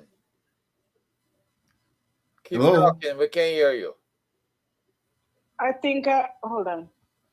Yes, can you hear me now, Mr. Rattigan? Yes, ma'am. I can hear you. Yes. Yes, where I am now is like evening. So let me say good evening or good afternoon. I don't know what time it is for you. It's evening here. You guys are doing a wonderful job. That gentleman, I don't know what his name. What's the other guy's name? The one that Mr. Nelson. Mr. Nelson, big up yourself. Yes, ma'am. Thank you. I'm so worried about Jamaica. When I say I'm worried, I'm worried. You think we're gonna ever solve this problem? I don't want to give up because I know there's still hope. But Mr. Rattigan, there's so much going on. It's like we don't know where to start. It's confusing, honestly. We just want things to happen. Poor people are suffer so much. People are cry so much. And then again, some people still have cataract over their eyes because they can't seem to, see what is happening and, come together as one and try to, see if we can fix the country. So it's like it's a tug of war. Some pulling that way and some pulling the other way. Because even the other day when they had the demonstration, we expect parents to come out, knowing that, teachers, for teachers and all these things. And everybody just relax, fully and you have some people say it is what it is. It gone bad at the whole world. So I think some people literally give up. True. So how you think we're gonna deal with this situation? Sometimes I think about it so hard sometimes that it's like my head going open at two. You understand me? All right. But well, I share your concern and we're going to address it now. All right. Thank you so much for the call. And yes, and as I'm saying, keep hope alive. All right. We're not giving up. Yes, man. We don't want to give up at all because it's too much now. And Alibaba and the 40 thieves need to take with themselves now. It's like they are untouchable. Well, what happened? It's so much going on. Well, you see, for the system to work, you have to have balance in the system. that means you have to have the executive, the legislature, and the judiciary working together, and they balance each other out. Yes. They hold each other accountable. Right now, the executive is linked to the legislature, and when they have connivance between them, then you have lots and lots of corruption, and the judiciary is so backed up on cases they can't keep up with it. So that's a big part of the problem. You probably need more. Nobody's. Yes. You need more people in the court system to move things along and to prosecute some of these cases. And you only have something like about 55 prosecutors. I don't forget nothing. I was on the ship, Mr. Rattigan. I don't know if you remember when the almost 1,000 stuck at sea. I was out there, and I don't forget. While you have some people that was out there, you cannot say nothing to them about Andrew. When they say we can't come home and all these things, I was out there dying to come home because see me picnic. Wow. And I mean, I was out there. And then you have, when I was on quarantine, you have foreigner that come down and go on a road. And even in election, when he say, he call election in the middle of the pandemic, and you have people who come down from America, come to Jamaica, come vote. Because I know people who fly down. Mm-hmm. Ship come at Ochi, in lockdown the country. And there's so many things. You have Dream Weekend, people on the lockdown, Moko Fest, people on the lockdown, and people still blind. How to give their heart to this man? I don't know. Sometimes I wonder if, I don't know. Anyway, Mr. Rattigan, you guys doing a wonderful job. I always listen to you and Andre and Mr. Ness. You guys keep up the good work. And I might be far away. Mr. Rattigan, I want to talk to you. Can I get a number if you don't mind? Yeah, the number, if you're watching the program, the number is flashing at the bottom. It's on the banner, the bottom of the screen. It's 667-369-8569. If you look at this, this is the number that I'm calling you on. Yeah, call me on this number after. Personally. Yeah, call me on this after at the end of the program. Mr. Rattigan, you take care and you're doing a wonderful job. May God cover and give us strength to deal with these people. Hallelujah. Trust me, they coming like the rock at Gibraltar. They coming like a coney bud. Me always hear my granny talk about coney bud. Right. You can't touch them. Anyway, you guys take care. Have a good evening or good night. All right, thank you. Let me just say to the folks over at Reggae Global Radio, please accept my apology. I didn't realize that we had gone past the time over there. If you were listening to Reggae Global Radio, please transfer over to YouTube or Facebook. We need your attendance. And if you have something that you want to talk to us about, we're here. Again, please accept my apology. Just move over to the YouTube channel, Reason with Rattigan, and continue to listen and support us. Thanks.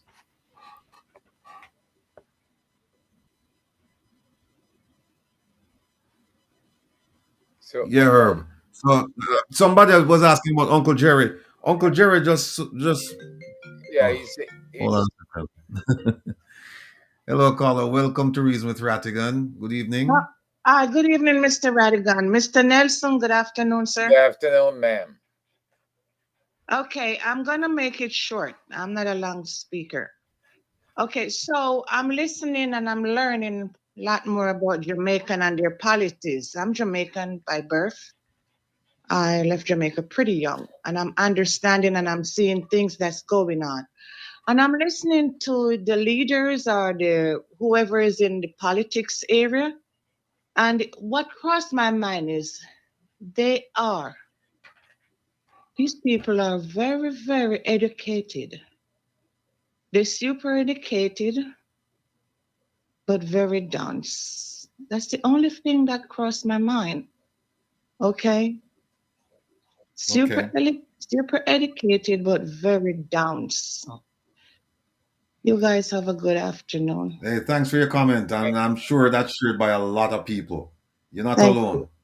Thank you so much, sir. All right, take care. Be well. Be good now. Bye-bye. Yeah. So this Jerry is trying to find a place where he can call in from. Yeah. For all of the people from Uncle, including us, we enjoy having conversations with Uncle Jerry. He's a wealth of information. Great thinker. He's actually traveling. He's on the road. He said that he's trying to get to a place where he'll have access to Wi-Fi. He said he should be pretty close. Then he's gonna call in because I don't want to touch this subject without having him present. Yes, I think I know who this caller is. It's my dear friend. Go ahead, please, sir. Yes, sir. We have to signal the plane. The plane has to be signaled very properly. There's no way we can continue like this. So we have to signal the plane properly, Mr. Rattigan. And have to light a candle and sing a song and find a way home. Okay, I think that's what Jerry must be doing that right now. Yes, sir. Thank you very much, sir. you have a comment or a question or an observation? Yes. You know what? Let me ask you something. Let me ask you something. Sorry to interrupt you because I asked you all of that and then I'm interrupting you, but I don't want to lose my train of thought. I'm looking at the chat room and I see where you're talking about the UIC and you're engaging some folks who apparently they have an allegiance to the UIC. What are your feelings about the UIC beyond what you've written in the chat? Mr. Rattigan and Mr. Nelson, who are listening and watching on YouTube, let me say something to you all. For far too long, we have been, these are my words, these are not the views of Wilfred Rattigan or Richard Rattigan, these are Jeffrey Tavares' words. For far too long, the Jamaican people have been conned, scammed, and tell a whole bunch of lies about their new and different.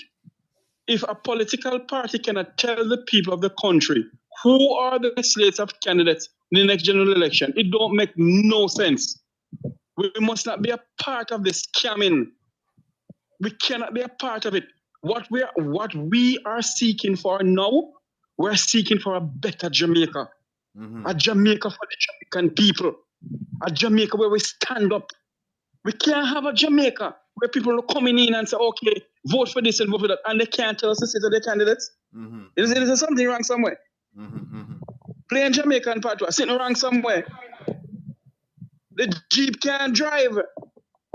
Now the plane can't signal because sitting wrong somewhere. Well, it cannot continue. Well, like you said, and those are my views. Well, like you always say, you know, your gearbox mash up, right? Yeah, my gearbox machine, I need a 7 or 11. All right, sir. And if we're fighting for Jamaica, we must fight for Jamaica. We must fight because of our personal interest. It cannot be. And if you can't provide, if the president of the UIC, of all these years, his party has been in existence, and until now he can't provide a seat as candidates for the next general election, something wrong somewhere. Right. Okay, Mr. Rattigan. Thank you, sir. Thank you. All right, sir. Yeah, you know, Herb, the UIC. Look, I'm not a party person. I just care about people. But I had to look at the UIC because the gentleman was coming on the program, and I had to look at the manifesto. And I was shocked when I read some of the things. No, I'm not saying I'm not trying to besmirch the party, and I'm not supporting the party. All I'm doing is looking at the manifesto objectively. And there were some things there that were very concerning to me and should be concerning to a lot of Jamaicans. You know, the victimless crimes bit, you know, where they don't have any objection to prostitution, drug use, and gambling. And that they're saying that the government should not be involved in arresting people or prosecuting or anything like that. Just let people do what they want to do with their, if they want to be a prostitute, or let them just do it and just leave them alone. If they want to take drugs, whatever the type of a drug is, leave them alone. Let them take it. And if they want to gamble, so then you start thinking, what kind of examples are we setting for the younger generation, for the children? They grow up and they say prostitution, drug use, and gambling. So, I just have an issue with that. And if somebody, if they want to come back on the program, because Mr. Patterson was on the program, I think you were on the program with Yes, Herb, I right? was on Yeah. the program with him. Right. So if Mr. Patterson wants to come back, I'll gladly. I'm sorry. Go ahead. No, I was going to say there are a lot of people who want to see a third party or independent people that they can vote for that will make a contribution to leading the country we know as Jamaica. A lot of people are hoping for that. And so people will vote for anybody except the other two. But unfortunately, we don't see any organized effort to give them a third party to vote for. Let me just go ahead. Let me just say to all of the people, all of the Jeffrey Tavares people, all of the Wayne Lonesome people, all of the Conrad O'Brien people, all of the students from the professor, Andre Stevens, all of the people who got onto this platform because a friend told you about it, or a relative, or you were just surfing and you come across it. Please go ahead now and subscribe to the channel. We need this message to get out to as diverse and as wide an audience as possible, because it is important for us to inform you, and we're also being informed, because by no means should you think that we think we're sitting up here and we have all the answers. We don't have all the answers, and so we expect that when we have this reasoning, when we reason, that's when we start coming up with answers. So what we're throwing out proposals, and we expect that you will come back and you will come with a counter proposal, or you'll come with something. Even if you agree, you can agree with us and say, look, I agree with you, but we need to make a few changes here and there. Or you can come and say, look, I completely disagree with you, and here's my idea. We welcome that. What we don't welcome the idiot argument where people come and they start make it personal, right? What we welcome is a discussion about ideas, how we can make our jewel shine, because it's not shining right now. So, Jerry calling me now. It's good.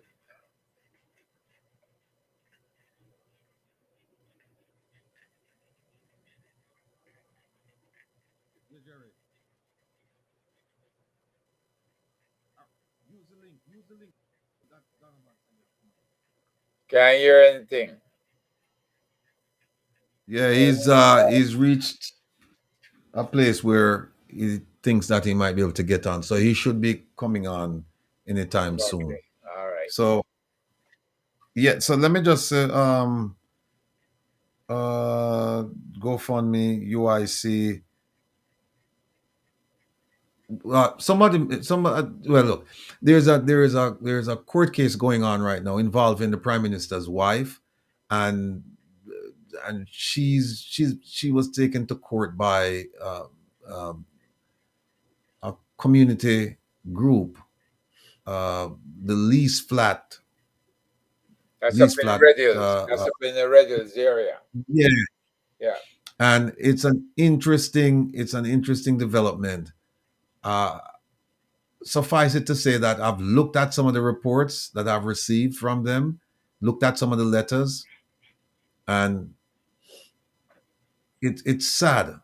It's sad. What I'll do is I will bring it next week, and so that I'll expose it, and then listeners, viewers, you can take a look at it and then just share your opinions with us. Because from my perspective, this should have never happened. It should have never happened. But it's happening, and it's happening in front of our eyes. And what we have, it would appear, is somebody throwing their weight around. Yeah, it's a bully.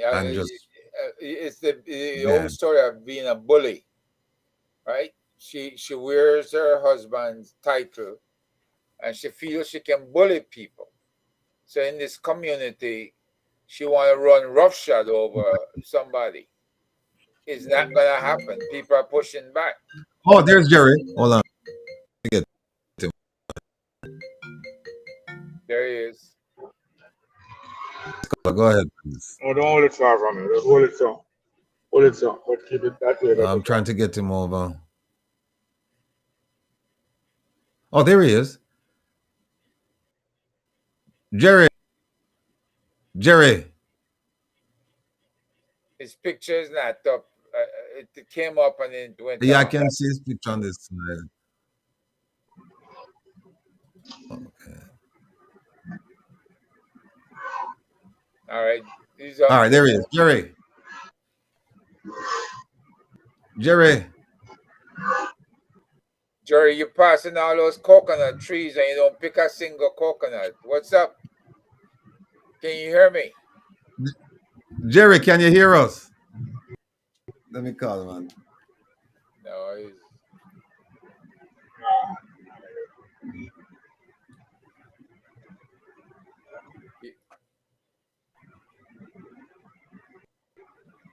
It's far away.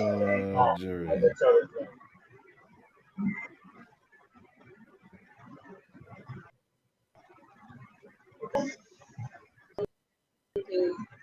Vibrating.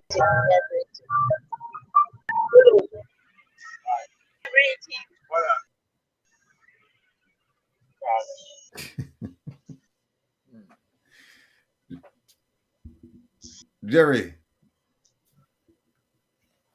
Jerry. Look like he stopped finally. No, we can't hear you. We can see you. You're in a vehicle, but we can't. I think it's frozen. You should be on. We should be hearing you, but we're not hearing you. Look at the buttons on the thing. I don't think we're muted. You should be. All right. You know what?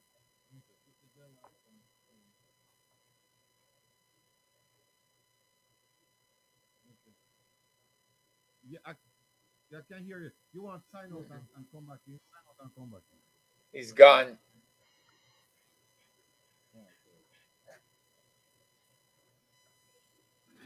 Yeah, he's gonna out and come back in. Come back in. Folks, hit the bell button icon at the bottom right of the screen to subscribe and like the video. Let me repeat.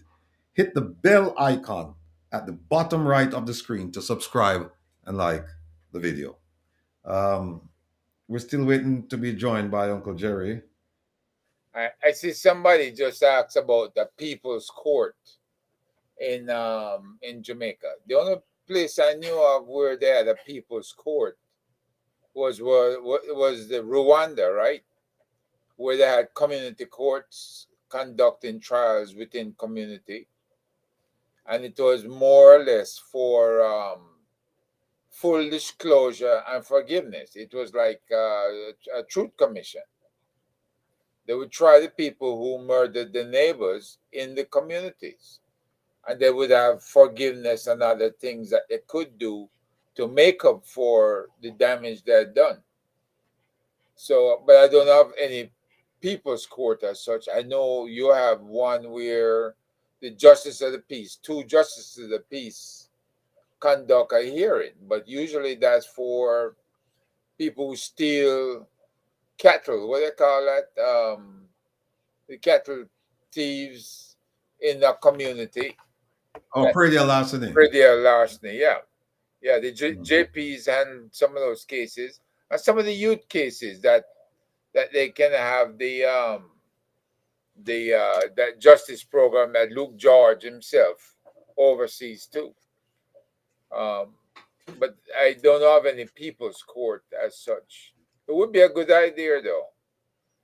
It's a good idea, but you consider in the country parishes in Jamaica, where people stealing goats, pigs, cows, you do need something like that to settle up, because those things undermine the fabric of the communities and will cause people to want to kill one another.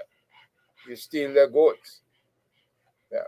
So, Herb, somebody just wrote to me and they said they'd like us to talk about the Lease Flat Citizens Association issue with the Prime Minister's wife. Wife. It's still a developing matter, but what I can tell you is that back in what what happened, and next week we will do a complete program on this, or we'll just do it in a comprehensive manner. But essentially, what happened was there were two lots. She purchased one from the owner of both lots. The owner is living on let's say lot number 2, right? And the owner sold lot number 1.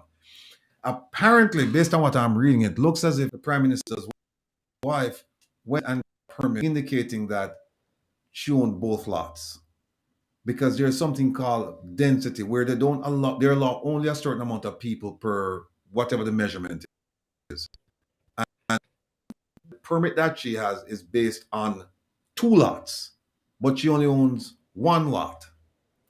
And the fact of the matter is that she hasn't paid in full yet for the lot. She's made a down payment, and that's that. She hasn't paid in full for the lot. Now, there have been several issues over the years regarding this. One, there's an issue of noise mitigation. A lot of noise and nothing to mitigate. There's one of dust mitigation.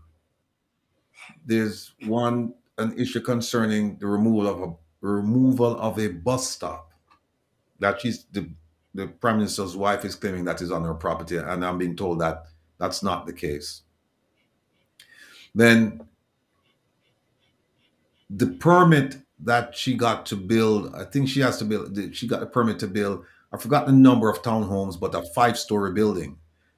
And now she's gotten another permit to build more structures on this piece of property. And remember, it's just 1 lot. It's not 2 lots, because the person who sold her the lot lives on the second lot. And it appears now that she has put a caveat on the person's home, which again, it just shows the type of people that were, the people, the person, that were. It just shows how the situation is. It's just terrible. Just terrible. And and they wrote to the Kingston and Municipal Corporation back in July of 2020, and they complained about all the things that were going on. And I'll read to you some of the things that they complained about. And this is back in July of 2020. They complained about the lots, that she purchased 1 lot, but it looks as if she got a permit based on her ownership of both lots. So she got permits to build buildings that she shouldn't have gotten in the first place, because the second lot wasn't sold and the owner is still living there. There's a noise pollution and the disturbance of the peace. They're working on, and this is what this says, they're working on public holidays, weekends, Friday night through to Sunday, and late nights in general, so people can't sleep. There's blasting going on without, or at least was going on, because this is 2020. Blasting without any notice to residents. Then some residents, their homes have been damaged as a result of the blasting. Then there's one concerning the approval of a higher than allowed density per acre. Then there are traffic issues, green space issues. Then there are public services and environmental concerns, no fire hydrant. Then there are negative consequences for the neighborhood. Let me take this call and I'll come back to the documents because I have them. All right. Yes, caller. Welcome to Reason with Rattigan. Go ahead, please. Yeah, man. Good afternoon. How are you? Doing well, sir. You? Yeah. Well, I'm doing good enough. Give God thanks. Yeah.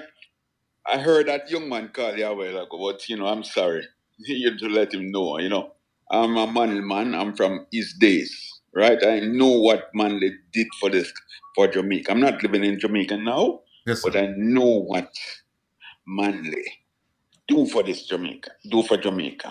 Maybe he's a young man, but me retire and go home, right? Yes, sir. And even planning was to come to Jamaica, but when I see what's happening now, I even invest some money there over nearly 400,000 US dollars. And I have a friend that was encouraging us to come.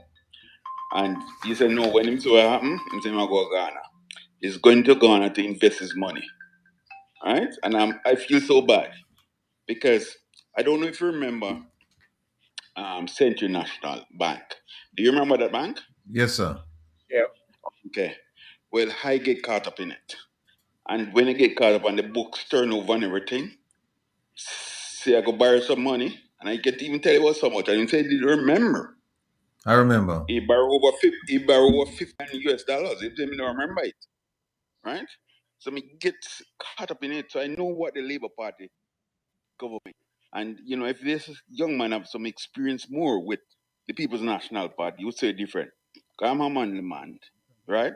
I'm telling you, because I know, as I said last week, I know from the backside days, NWU, BITU, from those days I'm coming from. All right. And when I look at the Eli, because me what they watching last night, Eli and his wife said she see no problem with the raise that she get. Right? Oh, can a prime minister husband? I know the prime minister Eli, right? I mean no prime minister for Jamaica. I mean Eli, right? How can she said she find no problem? She's satisfied with it because she work hard. Man, I was so caught up when I hear she said that. I was so caught up because when I look at the teachers, when I look what they are doing, and this woman is like, she don't care. So I want to go to the limit to let Jamaica see what she is. Because she don't care. Like you said, if she had just come and say, you know something, I'm sorry, I made a mistake and I'm gonna deal with it. It would be so different. It would be so, but she it's like say she's holding out on you. And this judge, I can see why like, that they when you go over them thing, they can back him. I can see when I look at that, I say, oh, that's why I give you the 100% increase. Nothing. Right? I hope this judge do what they have to do. And like Trump, do not, because Eli is just carrying like the way Trump doing his thing. And my brother, I'm telling you, I'm here for you and I'm gonna support you 100%. I just want your thing come true. That we can just start the ball rolling. Using your phone. Okay. Start the ball rolling. And right. I tell you, it's God send you and Ratchap to start to do this thing. All right. Thank you, sir. People come from church and Yeah, man. It's God send you, my brother. Right? God, I'm telling you, we lose money. I lose money. Yeah, me know you and go, but just hold me liquor. I lose money in international. I lose money in it. I remember one man, he has his son going university. And when him lose money at that time, they laid him off. And every hearing I'm head, every strand I hear in I'm head turn white. So these are the labor rights. That's the way they behave. I'm not saying corruption is not in the PNP, but they are 100% more than the PNP. Me I tell you. All right. We talk. All right. Because I know other people want to say. Love you. All right. Yeah. Everything that you're supposed to do. We're hearing you. I hear you. You hearing them? Will?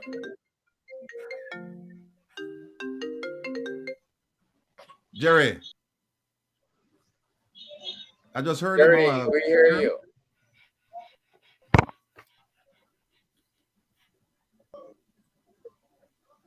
Picture phone. No. Jerry, you hear? Can you hear?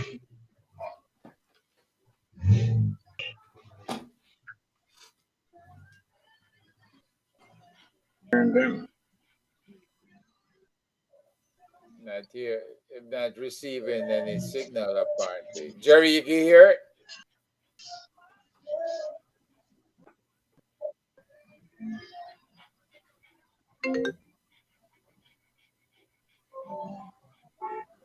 Let me call him. Jerry. them freezing. Yeah. You hear him right there. Yeah. What's the topic?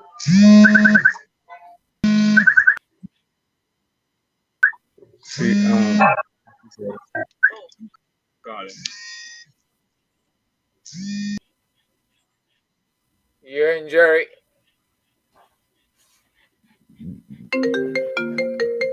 Yeah, Jerry, I can't hear you.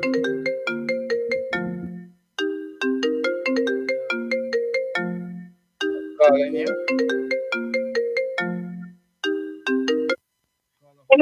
Guys, take care. Have a good evening or good night.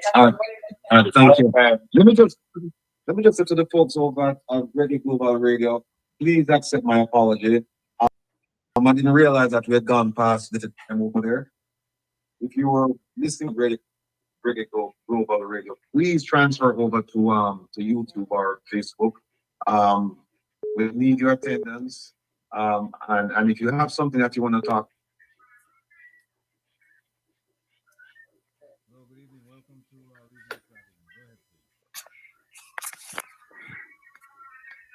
Hello, good evening.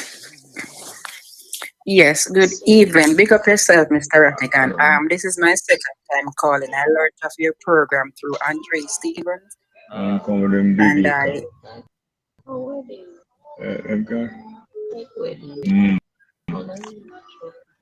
You know, so that's the wedding part come down from the picture.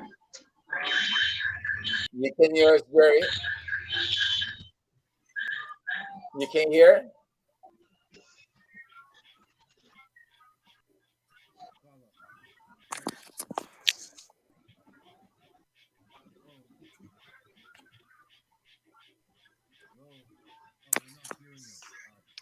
Hello?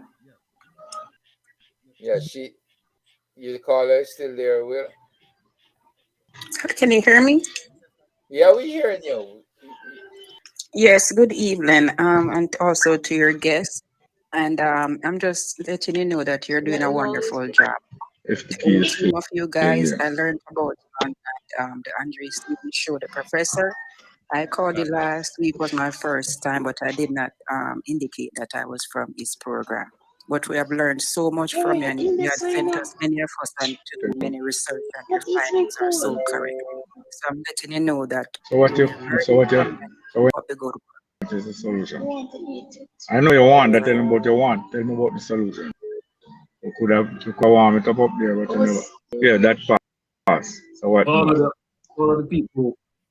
You're spoiled, right? Because you take it off of the ice. It does have some ice in there, give it cold. You take it away from it. I mean, if you do, take it away from it. Always have it. Or put it back on the ice. Where is it? All right, well. Hello? I need to turn here. We'll put it in. Yeah, he's still there, right? Hello?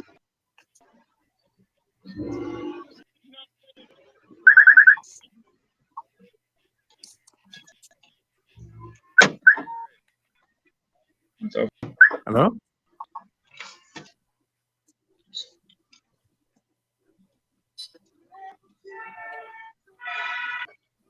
Then probably not when deep in them. Just going to take picture. Hello? Hello? Yeah, you there? Yes. Okay, who's that? I'm calling from California. Okay, all right. Go ahead and speak then.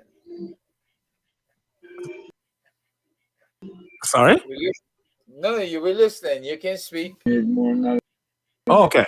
I wanted to respond to the woman earlier. It's the previous caller who said something to the effect that we have so many problems and we don't know where to start. Yeah. Right. Right. The start has already happened, and we're already on the move. And people should keep that in mind, not to be too mindful of the illusion, but the fact the movement is on the move. And that's what people should reflect on, not to Very be good. bothered being so concerned about the unlimited issues that have to be Next addressed, 4 but that get the out and put on beginning is here, shots. meaningfully so. So that's what I want No, it's 4 minutes and her to I hear, still want 4 and minutes. whoever heard her say that the start has I'm already again, I'm not happened. going to do nothing However, different. that needs to be interpreted. That's what I want to say. Yeah. Look, that's a very valid Great point. that you make that observation that the start has That already train has left happened the and things station. are on the way. So, Yes. That's very encouraging. So that's where we are right now. We're picking up speed, you know, and we have time. We're not worried about Spend people money saying, well, you on know, something. this All and them done that. Well, it's your time to spend do some it, and on you that. can only do it. The party have to spend Well, money. Because it's sometimes interesting that people complain Bob about what Marley hasn't been done. It's like buy the saying clothes to the people. at least have a forum they can say what's not been done yet. Isn't that something? Correct. This is progress. Correct. I agree with you, sir. That's what I All mean. right. Buy Thank clothes to you. All right. the people. Spend so much money Jerry, on that. But it's more to show. You know? he's not here. He's not hearing. What? No, what thing? That's not the point. I say what them doing is most for show. Oh. Free. Most time it costs at least $1 million. A modeler to done thing. $250,000. A lavish thing costs them millions. At the time them owe. Most of these things them and then them pay off.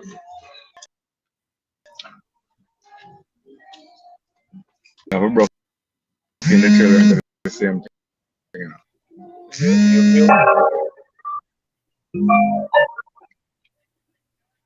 Hello?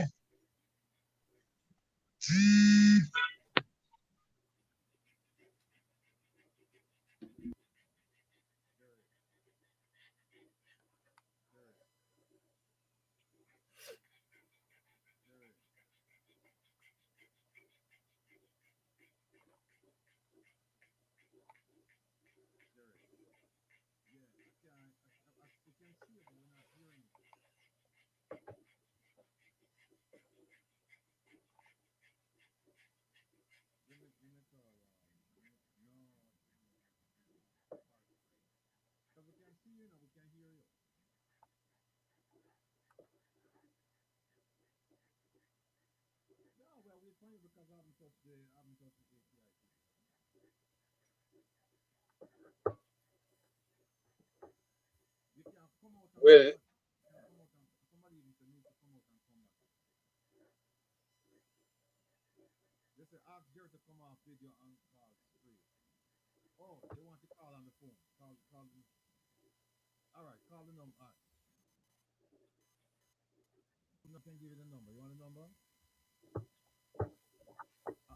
can't hear you well.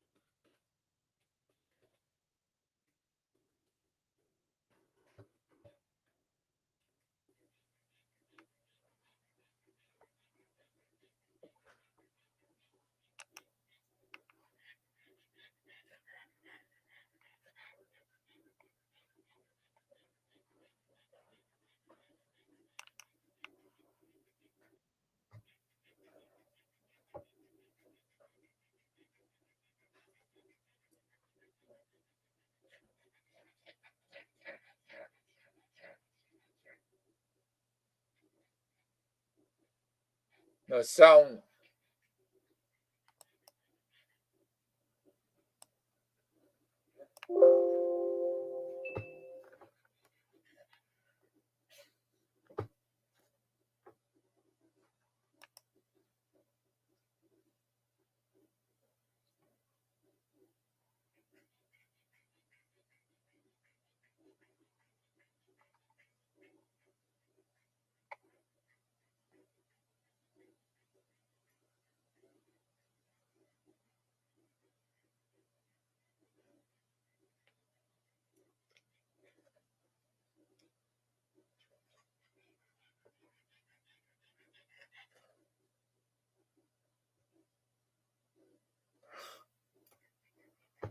Oh Lord.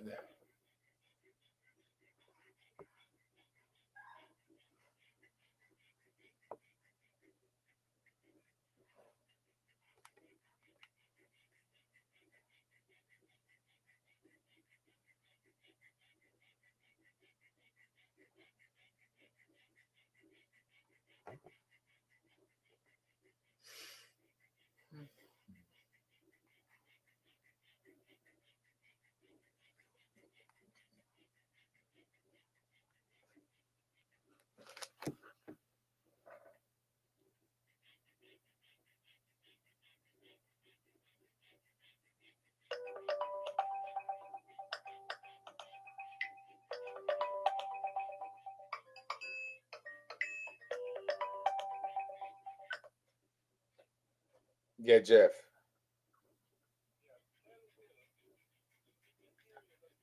He can't hear me and I can't hear him. Something's gone wrong with the system.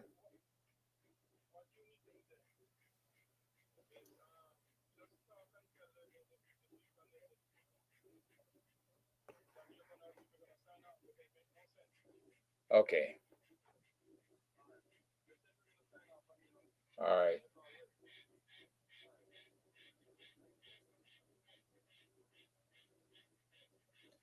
No, nothing.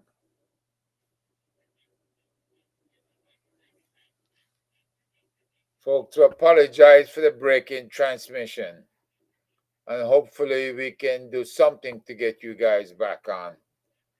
It's a break in the YouTube transmission.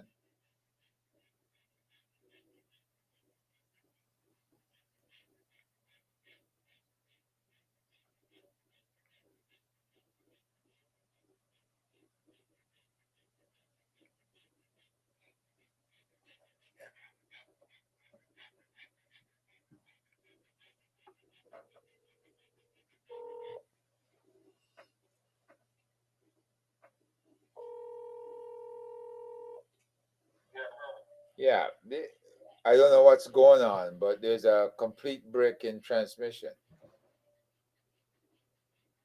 Well, someone said restart. Restart? Yeah, let me restart. Let me come out of this thing. Do I need to come out too? Yeah, and then come back in. All right. All right. Let me see what happened here.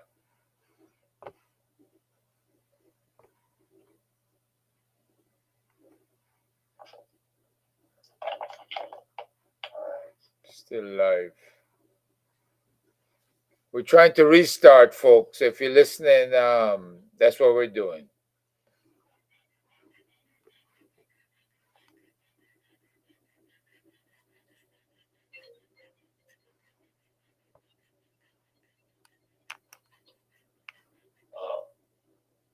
Jerry.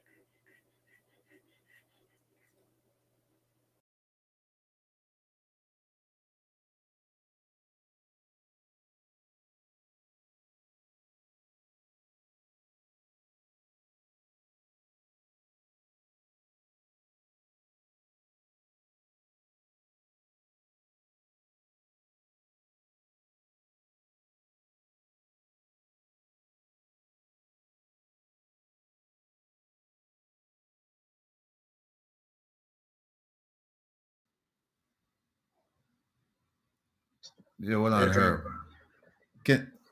Yeah, I see you. Yeah, Herb. Let me cut the WhatsApp here. Can you hear me? Yeah, man. You can't Yes, hear I me. can hear you. I can hear you. You can't hear me, Jerry? I hear Jerry too. I'm here. I'm here. Okay. All right. I guess. We just don't have his picture. That's it. Right. No, he has to. He's gonna come on the. I don't know if Jerry, are you still mobile or are you your No. station? On the seaside, the north coast. You're still driving or are you stopped? No, I am on the seaside at the north coast. Best reception. Okay. No, I was wondering if you no, I'm wondering now that we've restarted if you want to try coming on in the studio. Oh, by doing what? Exactly what you did before. With the link. But I have been here now for 45 minutes. Yeah, try on the north coast. Try the link again, because right now everything looks like it's working fine. Try the link again, please. All right, folks.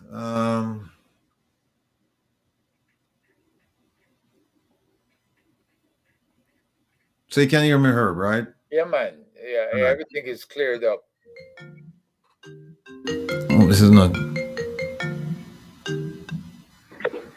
Hello, caller. Go ahead. Hello, Mr. Rattigan. Good evening. Yes, sir. Good evening. I don't want to come off topic, but there's something I want to discuss with the FLA. You know, FLA is a tour in the side of citizens living abroad. They're treated as second-class citizens. Yeah. You know? Yeah. I applied for a firearm license, and they're telling me the rate for denying that I live overseas. You know, we have homes here in Jamaica, right? And we come home and from time to time, every 4 months, every 3 months, I'm here. And they deny me because I live overseas. But I appealed, and the appeal went on to, it's 5 years now. They're telling me it's in the hand of the Minister of National Security. Then they tell me because of the COVID, 2 more years. Can you hear? Yes, we can hear you, Jerry. Caller, listen. Regarding that FLA problem, can you call me back next week because we have an important guest and we're going. I want you to listen. Can to you hear me? Yeah, Jerry, we're hearing you. All right. This is what we're gonna say, and then we'll get back. You can call me later on regarding FLA or next. Hearing me? Because I have some. Yeah. All right. Yeah, Jerry, can you hear us?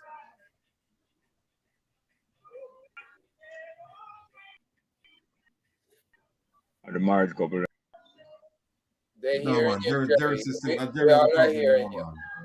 Jerry phone had a problem, I think. I'm a bit. Huh?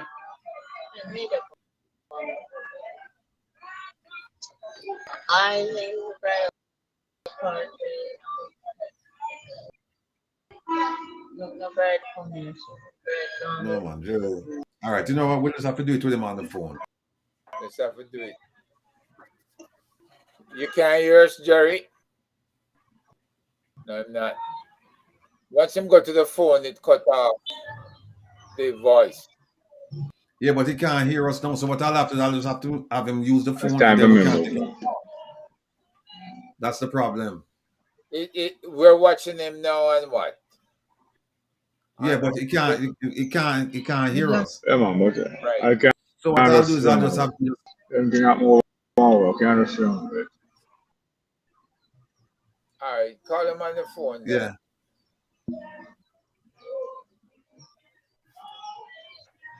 I don't know. We can even hear the phone ring at times. There you go.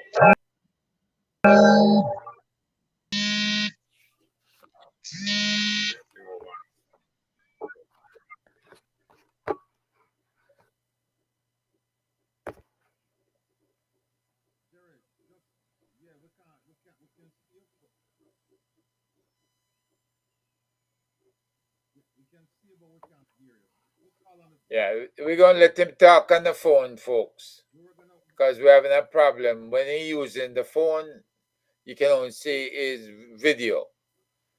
But if we cut the video, then you can't hear him speak.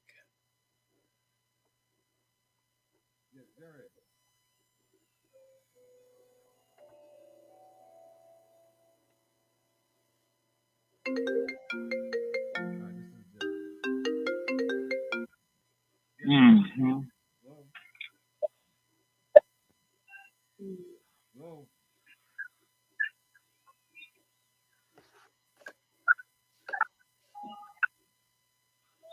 You hearing me? Yeah, it's coming through loud. Good. All right. Are the listeners hearing me? Yeah, man. Oh, All right. I can stay for 25 minutes.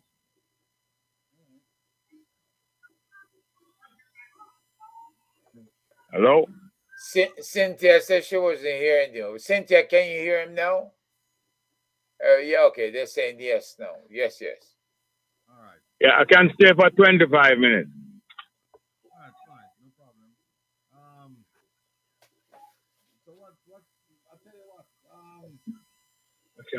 Can't hear you, Will.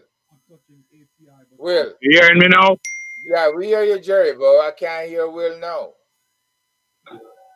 Yeah, we can hear Jerry. Here's a problem. Yeah. Yeah. We were gonna talk about ATI, but ATI is gonna take longer than that. So I tell you what, we'll just put off ATI till next week. So let's just, as I said, just vibe. Just talk about anything you want to talk about. What's on your mind? Well, there are two things that the government is not coming clean about. They will not the government, the administration. The needs identification program, which will be compulsory, and they are trying to implement it. They intend to implement it by next year. A general election is due in 2025. By the description of the need, no one who is not identified by need will be regarded by the government as being adequately identifiable. Hearing me? Yes.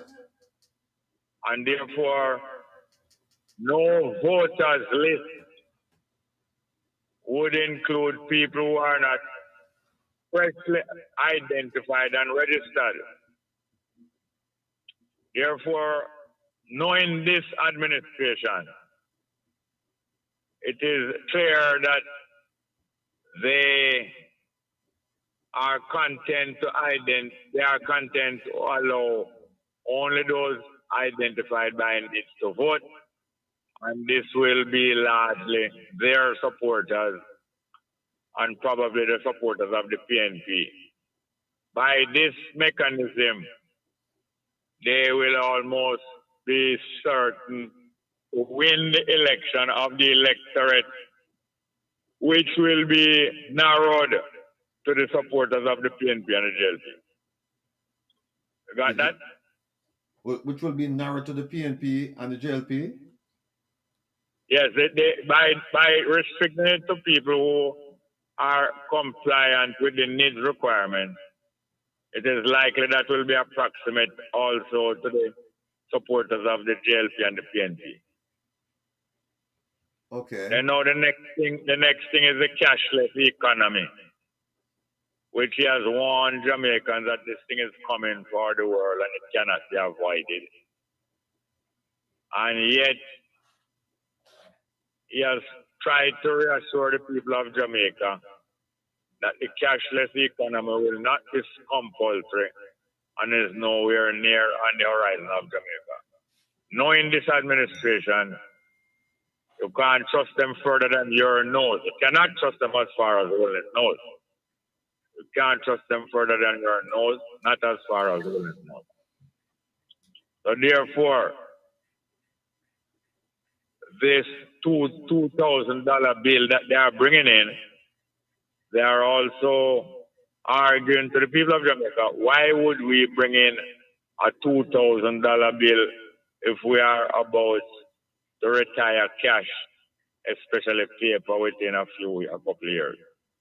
The $2,000 bill is designed to celebrate Siaga. That's the sole purpose of the $2,000 bill, is to celebrate Siaga by putting him on the bill. Now, like with the national heroism, or the lack of national heroism of Bustamante, but which was established as a hero, the deal was made with the jail, with the PNP, to recognize Bustamante as a hero, which would require the support of the PNP. We will at the same time recognize Norman Manley as a hero. That is how that deal was brokered. And the same deal has been brokered for Siaga's heroism to be emblematic by putting him on the $2,000 bill along with Michael Manley. So the deal was Buster and Norman Manley. And the deal now is Siaga and Michael Manley. They also have a plan, Holness and this administration have a plan to build a new parliament, which is not necessary for the people of Jamaica, but to build a parliament out of the people of Jamaica pocket at the expense of the people of Jamaica, even at the expense of the welfare of the people of Jamaica. To build us a parliament and to dedicate it to the memory of Siaga, like the previous parliament was built and named to commemorate George William God knows. They did not want to commemorate Paul Bogle. They wanted to commemorate the brown figure reminiscent of Bustamante and Manley, of George William God.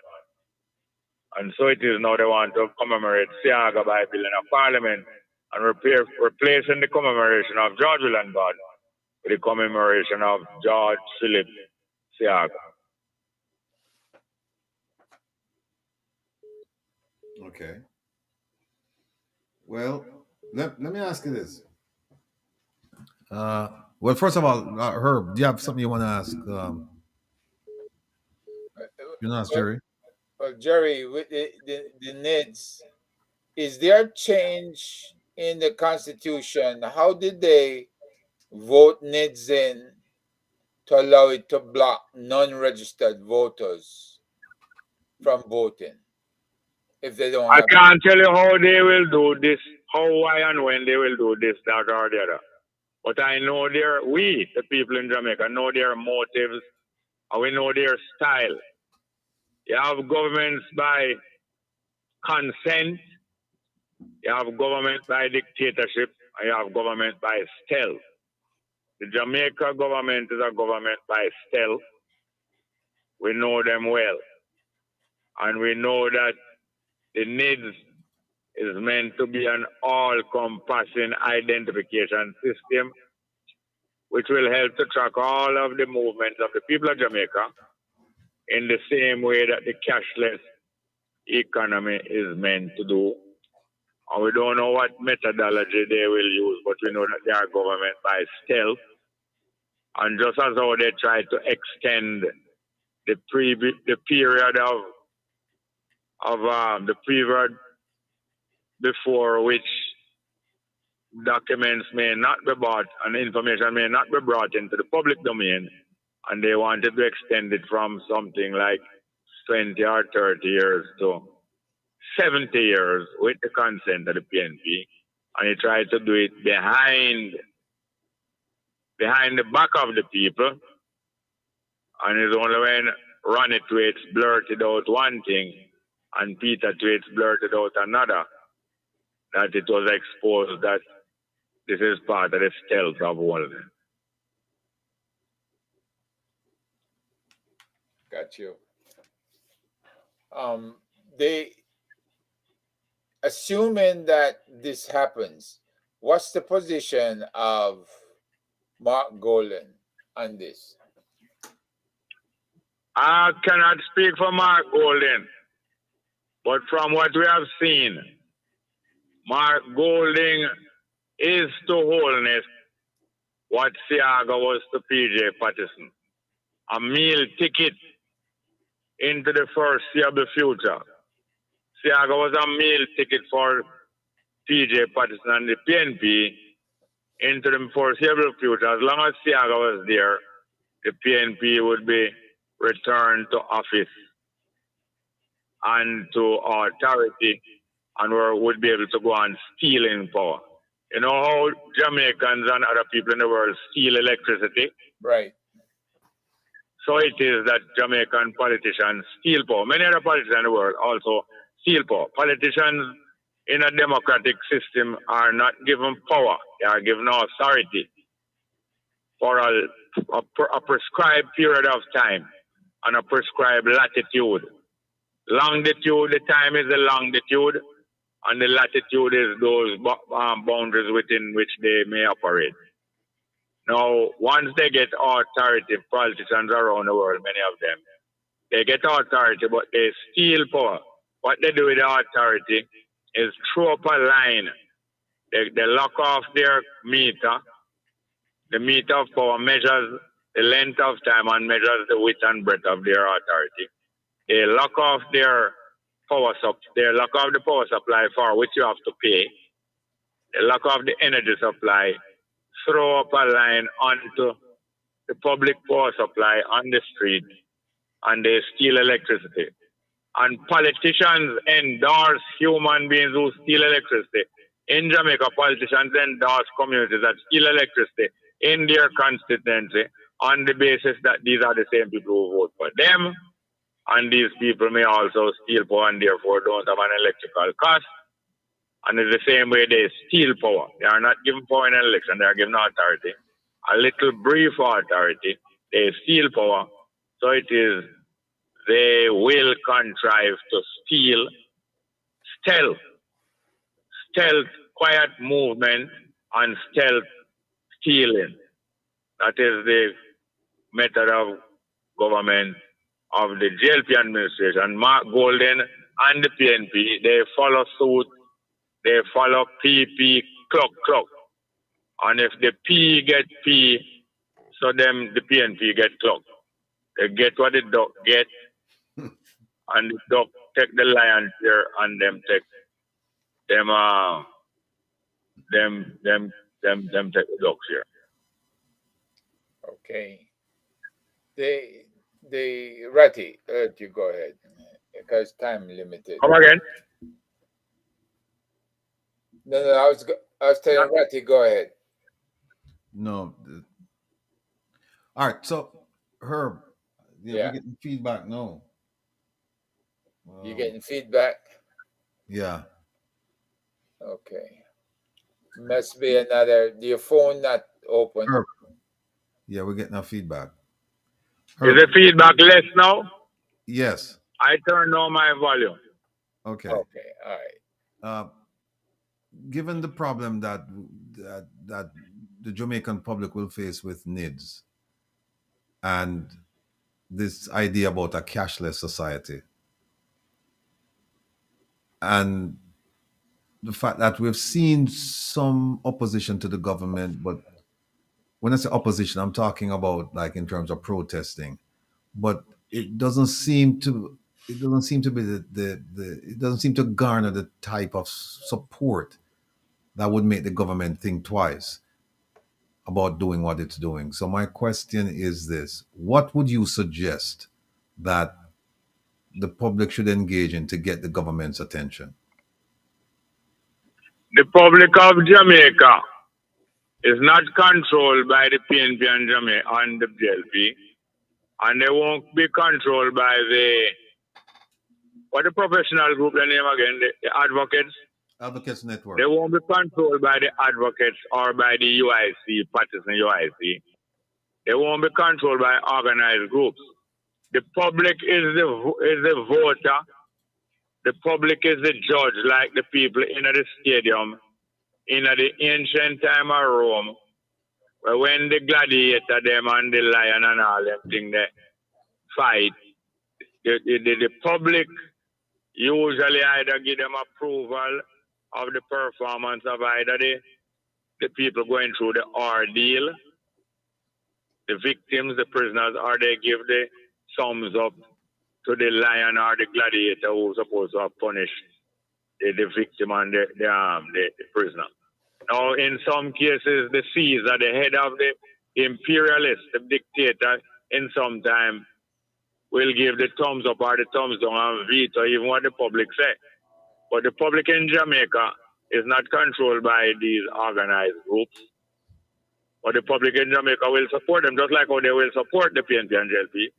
And sometimes they will withdraw support, and sometimes the public do support these groups, but don't turn out in physically on the sidewalk. What is happening in Jamaica is a pot boiling and seething. And don't watch the amount of people on the sidewalk. Don't watch the number of people on the sidewalk demonstrating. Just like how you don't watch the numbers of people with green shirt or orange shirt who is diehard PNP and JLP.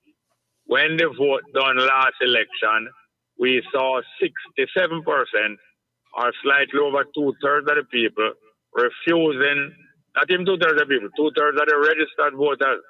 It was a larger percentage of the general adult public that withdrew any support from JLP and PNP. But of those who are registered, only 67, as much as 67% refused to support either the JLP or the PNP. And similarly, many of them will be against what the government is doing, terribly against it, and out to make some move, and still don't get a turnout in an advocates demonstration or a UIC demonstration. Don't watch advocates on UIC. The people of Jamaica who resent and detest all of these things is far more numerous than the people who will express solidarity with advocates, UIC, PPP, NDM, or any other organized group. When the time comes, sooner or later, but must, the dam will bust and everyone will break out, not just the people on the sidewalk. Everyone will break out.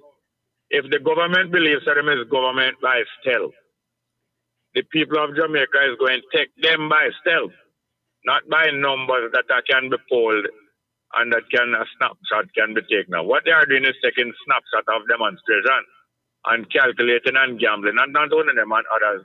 Calculating and gambling says only a handful of people out there. You remember what Mussolini said to the Pope when the Pope was threatening to sanction him? Do we remember what Mussolini said to the Pope when the Pope was threatening to sanction him after the Pope did back him? No, Mussolini said to the Pope the same thing that PJ Patterson said to the people of Jamaica in through what them call them social action groups in it. Them call them again. I forget what them call them. PJ Patterson and Mussolini said to his opponent, how many troops do you have? In other words, I don't see many people backing you.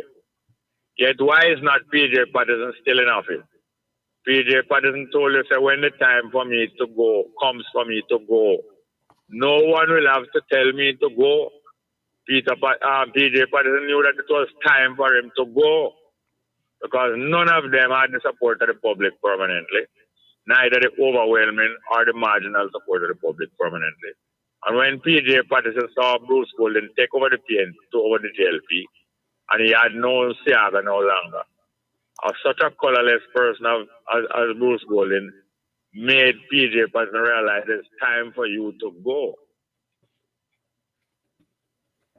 So, if I understand what you're saying, is that at some point the Jamaican people will say to the government or the administration, time for you to go. But time for them both to go. I was just going to ask you. The government is comprised of the administration and the opposition. The opposition is a part of the government. So now they said, okay, time for you to go. What's next? Both. They said, both of you go. What's next? Paint that picture for me, Jerry. What does that look like? How would that look? Me, Jerry Small, and you, Rattigan, are not speaking for the public. So we are wondering what it will look like and what they will say. That is the very thing. Is because me and you cannot presume. Me and you should not be so presumptuous as to be say we speaking for the public. Why me and you can declare what will happen then and what it will look like. We know what it will look like because it has been done many times in the history of the world, many times around the world. The public will remove lock, stock, and barrel the prevailing regime, the prevailing political culture, and bring in a new political culture, like what the people of America, the colonists of America, removed the prevailing political culture in 1776 and brought in a new political culture. They swept them away, and they watered the tree of freedom with the liquid contents of Chiron, whether that liquid contents was urine or whether from the blood or the bleeder. So I'm trying to, but like you said, we shouldn't be so presumptuous as to figure out what. No, we know that the people will move them. The people will move them. Me and you is not no elected or appointed representative of the people. We are just some of the people who are serving the people by enlightening the people on certain points and procedures. That's what is the service that we are providing now. The public, when the majority of the public, not the majority numerically, when the majority of the active public, the proactive public, that is what is called the critical mass, comes together, just like when a pot comes to boil, that critical time, a boiling point is a critical time, the time that a liquid turns from liquid to gas and energy is released. When that critical time and that critical mass is achieved, that critical mass of liquid, gas, or people will move as one. They are not monolithic and one, but they will move as one. When people need to move as one, they will move as one, regardless of what politicians or nobody wants to say. But Jerry. Yes.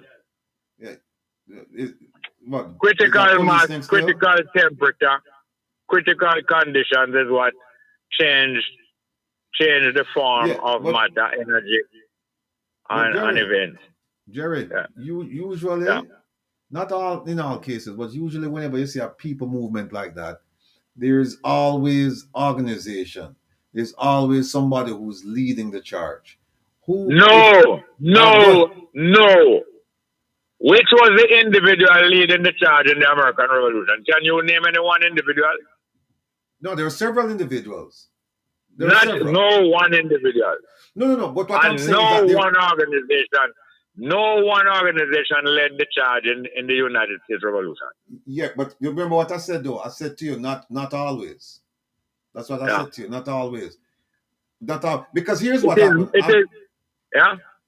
What's happening? It is more usual for it to be not one individual and not one organization. That is the norm. The norm is not one individual and one organization. Fidel Castro emerged long after the revolution in Cuba was underway. And the leadership in America, the president of America, who was the first president?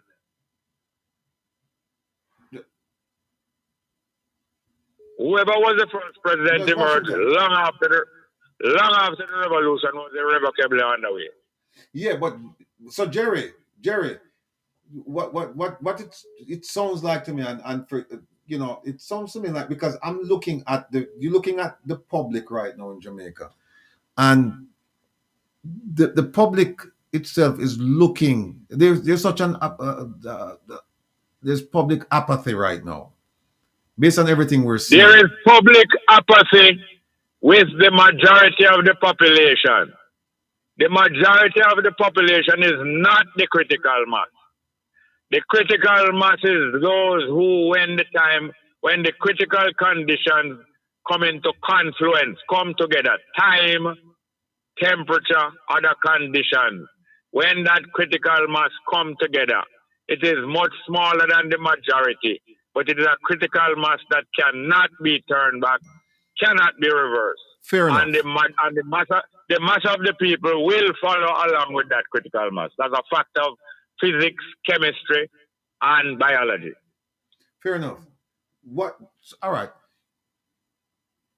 Do you have any idea what that critical mass is then? I just defined it. I cannot define who they No, are. you said The temperature, this critical and that. the critical mass is that mass which is a minority, but a large minority, which cannot be turned back. One superior force, one object of superior force and energy against which any other force cannot resist. Cannot. I have to go. I have to go now after 25 minutes. All right, Bridget, well, look, thanks for stopping by. But let us talk further. Let's talk further. All right, no problem. Thank you very much for the opportunity. You're welcome. Good evening, Jerry. Take care. All right. Yes, sir. Yeah. Folks, what do you think about that? Herb? Well, he's put it out there, and he said this is a long-term goal they had from the time they first introduced NIDS, that they were going to use it to control the population. That the use of NIDS was designed to control voting, to control people coming and going, and control the money using the funds, the digitized funds that we're supposed to go to in Jamaica. I mean, we're supposed to go to digitized funding in the US as well, but they're not cutting out cash altogether. Though there are less and less places that's accepting cash, and they're asking for credit cards. I don't know if that's how it's going to gradually change over in Jamaica as well. It's hard to say what the future holds, but right now, if they manipulate things the way Jerry has said, Holness is going to be in office for a long time. Somebody said they're going to steal the election. That's quite possible. But you have to go down. Diaspora may have to go down and vote just to make sure that doesn't happen. Look, I'm still getting this. But then the diaspora are going to go register too for NIDS card. And the NIDS card looked to me like a modified driver's license. Probably have the chip inside there. Yeah. You all right? Yeah. I'm having. Yeah. The thing is, I understand what Jerry's saying regarding the NIDS and the cashless and all of that. The my difficulty is when he says that you're going to have a critical mass, and the critical mass is going to be the minority, and they're going to move against the government. And so I'm trying to figure out, well, given the fact that because usually a movement like this, you have to have some structure, some organization, some coordination, build up.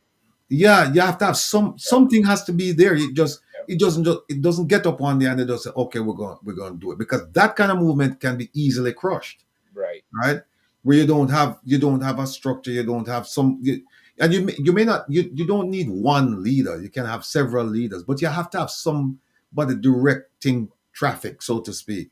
You can't just, I don't think it's one of those things where they just get up and they just say, oh, you know what, there is a price of gas, or there is this, and so we're just gonna go, we're gonna, and usually something like that, they don't want to take over the government, they just want to stop progress.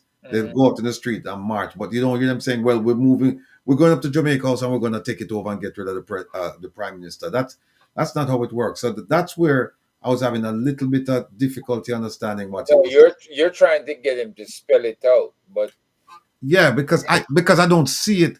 I don't see how it's going to happen without you have some kind of leadership structure, some kind of organization, some kind of coordination. I've had a chart here that, I've a little chart here from that explains like leadership and organization and how you get something going. For example, I understand he's trying to say it is going to be organic, but even if it is, you're still going to have you're going to have personnel, organization, right? You're going to have some kind of network members, affiliates, supporters. You're gonna have to have some capability. You just don't get up and do it like that. You know, you're gonna have, you know, whether it's training, expertise, supplies, finances, communications, travel, recruitment, train. You're going to have something in place. You just don't get up and just say, you know, you're going to do it. Whether it's an underground movement where people are meeting surreptitiously and they're planning, and you may have several leaders, but the way he's explaining it to me, I'm having some difficulty understanding it. But maybe next week when he comes on, he'll explain it. Hold on. Yeah, clear. Yes, caller, go ahead, please. Hello. Yeah, Mr. Rattigan. Yes, sir. You see, based on you seem like you're struggling to get a response out of this small amount. You know, what's the specific nature of this change? You know, that way, you know, some people are going to come forth and support. And I understand what he's saying, but to be fair, I'm not going to say something that I want you to be offended. No, man. I just want you to understand my position. When you probe like that, you see, especially being somebody from the FBI is known to infiltrate groups. You know, they want to identify where certain things are coming from, work certain players and so forth. So when you keep asking the question like that, and I understand what Mr. Small is saying, you know, if you're somebody with an open mind, maybe you could be somebody who, you know, is trying to honor where these threats might be coming from. Right. I'm not saying you're doing anything else. I'm just saying the way you keep asking the question, because what he's saying is that there's going to be a critical mass. We're going to get fed up to the point where anything is like a gas, you know, and you know, that, you know, that spill somewhere and the cycle spark can cause the fire. Just like Rosa Parks, because that was the example he gave the last time, which is that the black people in America were stressed out because of racism and segregation. And one lady decided that she's not going to go to the back of the bus. So there was no organization from that. So that one lady, Rosa Parks, was like a catalyst in a chemical reaction. That was already, if the mass has already been primed, you know, the black people in America fed up, they're stressed out, they just want one thing to spark an uprising or a revolution. And that was the Rosa Parks moment.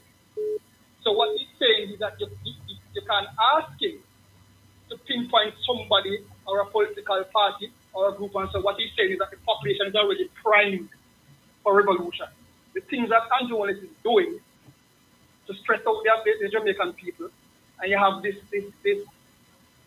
lackadaisical opposition that, based on what Mr. Small is saying, these two parties, the JLP and the PNP, have been fooling Jamaican people for decades, and they can't figure out the game. Okay? He explained that the government of Jamaica is made up of the administration of King Charles, of which the head of that is the Prime Minister of King Charles, which is Andrew Wallace at the moment, and the King's opposition, which the head of that is Mark Goley. All three of those groups form the government of Jamaica. The Jamaican people have never voted for their Prime Minister. That is what Mr. Small has been trying to explain to a lot of people. That the JLP and the PNP are no good. It's decades they have been fooling Jamaicans. You fall in the trap of saying, okay, right now JLP wicked and Andrew wicked, I'm going to vote for PNP. You are going to still be in that trap because the country is where it's at because of the failure of these two colonial parties. So Mr. Small is saying to you that a change is going to happen. All the conditions are in place for change to happen. Don't ask him who are going to be the players, where they're going to get the resources from, and so on, because you're sounding now like an FBI agent who wants to infiltrate, COINTELPRO and that type of thing. I'm not disrespecting it. No. Okay? And especially right now that when people are trying to, I'm going to put this out here. I'm not trying to belittle or throw water on your initiative, of trying to get this war chest together. But everybody needs to have an open mind. This is warfare. And where people have to be discerning about who to trust and who is coming to us with certain things and all of these things. Because even putting people's names on this list that you're asking us to do, which is for this legal fund and support, this is from an FBI person. No. You're going to ask us now to put our names on the list. No. No, I'm not saying you're going to do that, I'm not saying you're going to do that. I'm just saying that Mr. Small is trying to tell you that don't ask him for who are going to be the players, the conditions, and all these things, because it's very frustrating. No, but and it's kind of making the antennas go up, knowing that you're a former FBI agent and so on, and we know the FBI rules. Right, but okay. But what I'm trying to say to you is that I understand what he's saying, that the attacks or the response or the resistance capacity. You are, for example, one of those. You're coming together with this legal fund. You have Andre Stevens. He has this program going. A lot of bloggers are out there, waking up the masses and showing them that they need to respond to this oppression. And this is just a moment in history, and we don't know how it's going to play, but we know that the conditions are right for an uprising of some sort. I like what you're doing, because you're asking us to move intelligently, which is to attack them from a legal standpoint.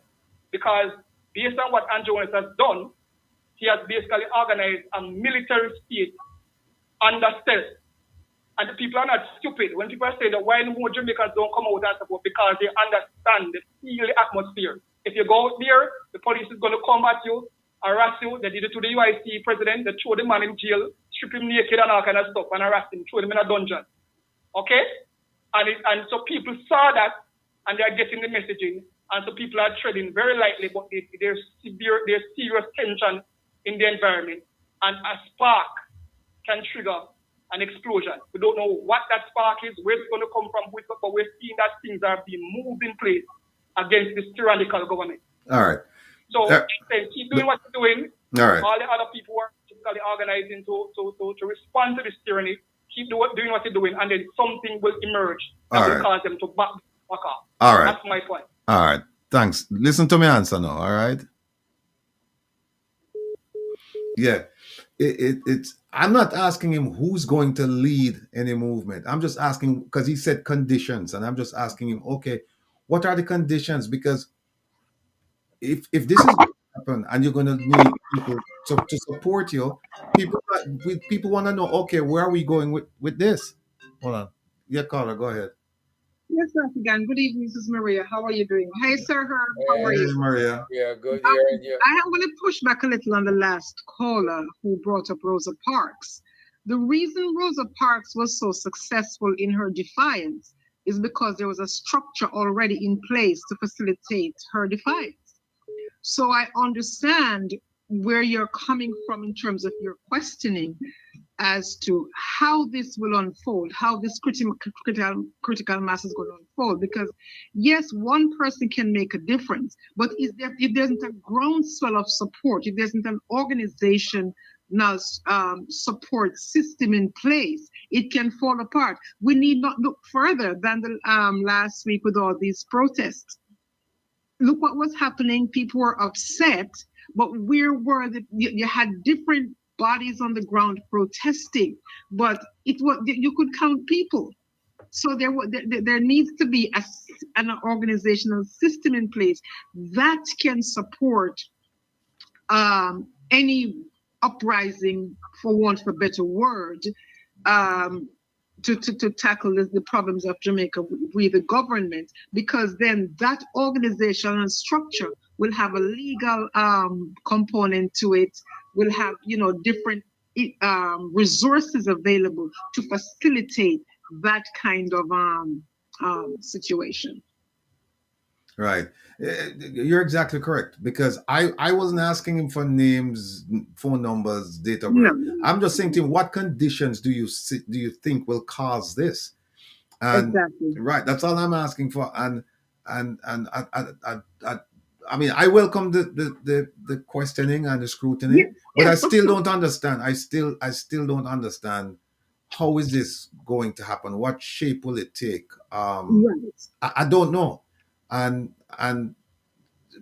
I guess because the way my mind works, it's like, okay, if we're going to do something, then at least let's organize, let's plan, let's do it. Think it through to a logical conclusion. Right. But it sounds like what he's saying is that it's just going to happen. And we don't know. It's not going to happen like that. It's not going to happen overnight. It has to be organized, And the caller talking about you registering people an FBI agent. You are a retired FBI agent, and there's no way you can operate as an FBI agent not being in the FBI. So that is the first rule. But you know, Maria, Yes. Maria, I don't want to know who's sending in the money. If you don't want to put a false name, you know what I mean? I don't care. As long as we have the watches that we can address the issues, the ills of the government. That's all I care about. I'm not collecting information on anybody, you know? So I don't care about that. The other thing too is that, isn't it funny that people gravitate to me because of my former employment? But at the same time, they want to use it against me. I say, well, you know, they say, yeah, you know what? We need a Rattigan because he understands the system. He's been in it. He understands how things work. And so he can provide a perspective that most of us cannot. And then they turn around and say, yeah, but that perspective could harm us because he's an FBI and the FBI, they're no goods and they have, you know, the reputation terrible and so on and so forth. And you can't have it both ways. Look, guys, it's simple. You're either going to trust me or don't trust me. It's that simple. You know, you shouldn't waver. You should say, all right, we trust you. We're going to go along with you. Or we don't trust you. And then I'll just move off to the sidelines and I'll just do my own thing still. Because at the end of the day, I care about the people who have been downtrodden. I care about the people who have been marginalized. I care about the people, those people, because that's where I'm from. And I've never lost sight of that. And anybody who knows my history will tell you that. In fact, let me just tell people that my history with the FBI has been very contentious, especially in the last few years. And it's very simple. I'll tell people, just go ahead and Google and you look up the case Rattigan versus whoever the attorney general was at the time, Gonzalez and all of them. And you'll see. And two other things I complain about in the FBI is that discrimination based on race, being a black man, and discrimination based on national origin, being Jamaican, right? So if people want to take issue with that, and I had other grounds as well, and if people want to take issue with that, that's fine. I welcome it. You know, we can have a discussion. That's why we're here. It says reason with Rattigan, not fight with Rattigan, not cuss Rattigan. We can sit down and we can talk and we can agree to disagree, and we can disagree without being disagreeable. But like I said, I still don't understand how this thing is going to take place. I still don't understand. You know. Hello, Maria. Hello. I think she might have dropped off. Oh, Maria. hello. Hello. Oh, yeah. Here's the problem, Ratty. Jerry is somebody who has his ear to the ground. Right. He reads the tea leaves. Let me see what this is. Hello, caller. Go ahead. Yes, sir, Mr. Rattigan. Yeah, I'm listening to you on the caller before, Miss Maria, talking about people list and names. It's like you don't have the intention of doing nothing, but have to do something because I see where you want, I see where you're coming from. And we all want the same thing because it's our country. Right. And this way we're gonna live all and all of that. I would like it to be equal rights and justice. And then if a gentleman speaking about Rosa Parks, we should speak about Marcus Garvey. Because eventually, there goes Marcus Garvey, one of the biggest of the 20th century organization. Because him always have to organize. Right. And that's ours. Right. So just think about people like those, and then you can see you have to be structured. And you're so right. And that's true. I see where you coming from because your feet is always on the ground. You remember where you're coming from. You don't want to go and come up your nose. Right. And that me always proud of. You, Mr. Lonesome, and everybody like you guys. Yeah, man, keep up the good work, man. Thank you, brother. Yes, sir. All right, blessings. You know, the other thing too is that people look, when I have leprosy or anything like that, I'm not afraid of me. Because if the only fear is that my affiliation with the FBI will cause you some kind of suspicion, then that fear is unfounded. And I'll tell you why. Because anything that America wants to know about Jamaica, they already know. They already know. Whether it's law enforcement, whether it's intelligence, whether it's medicine, whether it's government, what social issues, whatever. They already know. And in fact, a lot of it you can find online if you Google. You can go online and look at the. I think you might have the medical report there, but I know for sure you do have the regional security officers report there, and it talks about a whole bunch of things, right? So if you're afraid of me saying that, well, then I'm coming, I'm gonna start collecting names and do all of that stuff, you have the wrong conception of Rattigan. Really, really wrong. Because anything that the FBI needs, anything that the FBI and the other agencies, the other alphabet agencies, they already know. They don't need me. Well, I was going to say, Ratty, if they want, go to the CIA fact book online Okay. All right. There you go. and, Go. and, and pull up Jamaica, pull up Yeah. any Caribbean country. All right. They Go to have the CIA. everything laid out in there. Yeah. Go to the CIA fact book, and that is unclassified information, right? But when you read that, you will get a sense that if this is unclassified, can you imagine what is classified? Right. Right? And so they don't need me. So, and the weirdest thing is that, again, you look at me as a shiny object, right? Where the real object is somewhere else, right? So you worry about me, worry about NIDS, right? Worry about cashless society, worry about the CIA fact book, worry about the RSO's report, worry about the RMO's report. Those are the things you must worry about, because if you think there's nobody in Jamaica, and I said nobody in Jamaica knows more about Jamaica than the people at the US Embassy. Nobody. Take Jerry times 100. Nobody knows more about Jamaica than those people. Why? Collection. The issue is, Jerry is a organizer. He's a collector. He knows a lot of things. But think about the CIA or the FBI or HSI having people on payroll that tells them the same thing that Jerry's telling, right? They're hearing from these people every single week. The reporting, they're probably making more money than the Jamaican pay they get from the government. So, what people who give them a formatted report and give them deep down what's going on inside government, outside the government, inside PSOJ, outside of PSOJ. Right. So the idea behind the fact book is they can measure everything. They know when things are going too far left or too far right. And they know when to increase surveillance, right? Which is the biggest thing that they have on the entire Western Hemisphere, the ability to surveil every country. Right.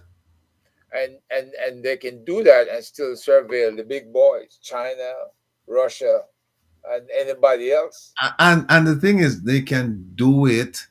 Yeah. They don't have to go to China to surveil the Chinese. They can surveil the Chinese in Jamaica. Right. And that's why that building. Oh, hold on. People have concerns about. Anybody who have concerns about me, you should have concerns about the Jamaican government and the building down at Port Royal. Was it Port Royal Street? The Foreign Affairs building down there. Yeah. Those are some of the things that we should really be concerned about, right? So, I mean, people can criticize and things like that, and I welcome it, because I can defend myself. But at the end of the day, no matter what happens, I still feel passionate about Jamaica, and where I see corruption, malfeasance, failure to comply with the laws or whatever, I'm going to call it out. And if people want to join me on this mission, I welcome them. And if people want to stay away because of whatever the reason is, that's fine. That's fine. Because at the end of the day, that's how we are. We're people, we're not robots. And so we have a mind to think and we have a mind to decide and to discern. And so I don't expect everyone to jump on board and say, okay, fine, we're going to be doing this together. I fully expect that some people will question it, and they should. They should question it. Everything that you see happening, you should question it. Because otherwise you become like a robot, and we're not robots, but you become like a robot, and people just tell you things and you just listen and just follow. No. Question it. But there comes a point when you question it and then logic kicks in and you go, oh, wait a minute, I see where this is going. Oh, hold on. Caller, go ahead, please. Yeah. Ratty, boy, I just trying to get that guy. But let me tell you something. In starting something that is good, right? Let me tell you, me retire, me a old man, so but when you start something that I'm putting on for, and when you start something that is good, you will have people that come and put some negative perspective, right? I don't know you. I just see you on this WhatsApp thing and hear you talk, go to one WhatsApp Right. and talk, and I just know that you're genuine. I know that you're not a fraud. We know that because I'm not. I'm a big man. Big. I'm gonna tell you something. Me have a daughter, right? And my daughter said to me, "Daddy, my daughter is 30 plus, soon 40." She said to me, "Daddy, if I don't get a husband like you, I ain't getting married." Right? Right. She said she not get married. Me only tell her that me don't know you, but me just see. I mean, know where I come from. You know what I mean? You don't make nobody come and put no doubt in your mind. Mm-mm. You know what I mean? I'm there. I'm tell you, me a man of pray. Me a pray for you, John. You know that. Thank you, sir. And so I know that whatever you're doing, you're on the right track. I'm gonna give you a joke. I was working in a company in Jamaica do construction, and the retractive money come up, and they were supposed to pay. I normally get paid by the pound, right? And this accountant guy go university. Me no go to university. The furthest me go a primary, secondary school to the 9th grade. Him a steam half % of every pound. You see when I check it out, it comes to 20,000. I'm going at the office and I say, no, you're stealing me. Him say, how? Me say, no, you're thief me half % of every pound. Right. I'm throwing a check in front of him and say, look, when you rectify my money, I will come for it because I have meant to pay. And the Monday morning, him come in the office and say, yes, say you did the right, but still you don't have so much money. I'm still at my shop to me about $2,000 or whatsoever. And me say, okay, me take it. Me not about to fight today. So look, I'm only saying this, that me know where I come from, Rappy. No make no man put no negative thing. No, man. No, man. Me tell something. Me tell something, man. That's why I say, that youth we're talking about, him not know because in the Monday days, Monday say, right? If you have a chicken, now eat it one time. Put on something tomorrow, right? Is that kind of a philosophy that man I have?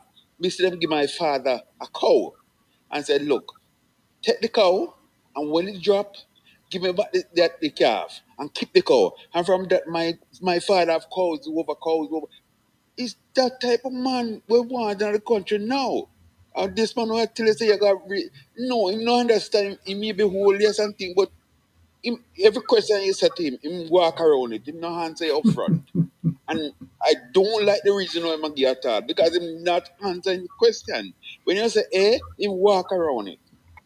Me come from point, him no answer you. That's why because me just go for shut off the phone because him not answer you. He's not answer. You're a lawyer. I say you're supposed to know when a man a carry around the corner. Him not answer you straightforward. All right. You understand? All right, He's not Roberto. answering you straightforward, right? No man. No make no man come and tell us stupidness. Right. Okay, we know other people want to talk to you. Yeah, man. Big up yourself That's here, what it is. sir. I love you here, Yeah, sir. man. Thanks for the Yeah, man. support. All right. Cool. Yes, sir. All right. Good. Lion, call now, Lion. The line open. The line open now, brethren. You want to hear something, though? No matter what happens, Jamaicans have to decide one thing. Are we going to be a society of law and order? Are we going to give in to some other type rule other than democratic rule? Right. That's what Jamaicans got to decide. And once they have that decision made in their mind, then they can withstand any kind of attempts to overturn the system as it is now and to recreate another system. Because the only other system you're going to end up recreating, you're going to come up with a strongman system. Right. And you see what happened to Haiti with the strongman system, right?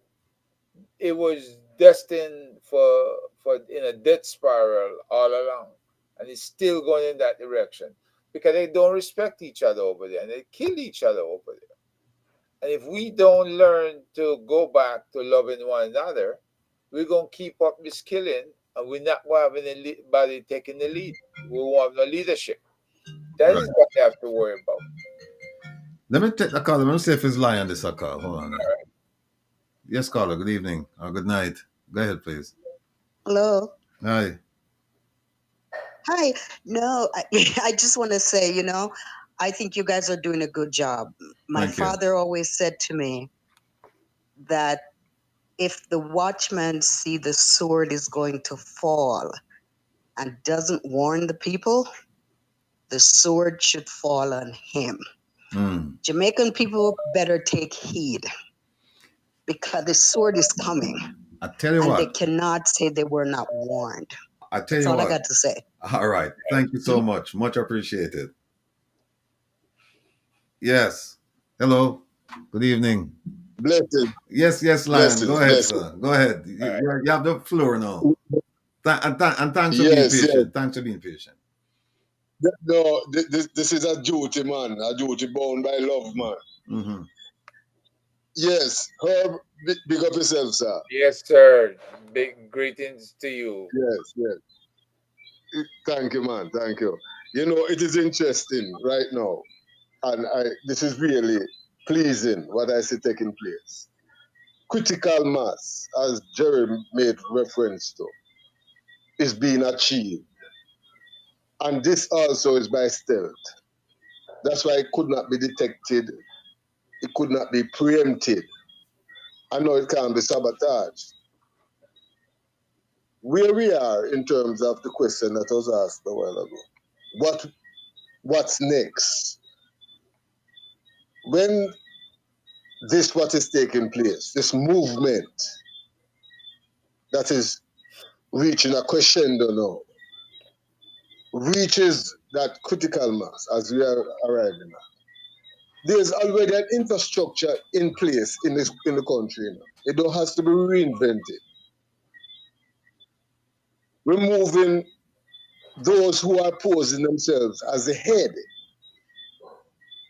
and those that remain, even the subheads that decide to say, go with the movement and repent of their former actions in support of the total liberation and the respect of the individual sovereignty of every Jamaican. We don't have a problem with them. Mm-hmm. They will be working just as well. We're not going to be depending on personalities, but the system that we put in place, we take out the two mongoose, and the real owner for the yard take charge of the fallouts. Mm-hmm. So we don't have to be thinking granularly to say, oh, the organization has to have this, who going to fill that seat, who going to fill those down the bottom, and what about the administration, what about roads, what about, no. All of that is already in place. And we as a people must accept responsibility that we were part of the problem. That's why we cannot afford to be judgmental to the extent that we are going to throw out the bath water and the baby in one. The dirty bath water is the JLPNP. The baby is the infrastructure and the people that who were led in corruption and now repent can still continue to operate. You follow me? Mm-hmm. Yep. So this is what the status quo is afraid of. They would like us to organize ourselves like a UIC and so forth, etc. so that they can infiltrate and dominate and eliminate.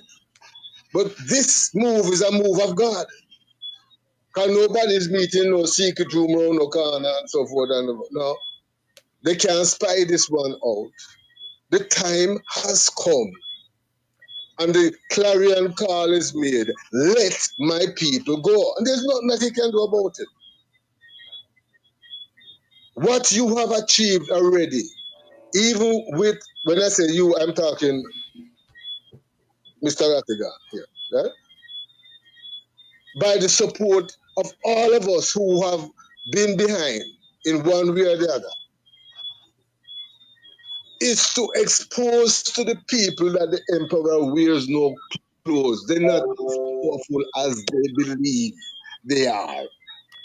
They are depending on the people that they have been led into prostitution every 4 years. And the people tired of the same customer and said, to hell with it.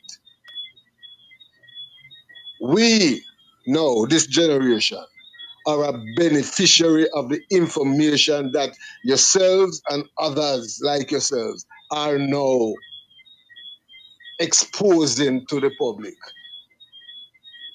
Yourself and Jerry speaking in the way that you speak brings tremor to the status quo. They would like to discredit it and to discount it and even ridicule it. But all of that is a desperate attempt to try and disqualify that which is their judgment that has now come. In regards to the question, if I might continue, right? Of the needs, the identification thing in relationship to arranging a certain election victory. If we can imagine that the 23% that represent more or less the diehards of both the JLP and the PNP that participated in the electoral process in the last election, those are the ones that are going to be easily influenced to also take the needs. You see the point I'm building? Yeah, and to be clear, I have no issues with Jerry or anyone regarding, or anyone I expressing know, his point regarding NIDS and the cashless society. The only thing I I was know. asking is because he said when the circumstances, when the conditions are No, I right. think Herb. I think I was addressing Herb. Herb was wanting some clarity on how the relationship between the needs and the election victory that this one could try to ascertain. The one thing I'll say about that is this. You said 23% PNP, GLP are the ones that are going to be the faithful ones to register with NIDS. Yeah, the boss is easy. My only concern is It's a call. It's a call. Yeah, it's a call. Yeah, my concern is this: like, what happened to the 70% of the masses who are hurting, who are starving, who don't want, as they put it, the mark of the beast on them? They don't want any of this uh, digital identification to follow them everywhere they go, whatever they do, control their lives, right? Government have to make choices and make choices easier for its population. But when you force something down everybody's throat, they're not gonna trust you. Victory is in sight, you know. Yeah. Herb, victory is in sight. Don't be fooled by the stealth of what is taking place. And Jerry said it rightly. If you're going to count the numbers of persons that were out at the park there on the sidewalk and use that as a barometer, leave that to the PNP and JLP because their pollstering going to lead them astray. They've been wrong before, they're going to be more than wrong this time. Yeah. That is only a microcosm of the macrocosm. Don't look at the number. Look at the people that were there, including Jerry himself. Yep. Don't look at the quantity. We're talking about critical mass now. Right. Critical mass is a smaller portion, if you can imagine. In other words, we are seeing that the nucleus is able to come out and tell the rest of the Jamaican public, say, you can't come talk on your mind, you not for block no road, and nobody can shoot you down. Mm-hmm. We're more than them. So if these little people achieve it, why do you think Mark Golden came out to the protest? Well, here's my... He's missing... Yeah, go ahead. No, sorry to interrupt you, but here's my point. My point is that I don't even see that far now in terms of critical mass and minority and majority. Here's how I look at it. I look at it in a minuscule way. And the minuscule way I look at it is that, okay, there are shortcomings with the government, right? And it has refused to make a course correction. And therefore, as a Jamaican, yes, I have the duty and the honor, right, and the responsibility to then take certain actions. And it is in this vein that I said, okay, I will file a lawsuit and force them to provide certain answers. I will file with access to information and get certain information. I will file and ask for an investigation and do certain things. Right. See, now, if somebody wants to look at that and say, well, that's part of critical mass, that's fine with me. But I don't look at it like that. I look at it as one person trying to hold the government accountable and hopefully will inspire other people to do the same thing. Now, if that is critical mass, then that's critical mass. But again, I don't view it like that, right? I view it like... Let's go to the Rosa Park as a reference. It was one woman doing something that is done normally. Just like how normally in a regular society, people ask questions and they know how to litigate. They know how to get results. And that's all you did. This one woman, Rosa Parks, she sat on a bus. And that became the nucleus of the critical mass. They didn't have an organizational planning that time. She just decided to say, look, I'm going to do something about it. But she encouraged thousands, if not millions, of persons to say, look, this can be done. That's exactly what you did. You know, Ratty. When you did that move, they said, hold on. Then an individual can do that, can hold a government accountable. They were lulled into believing that that was never, ever possible. Who can come against Goliath? Nobody had that confidence. But since David go out there and fling the one stone, the whole army of Israel start lit down the Philistine now. That is where Jamaica is at.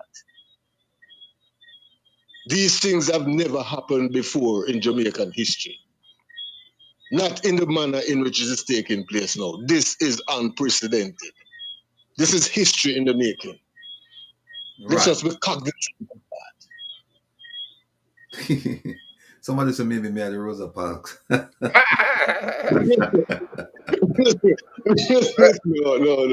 You have more the ganja about it. But here's the thing, Rosa Parks. But here's the thing, Rosa Parks wasn't thinking about critical mass or anything like that. And in fact, that's the beauty. Yeah, but that is the beauty. Yeah, but hold on. But there were civil rights groups, right, ahead of Rosa Parks. You see what I'm saying? Rosa Parks didn't just come out and just say, we have all of that now. We have all of that now. We have various platforms all over. Even some of them that cussing against one another. Just like the various black groups in America at the time. You know, with them meeting secretly, but them still have them in inward fighting. See, you just said what me I talk about, where you said they were meeting secretly, right? Because they were planning. No, hear me. Not they as the final victorious body, you know. We talk about the million of support. The whole for different people like what we have right now. Mm-hmm. We have that right now. A lot of different people saying yes, and they're being motivated to come out and say something. Everybody start a platform from YouTube. Everybody's talking. No, that now is going to be ignited by one fire, one spark. That's where you see the critical mass. You know what, what the status quo is afraid of? So hold on a second. The status quo is afraid of unity. All right, so let me ask you. The status quo is afraid of unity. It is afraid of a Congress. It is afraid of a coalition of all the dissenting voices. If the dissenting voices that are dissenting against corruption come together and put away the individual petty grievances, which has nothing to do with the cause, right, then people is going to see what critical mass is all about. But it takes circumstances. One person can't take in the pressure anymore. Hold on. See, that is exactly the answer I was looking for. When I said to him, what will it look like? You just described it to me. You said it's when all of the dissenting voices start coming together and they start saying, look, we have a... That is what I was asking for. I was asking him, what will it look like? That's all I was asking. I know. And that's why I was attempting the call, because what he did, he gave an encapsulation. And I come and open the capsule and see the grains or the granular form inside the capsule. Right? Because I know that you have the same thinking. I know that you have the same thinking, even though you're asking these questions. But these questions are somewhat rhetorical in the interest of educating the public, because the public are asking these very same questions. So when you pose these questions out there, it's not so much as one would want to categorize it or characterize it as interrogation. No, because collecting information. No. Look, the caller who made those statements. No, and I understand it, you know. No. This is not the encourage I'm getting to. No, but listen, know? the caller who made that statement, he's entitled to his opinion, and I respect his Of opinion. course. And he made some outstanding points. No, some of the things, a lot. yes, Powerful, some of the things, points. right? Some of the things I may disagree with, but I'm not gonna be disagreeable about it, right? No, here's the thing. When I was asking, what does it look like, right? It's to probe, as you said, so that people can understand what we're talking about. Because you see what you said when you said, okay, all the dissenting voices, the follow-up question is, well, how do you get dissenting voices? How do you get a consensus of the dissenting voices? Because I know of dissension right now. I'm not involved in it, but I know of dissension right now. And in my mind, I'm trying to figure out how do I... There's a language. And whose right it is produces that language, that when they hear them speak, they neither hear JLP nor PMP. They don't hear biases nor ulterior motives. They hear a pure intention. Well, and when they hear that, let me tell you something, man. Let us understand what just take place in Jamaica as well recently. They had two gang members come together, the JLP and the PMP, and decide to bring off a big robbery. And they use the Commissioner of Police and the Governor General to juke down Jamaica and get rid of them old-time soldier, which is Klansman and one damn gang. Then fire them there and use police force and the Governor General and juke down Jamaica and take billions of dollars from them and share it up amongst the whole of the politician, man. A Jamaica get robbed recently. Mm-hmm. Beryllium, a foolishness to go on with the salary hike. Right. And Mark Bolin can claim innocent. All are real. Right. The fact of the matter is, Jamaica sister, them just get juked down and them just get robbed. And they really have a desire to put this to an end. And it won't be the way in which they were being led in a trap to come out and burn tire and block road. Them see litigation and my see organization are coming in an organic farm. But see, but them never you use the same word that I've been using, organization. You see what I say? You cannot do this without some kind of organization. That's my point. No, here it is. This is true.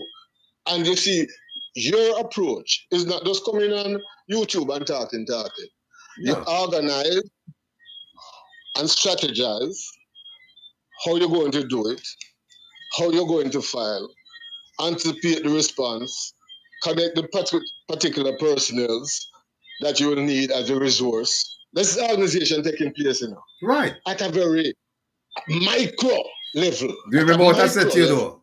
You remember what I said? Rosa Parks. No, but Rosa Parks. you remember what I said to you, that when I look at the problem, I look at it, you know, in a micro kind of way, and I look at it and say, Yes, okay, right. Remember I that. said that to you, right? Right. Yes. So that's the only point I'm making. That look, we have dissension. You're going to have dissension anyway. Even when you have unity, you're going to have dissension, right? You're going to have In fact, dissension. if you don't have it, You worry. you don't have a family. Yeah, you should Every worry. family have that. You should worry. Yeah. Yeah, you should But- worry. You don't have it. I agree with you. You should worry. Yeah, if you have. Let me say, coming from an area where I'm aware when there's a groundswell, if I can use that term, a groundswell of concern about amongst people of like minds. I'm not hearing heard so well. I'm not hearing heard so well. You have to have like minds, he's saying. Yeah, Okay, 70% of the people, Ratty and Lion, have dropped out of the system. They didn't vote. To be exact, 77%. Right? That used to be the number that voted in Jamaica. So that shows you that these people, in their mind, they're disturbed about what's happening in Jamaica. Yeah. And they don't want to participate in that anymore. And their protest is to withhold the vote. So that groundswell is getting worse because the triggers that are happening, triggers like what Juliet Holness is doing, triggers like when her husband announced and the Minister Clark announced the 200+% raises. These are all triggers that heighten this groundswell. So at some point, the people who hold the power are going to reject everything that the PM wants to do outright. So we're not doing it. And you're not going to take us there. Just like how when he made the change to his own cabinet, what did the cabinet do? They tell him, we're not doing it. We ain't going there with you. You're going by yourself.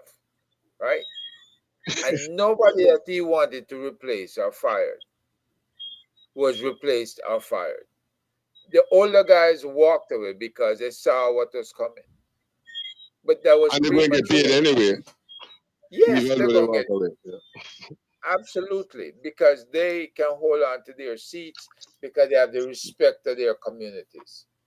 And we need to go back to being a country that is not too simple, that understand the forces outside that are probing us and want to control us and want to use us in every way to enhance their power. You can't go back to where the Soviets and the US divided the world back in the day, right? I don't think Jamaica is cut out for that anymore. No. Look at Nigel Clark. He's scammer in chief. Him head all scamming in Jamaica. Yeah. In fact, him, them employ to bring off the scam when them juke down Jamaica. Right? Yep. And the state of emergency sanctioned by the Governor General and everything. Right? A scam. Nigel Clark is a scammer. With all his intelligence. Them send him go to school for. Him come around and do a scammer. Now you tell me now, they have no moral standing to be critical of those men in the street with them pants jump off, scamming. They're not no better. They're in the same organization. Mm-hmm. In fact, both the bad man from JLP and the bad man from PNP were used. Just like our teachers and police and soldiers and civil servants were used. Mm-hmm.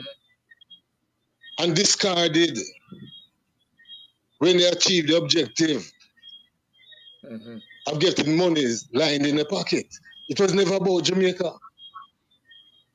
Well, when we can understand that the two political heads bending down behind a desk to extend a secrecy document or act or whatever, or bill, whatever you want, for 70 years. That is not just collusion and conspiracy. That is treacherous. Well, here's a view I have on this, and it's that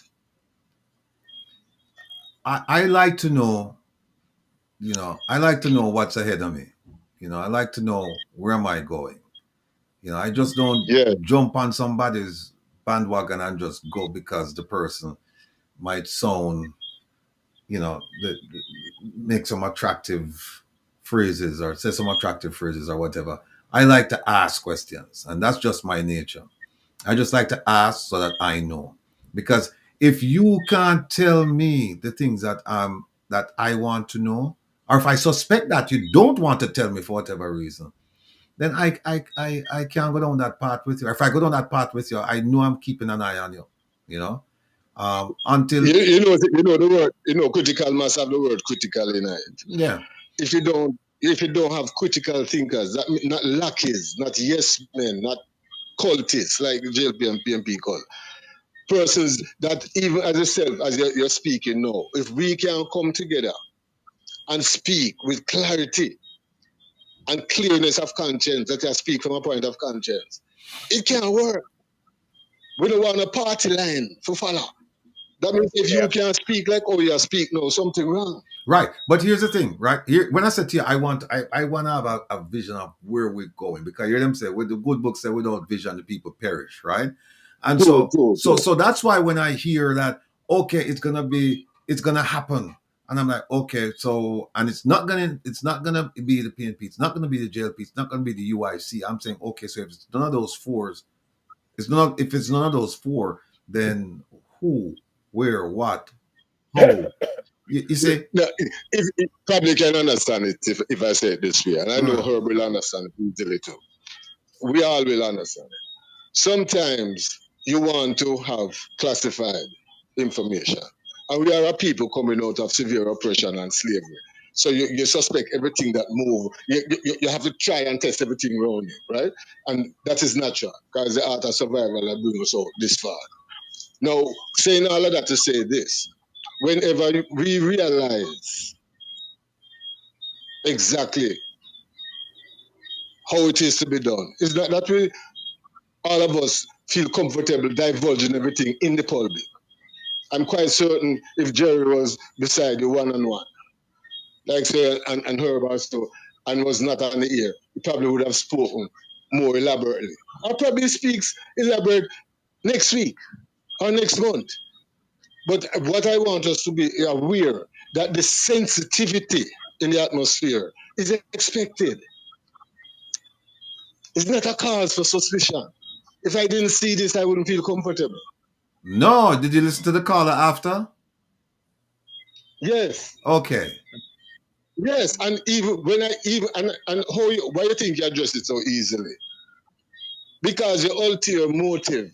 Yeah, it's pure. I mean, when people say things like that, So they expect somebody, if him come say it, sometimes I test him, because if you listen to the rest of the conversation, it's not antagonistic. No. In fact, make some serious contribution. Right. Eh? But I keep reminding people that if they're suspicious about me because of my former employment, then they don't know me, and they don't have a sense of what suspicion is and who they should be suspicious of, because there's nothing I can tell you that the Americans in Jamaica that they don't know. Nothing they can tell me. No, they know everything. And like I said to you, if you took Jerry and you times Jerry 100 times, there are people there at the embassy, they know far more than Jerry. Far more than Jerry. Because it's their nature to know, and they've been schooled to know, and they're paid to know. And so they produce They produce. I mean, they're look, I've worked in embassies all over the place, right? And I can tell you that the locals they don't have a clue as to what's going on. I give a simple example. I was on a surveillance one time, and some things happen, and I'm standing there and I'm looking at people and I'm going, man. And the surveillance was conducted in an area that I was very familiar with before joining the FBI. And I said, I used to cross the street, I used to stand here at the traffic light, and I know what the hell was going on. And look at all of these things going on right in front of my eyes. And I said, look at all these people. They have no clue as to what's going on. And that's how, take that and apply that to Jamaica. It's the same thing. The most Jamaicans, they're worried about the next meal. They're worried about paying the next bill. They're worried about the kids going to school. They're worried about the people in Jamaica. It's not just the Americans. There are lots of people collecting in Jamaica. They're not worried about that. They're not worried about that. Their priority is completely different. Their priority is not feeding food and clothes, shelter, and good governance. Hell no. So when people come to me with that argument, right? I understand where they're coming from, but I kind of bristle because I said this person doesn't understand. Doesn't understand. And the thing is, I can't make them understand more than what I've just told you. I can't do it. No, you see what happened? As me say, when a man come from the year, sometimes them go to bar man refrain the argument. Because on YouTube, we don't know how the whole 9 yards. But you know what? Right? Lion? Let me interrupt you for a second. People, all of you still out there, if you haven't subscribed yet, please go ahead, hit that button, subscribe. And you know what, Lion? We shouldn't even give the conversation no more oxygen, And a couple of the listeners, they must say to me, hey, move on. That is my call. Right. We never even come to that. We never even come to that. Right, so I could talk about where you come from. I could talk about now where you come from. Yeah, but this is a great moment that take place in Jamaican history. Great moment. And don't look at the fact that is persons of less acknowledgement by the status quo is bringing about this move. That's how God moves. Something from Waterhouse, something from Rona Bush. I heard you call man from Rona Bush. From Kingston, from Kingston, man from Rona Bush. No man. Me see my queen little cottage fan profile, but WhatsApp. Oh, I see what you're talking about. Okay. Yeah. The house right on the... It's the least expected. It's the least expected. There's nothing that is predictive about this. That's how you know it's the real thing, this. And anybody, as him said, no, you are Jeffrey Tavares, I think, said that, no, you are seeing a PLP. Hold on a second, the line. Hold on. Somebody Black African just reminded him, say, he want to hear about Mrs. Holness land deal. Because that was where we were. We're talking about the lease flat thing. And then we've been insisting on getting the 411 all evening. Yeah. Somebody, been asking about the land deal. All right, Black African, look, check me out. Black African. Blessing, everybody. Man, wonderful to be here. All right, my brother. Yes. Yeah, all right. Yeah, my phone, my battery dead. The battery dead now. Black African. But Black African, listen, tune in again because I have the documents there. I may have more. This is just a sample of what I have more. And it lays out the whole thing. And we also have a design assessment and analysis report, right, which was done by an independent auditor or independent inspector. And the report is the report is number of pages. It's a whole pages though. Pages aren't numbered. But what happened, it lists out all of the issues. I mean, when you read this thing, you get a good understanding of what's going on. And we're following the case in court.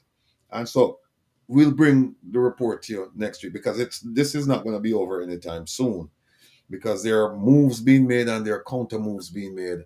And I don't know. I given the fact that the rules aren't being followed, and that we don't have, and it's still in court, and we don't know what the judge is going to do,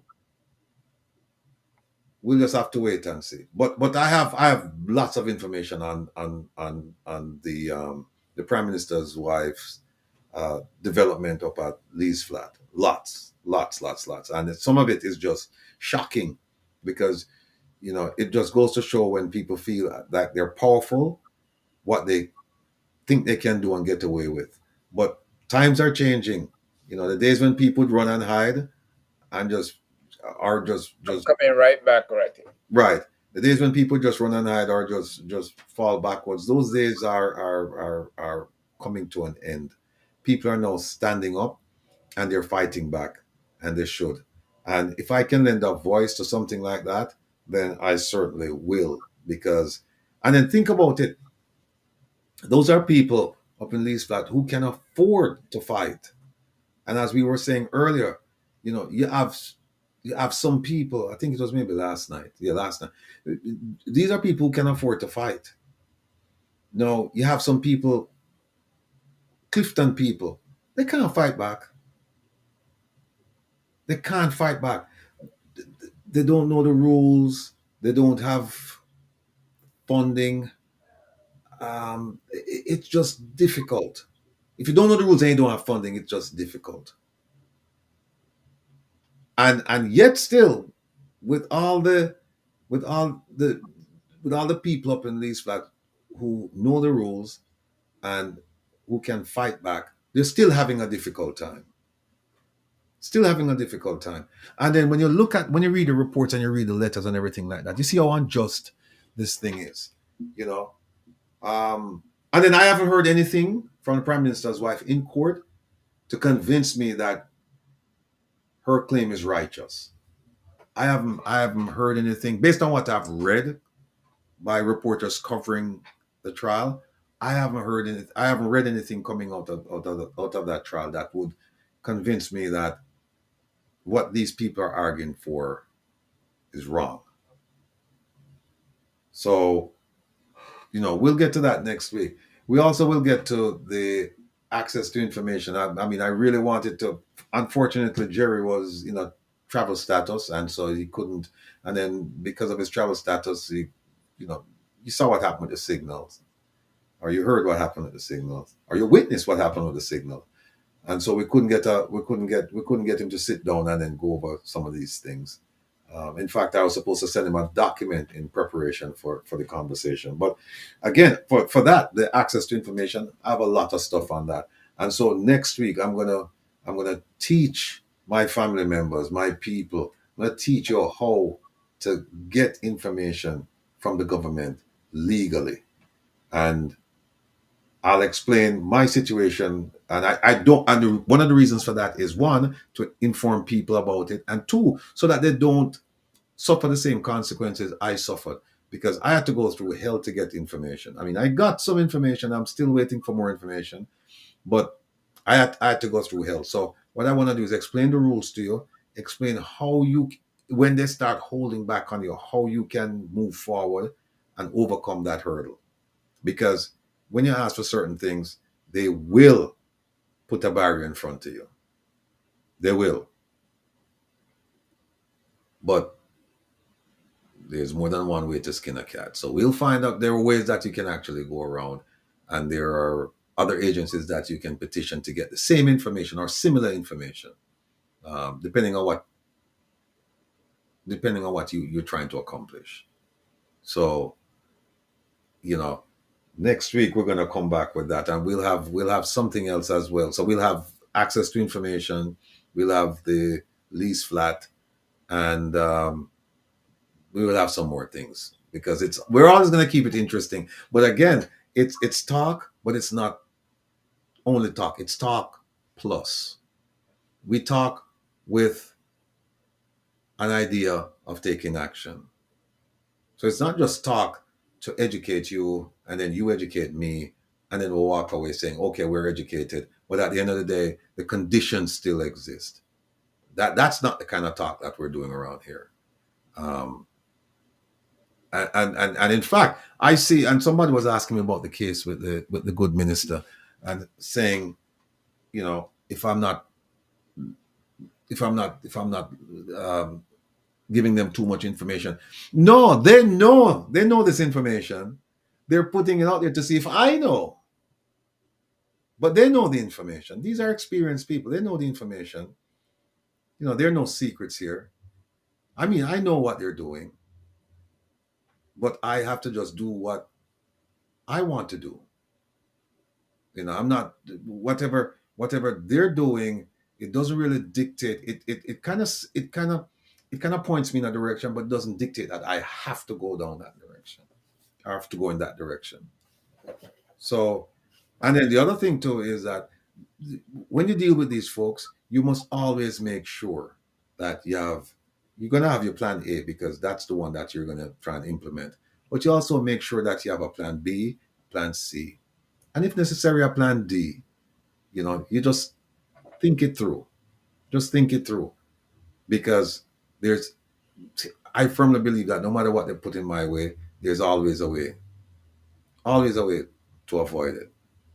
And that's what we're trying to do. We're trying to get people into the mindset that, okay, whatever is in front of you, you can get around it. And you get around it by what? Thought and action. Not only you have to put your thoughts into action. Otherwise, you're just a talking head, and you get the information and there's not much you can do with it. You can share it, but there's not much that you can do with it. So you have to use it, and you have to use it in a forceful way so that people know you mean business. Because one of the things about it is respect. You don't have to love me, but I demand that you respect me. If you love me, that's good. Because a lot of the people who want to love me, them love me already. I want to know that, everybody know, I want to know who me attack. Hey, everybody who love me, them love me already. But the respect, I demand that the people opposed to me, that they respect me. Demand it. And when I walk into the room, they know it. They know it. So, that's where we are with, when we say, we're going no long now, or whoa, almost 6 hours, and I was trying to avoid this. Like, 5.5. all right, well, we'll close it down now. But you have any final words? And I think my phone. Yeah, I used the word groundswell early on, right? Because I think Jamaica is having a groundswell of dissension, of dissenters. But having dissension in the ranks does not necessarily mean you're going to have a revolution. However, if those dissenters out there in the ranks are being organized, and they in turn organize others, and you have a coming together, then you have a revolution, right? The irony is this: Jamaica is like a nice piece of black cake, and the Chinese have a piece, the UK have a piece, the Canadians have a piece, and the US have a piece. And we keep, how can I put it? We keep selling our souls with the hope that one of these people gonna make us whole, gonna make us comfortable, nice and comfortable. Well, England left us with a system that did not fully work. The US came in and said, we gotta fill this void because England left a void here, so we're gonna fill it.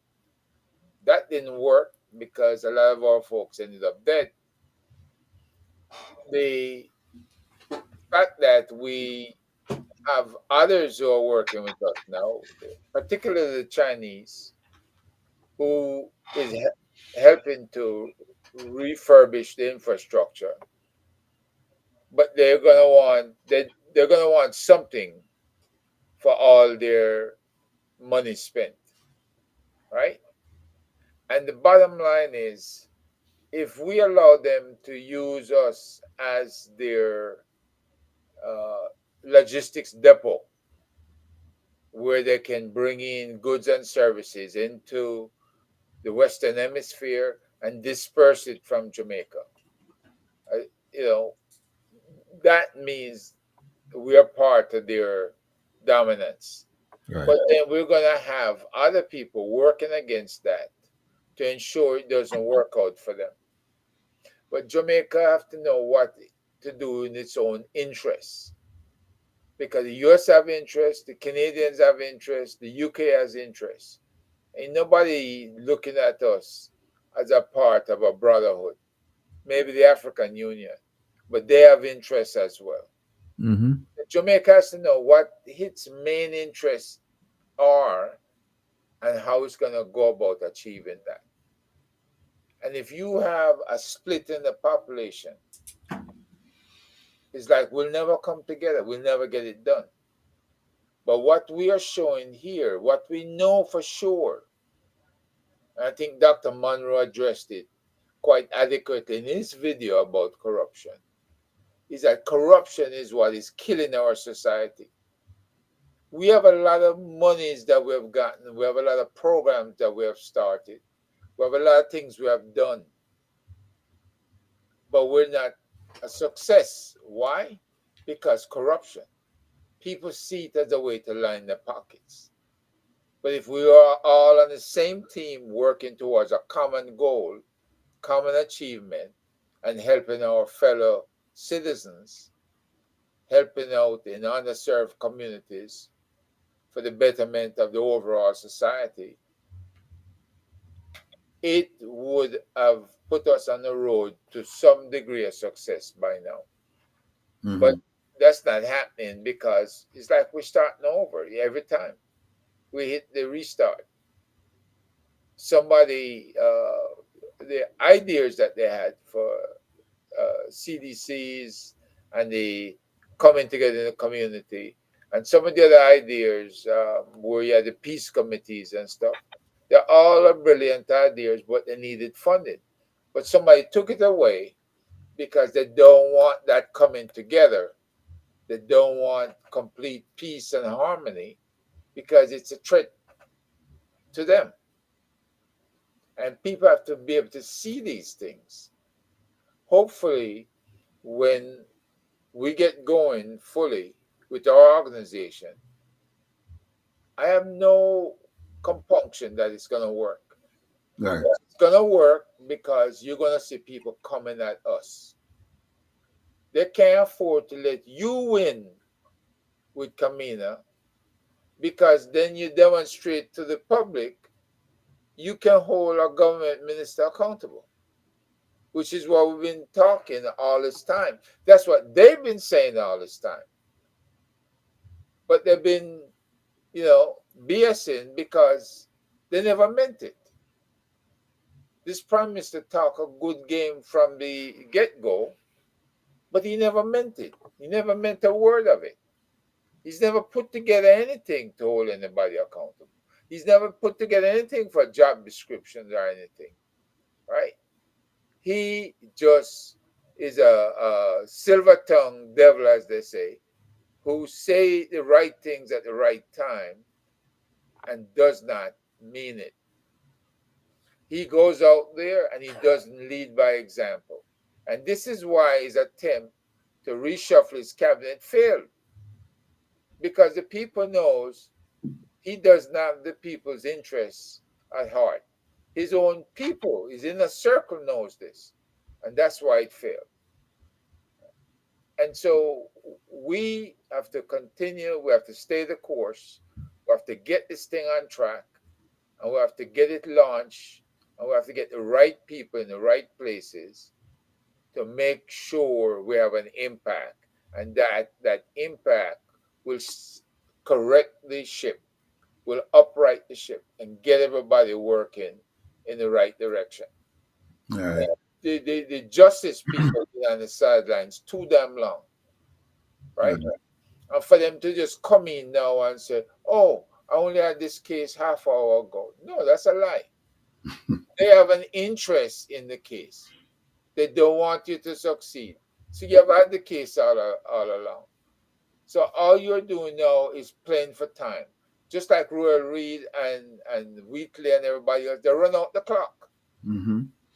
They're Yeah. running out the clock. And we They have don't this, want things to happen. and we have this term called abuse of process, Yes. which means that if you take too long, then even though there's no statute of limitations, Yeah. if it takes too long, then the corruption prosecutor won't prosecute because of that, which is Run out the clock.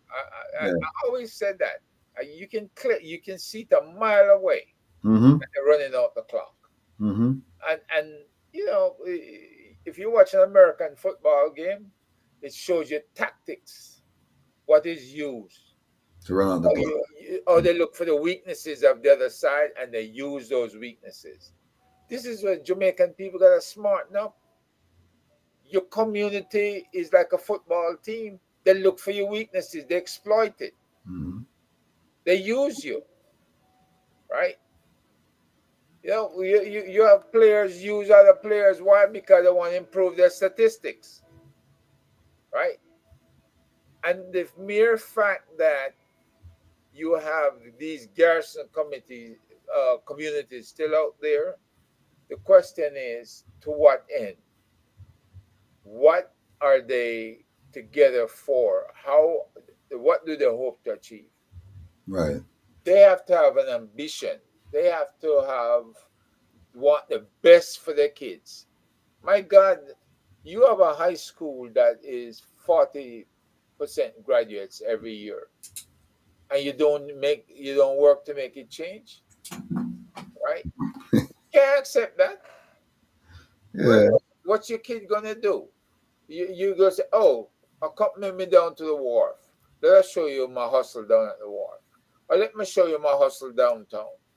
Right? And these kids see things on television and they desire more, and they have ambition. Right. Right? And now you have to know how to support them, how to help them get where they want to go. You know, and you saw what I sent to the football teams. That look, you got too many grants out there that you're missing out on. But then what they tell me, oh, you have this one organization in Jamaica called the GFF that don't support us on any of these grants. And it's a damn shame because the intent is, it spells it out that it's all for the social development of underserved communities. So we have to get smarter. You know, we really do. And I hope that, you know, Jerry, in his own mindset, the things he wants to address is exactly what we're addressing, but we're addressing it using the legal methodologies available. Exactly. So, you know, different people have different ideas, and so that's why it's good for us to get around the campfire and just share ideas. And at the end of the day, we think about the whole thing is about solutions. It's all solutions driven. So we can examine the problem from different ways, but at some point we're going to have to say, what are we going to do? Yep. And it cannot be, we're not going to do anything. Or you keep your idea, I keep mine. It has to be something like, okay, let's move forward on this. So, all right. Having said that, people say, man, I forgot to wrap up now. So, hey, look, folks, I thank all of you for joining us. The discussion was healthy. And again, I welcome all of this because if nobody's calling in and challenging us, then we feel like, wait a minute, you know, maybe they're not on our side, maybe we've lost them because we're not always right. We're not always right. And in fact, this program is about an exchange. It's about us bringing information to you and you questioning the information that we bring to you, as well as bringing information yourself. And then we question that. So it's a healthy discussion. It's a reasoning. And so we look forward to this every week. Apologies for not getting to access to information. And for those of you who want to hear about the Prime Minister's wife's foray up in Lee's Flat, we'll do that next week. And if there's anything that's worthwhile, I shouldn't even say it like that because Jamaica is content rich. So something will come up. We'll have something that we can talk about next week, and we'll have Jerry on. Hopefully, he won't be mobile, so we can sit down and we can have a discussion with him. So again, thank you for coming. Please hit the subscribe button. Thanks again. See you next week. Herb, we'll talk soon, All brother. right. Blessings to you and to all your listeners. All right,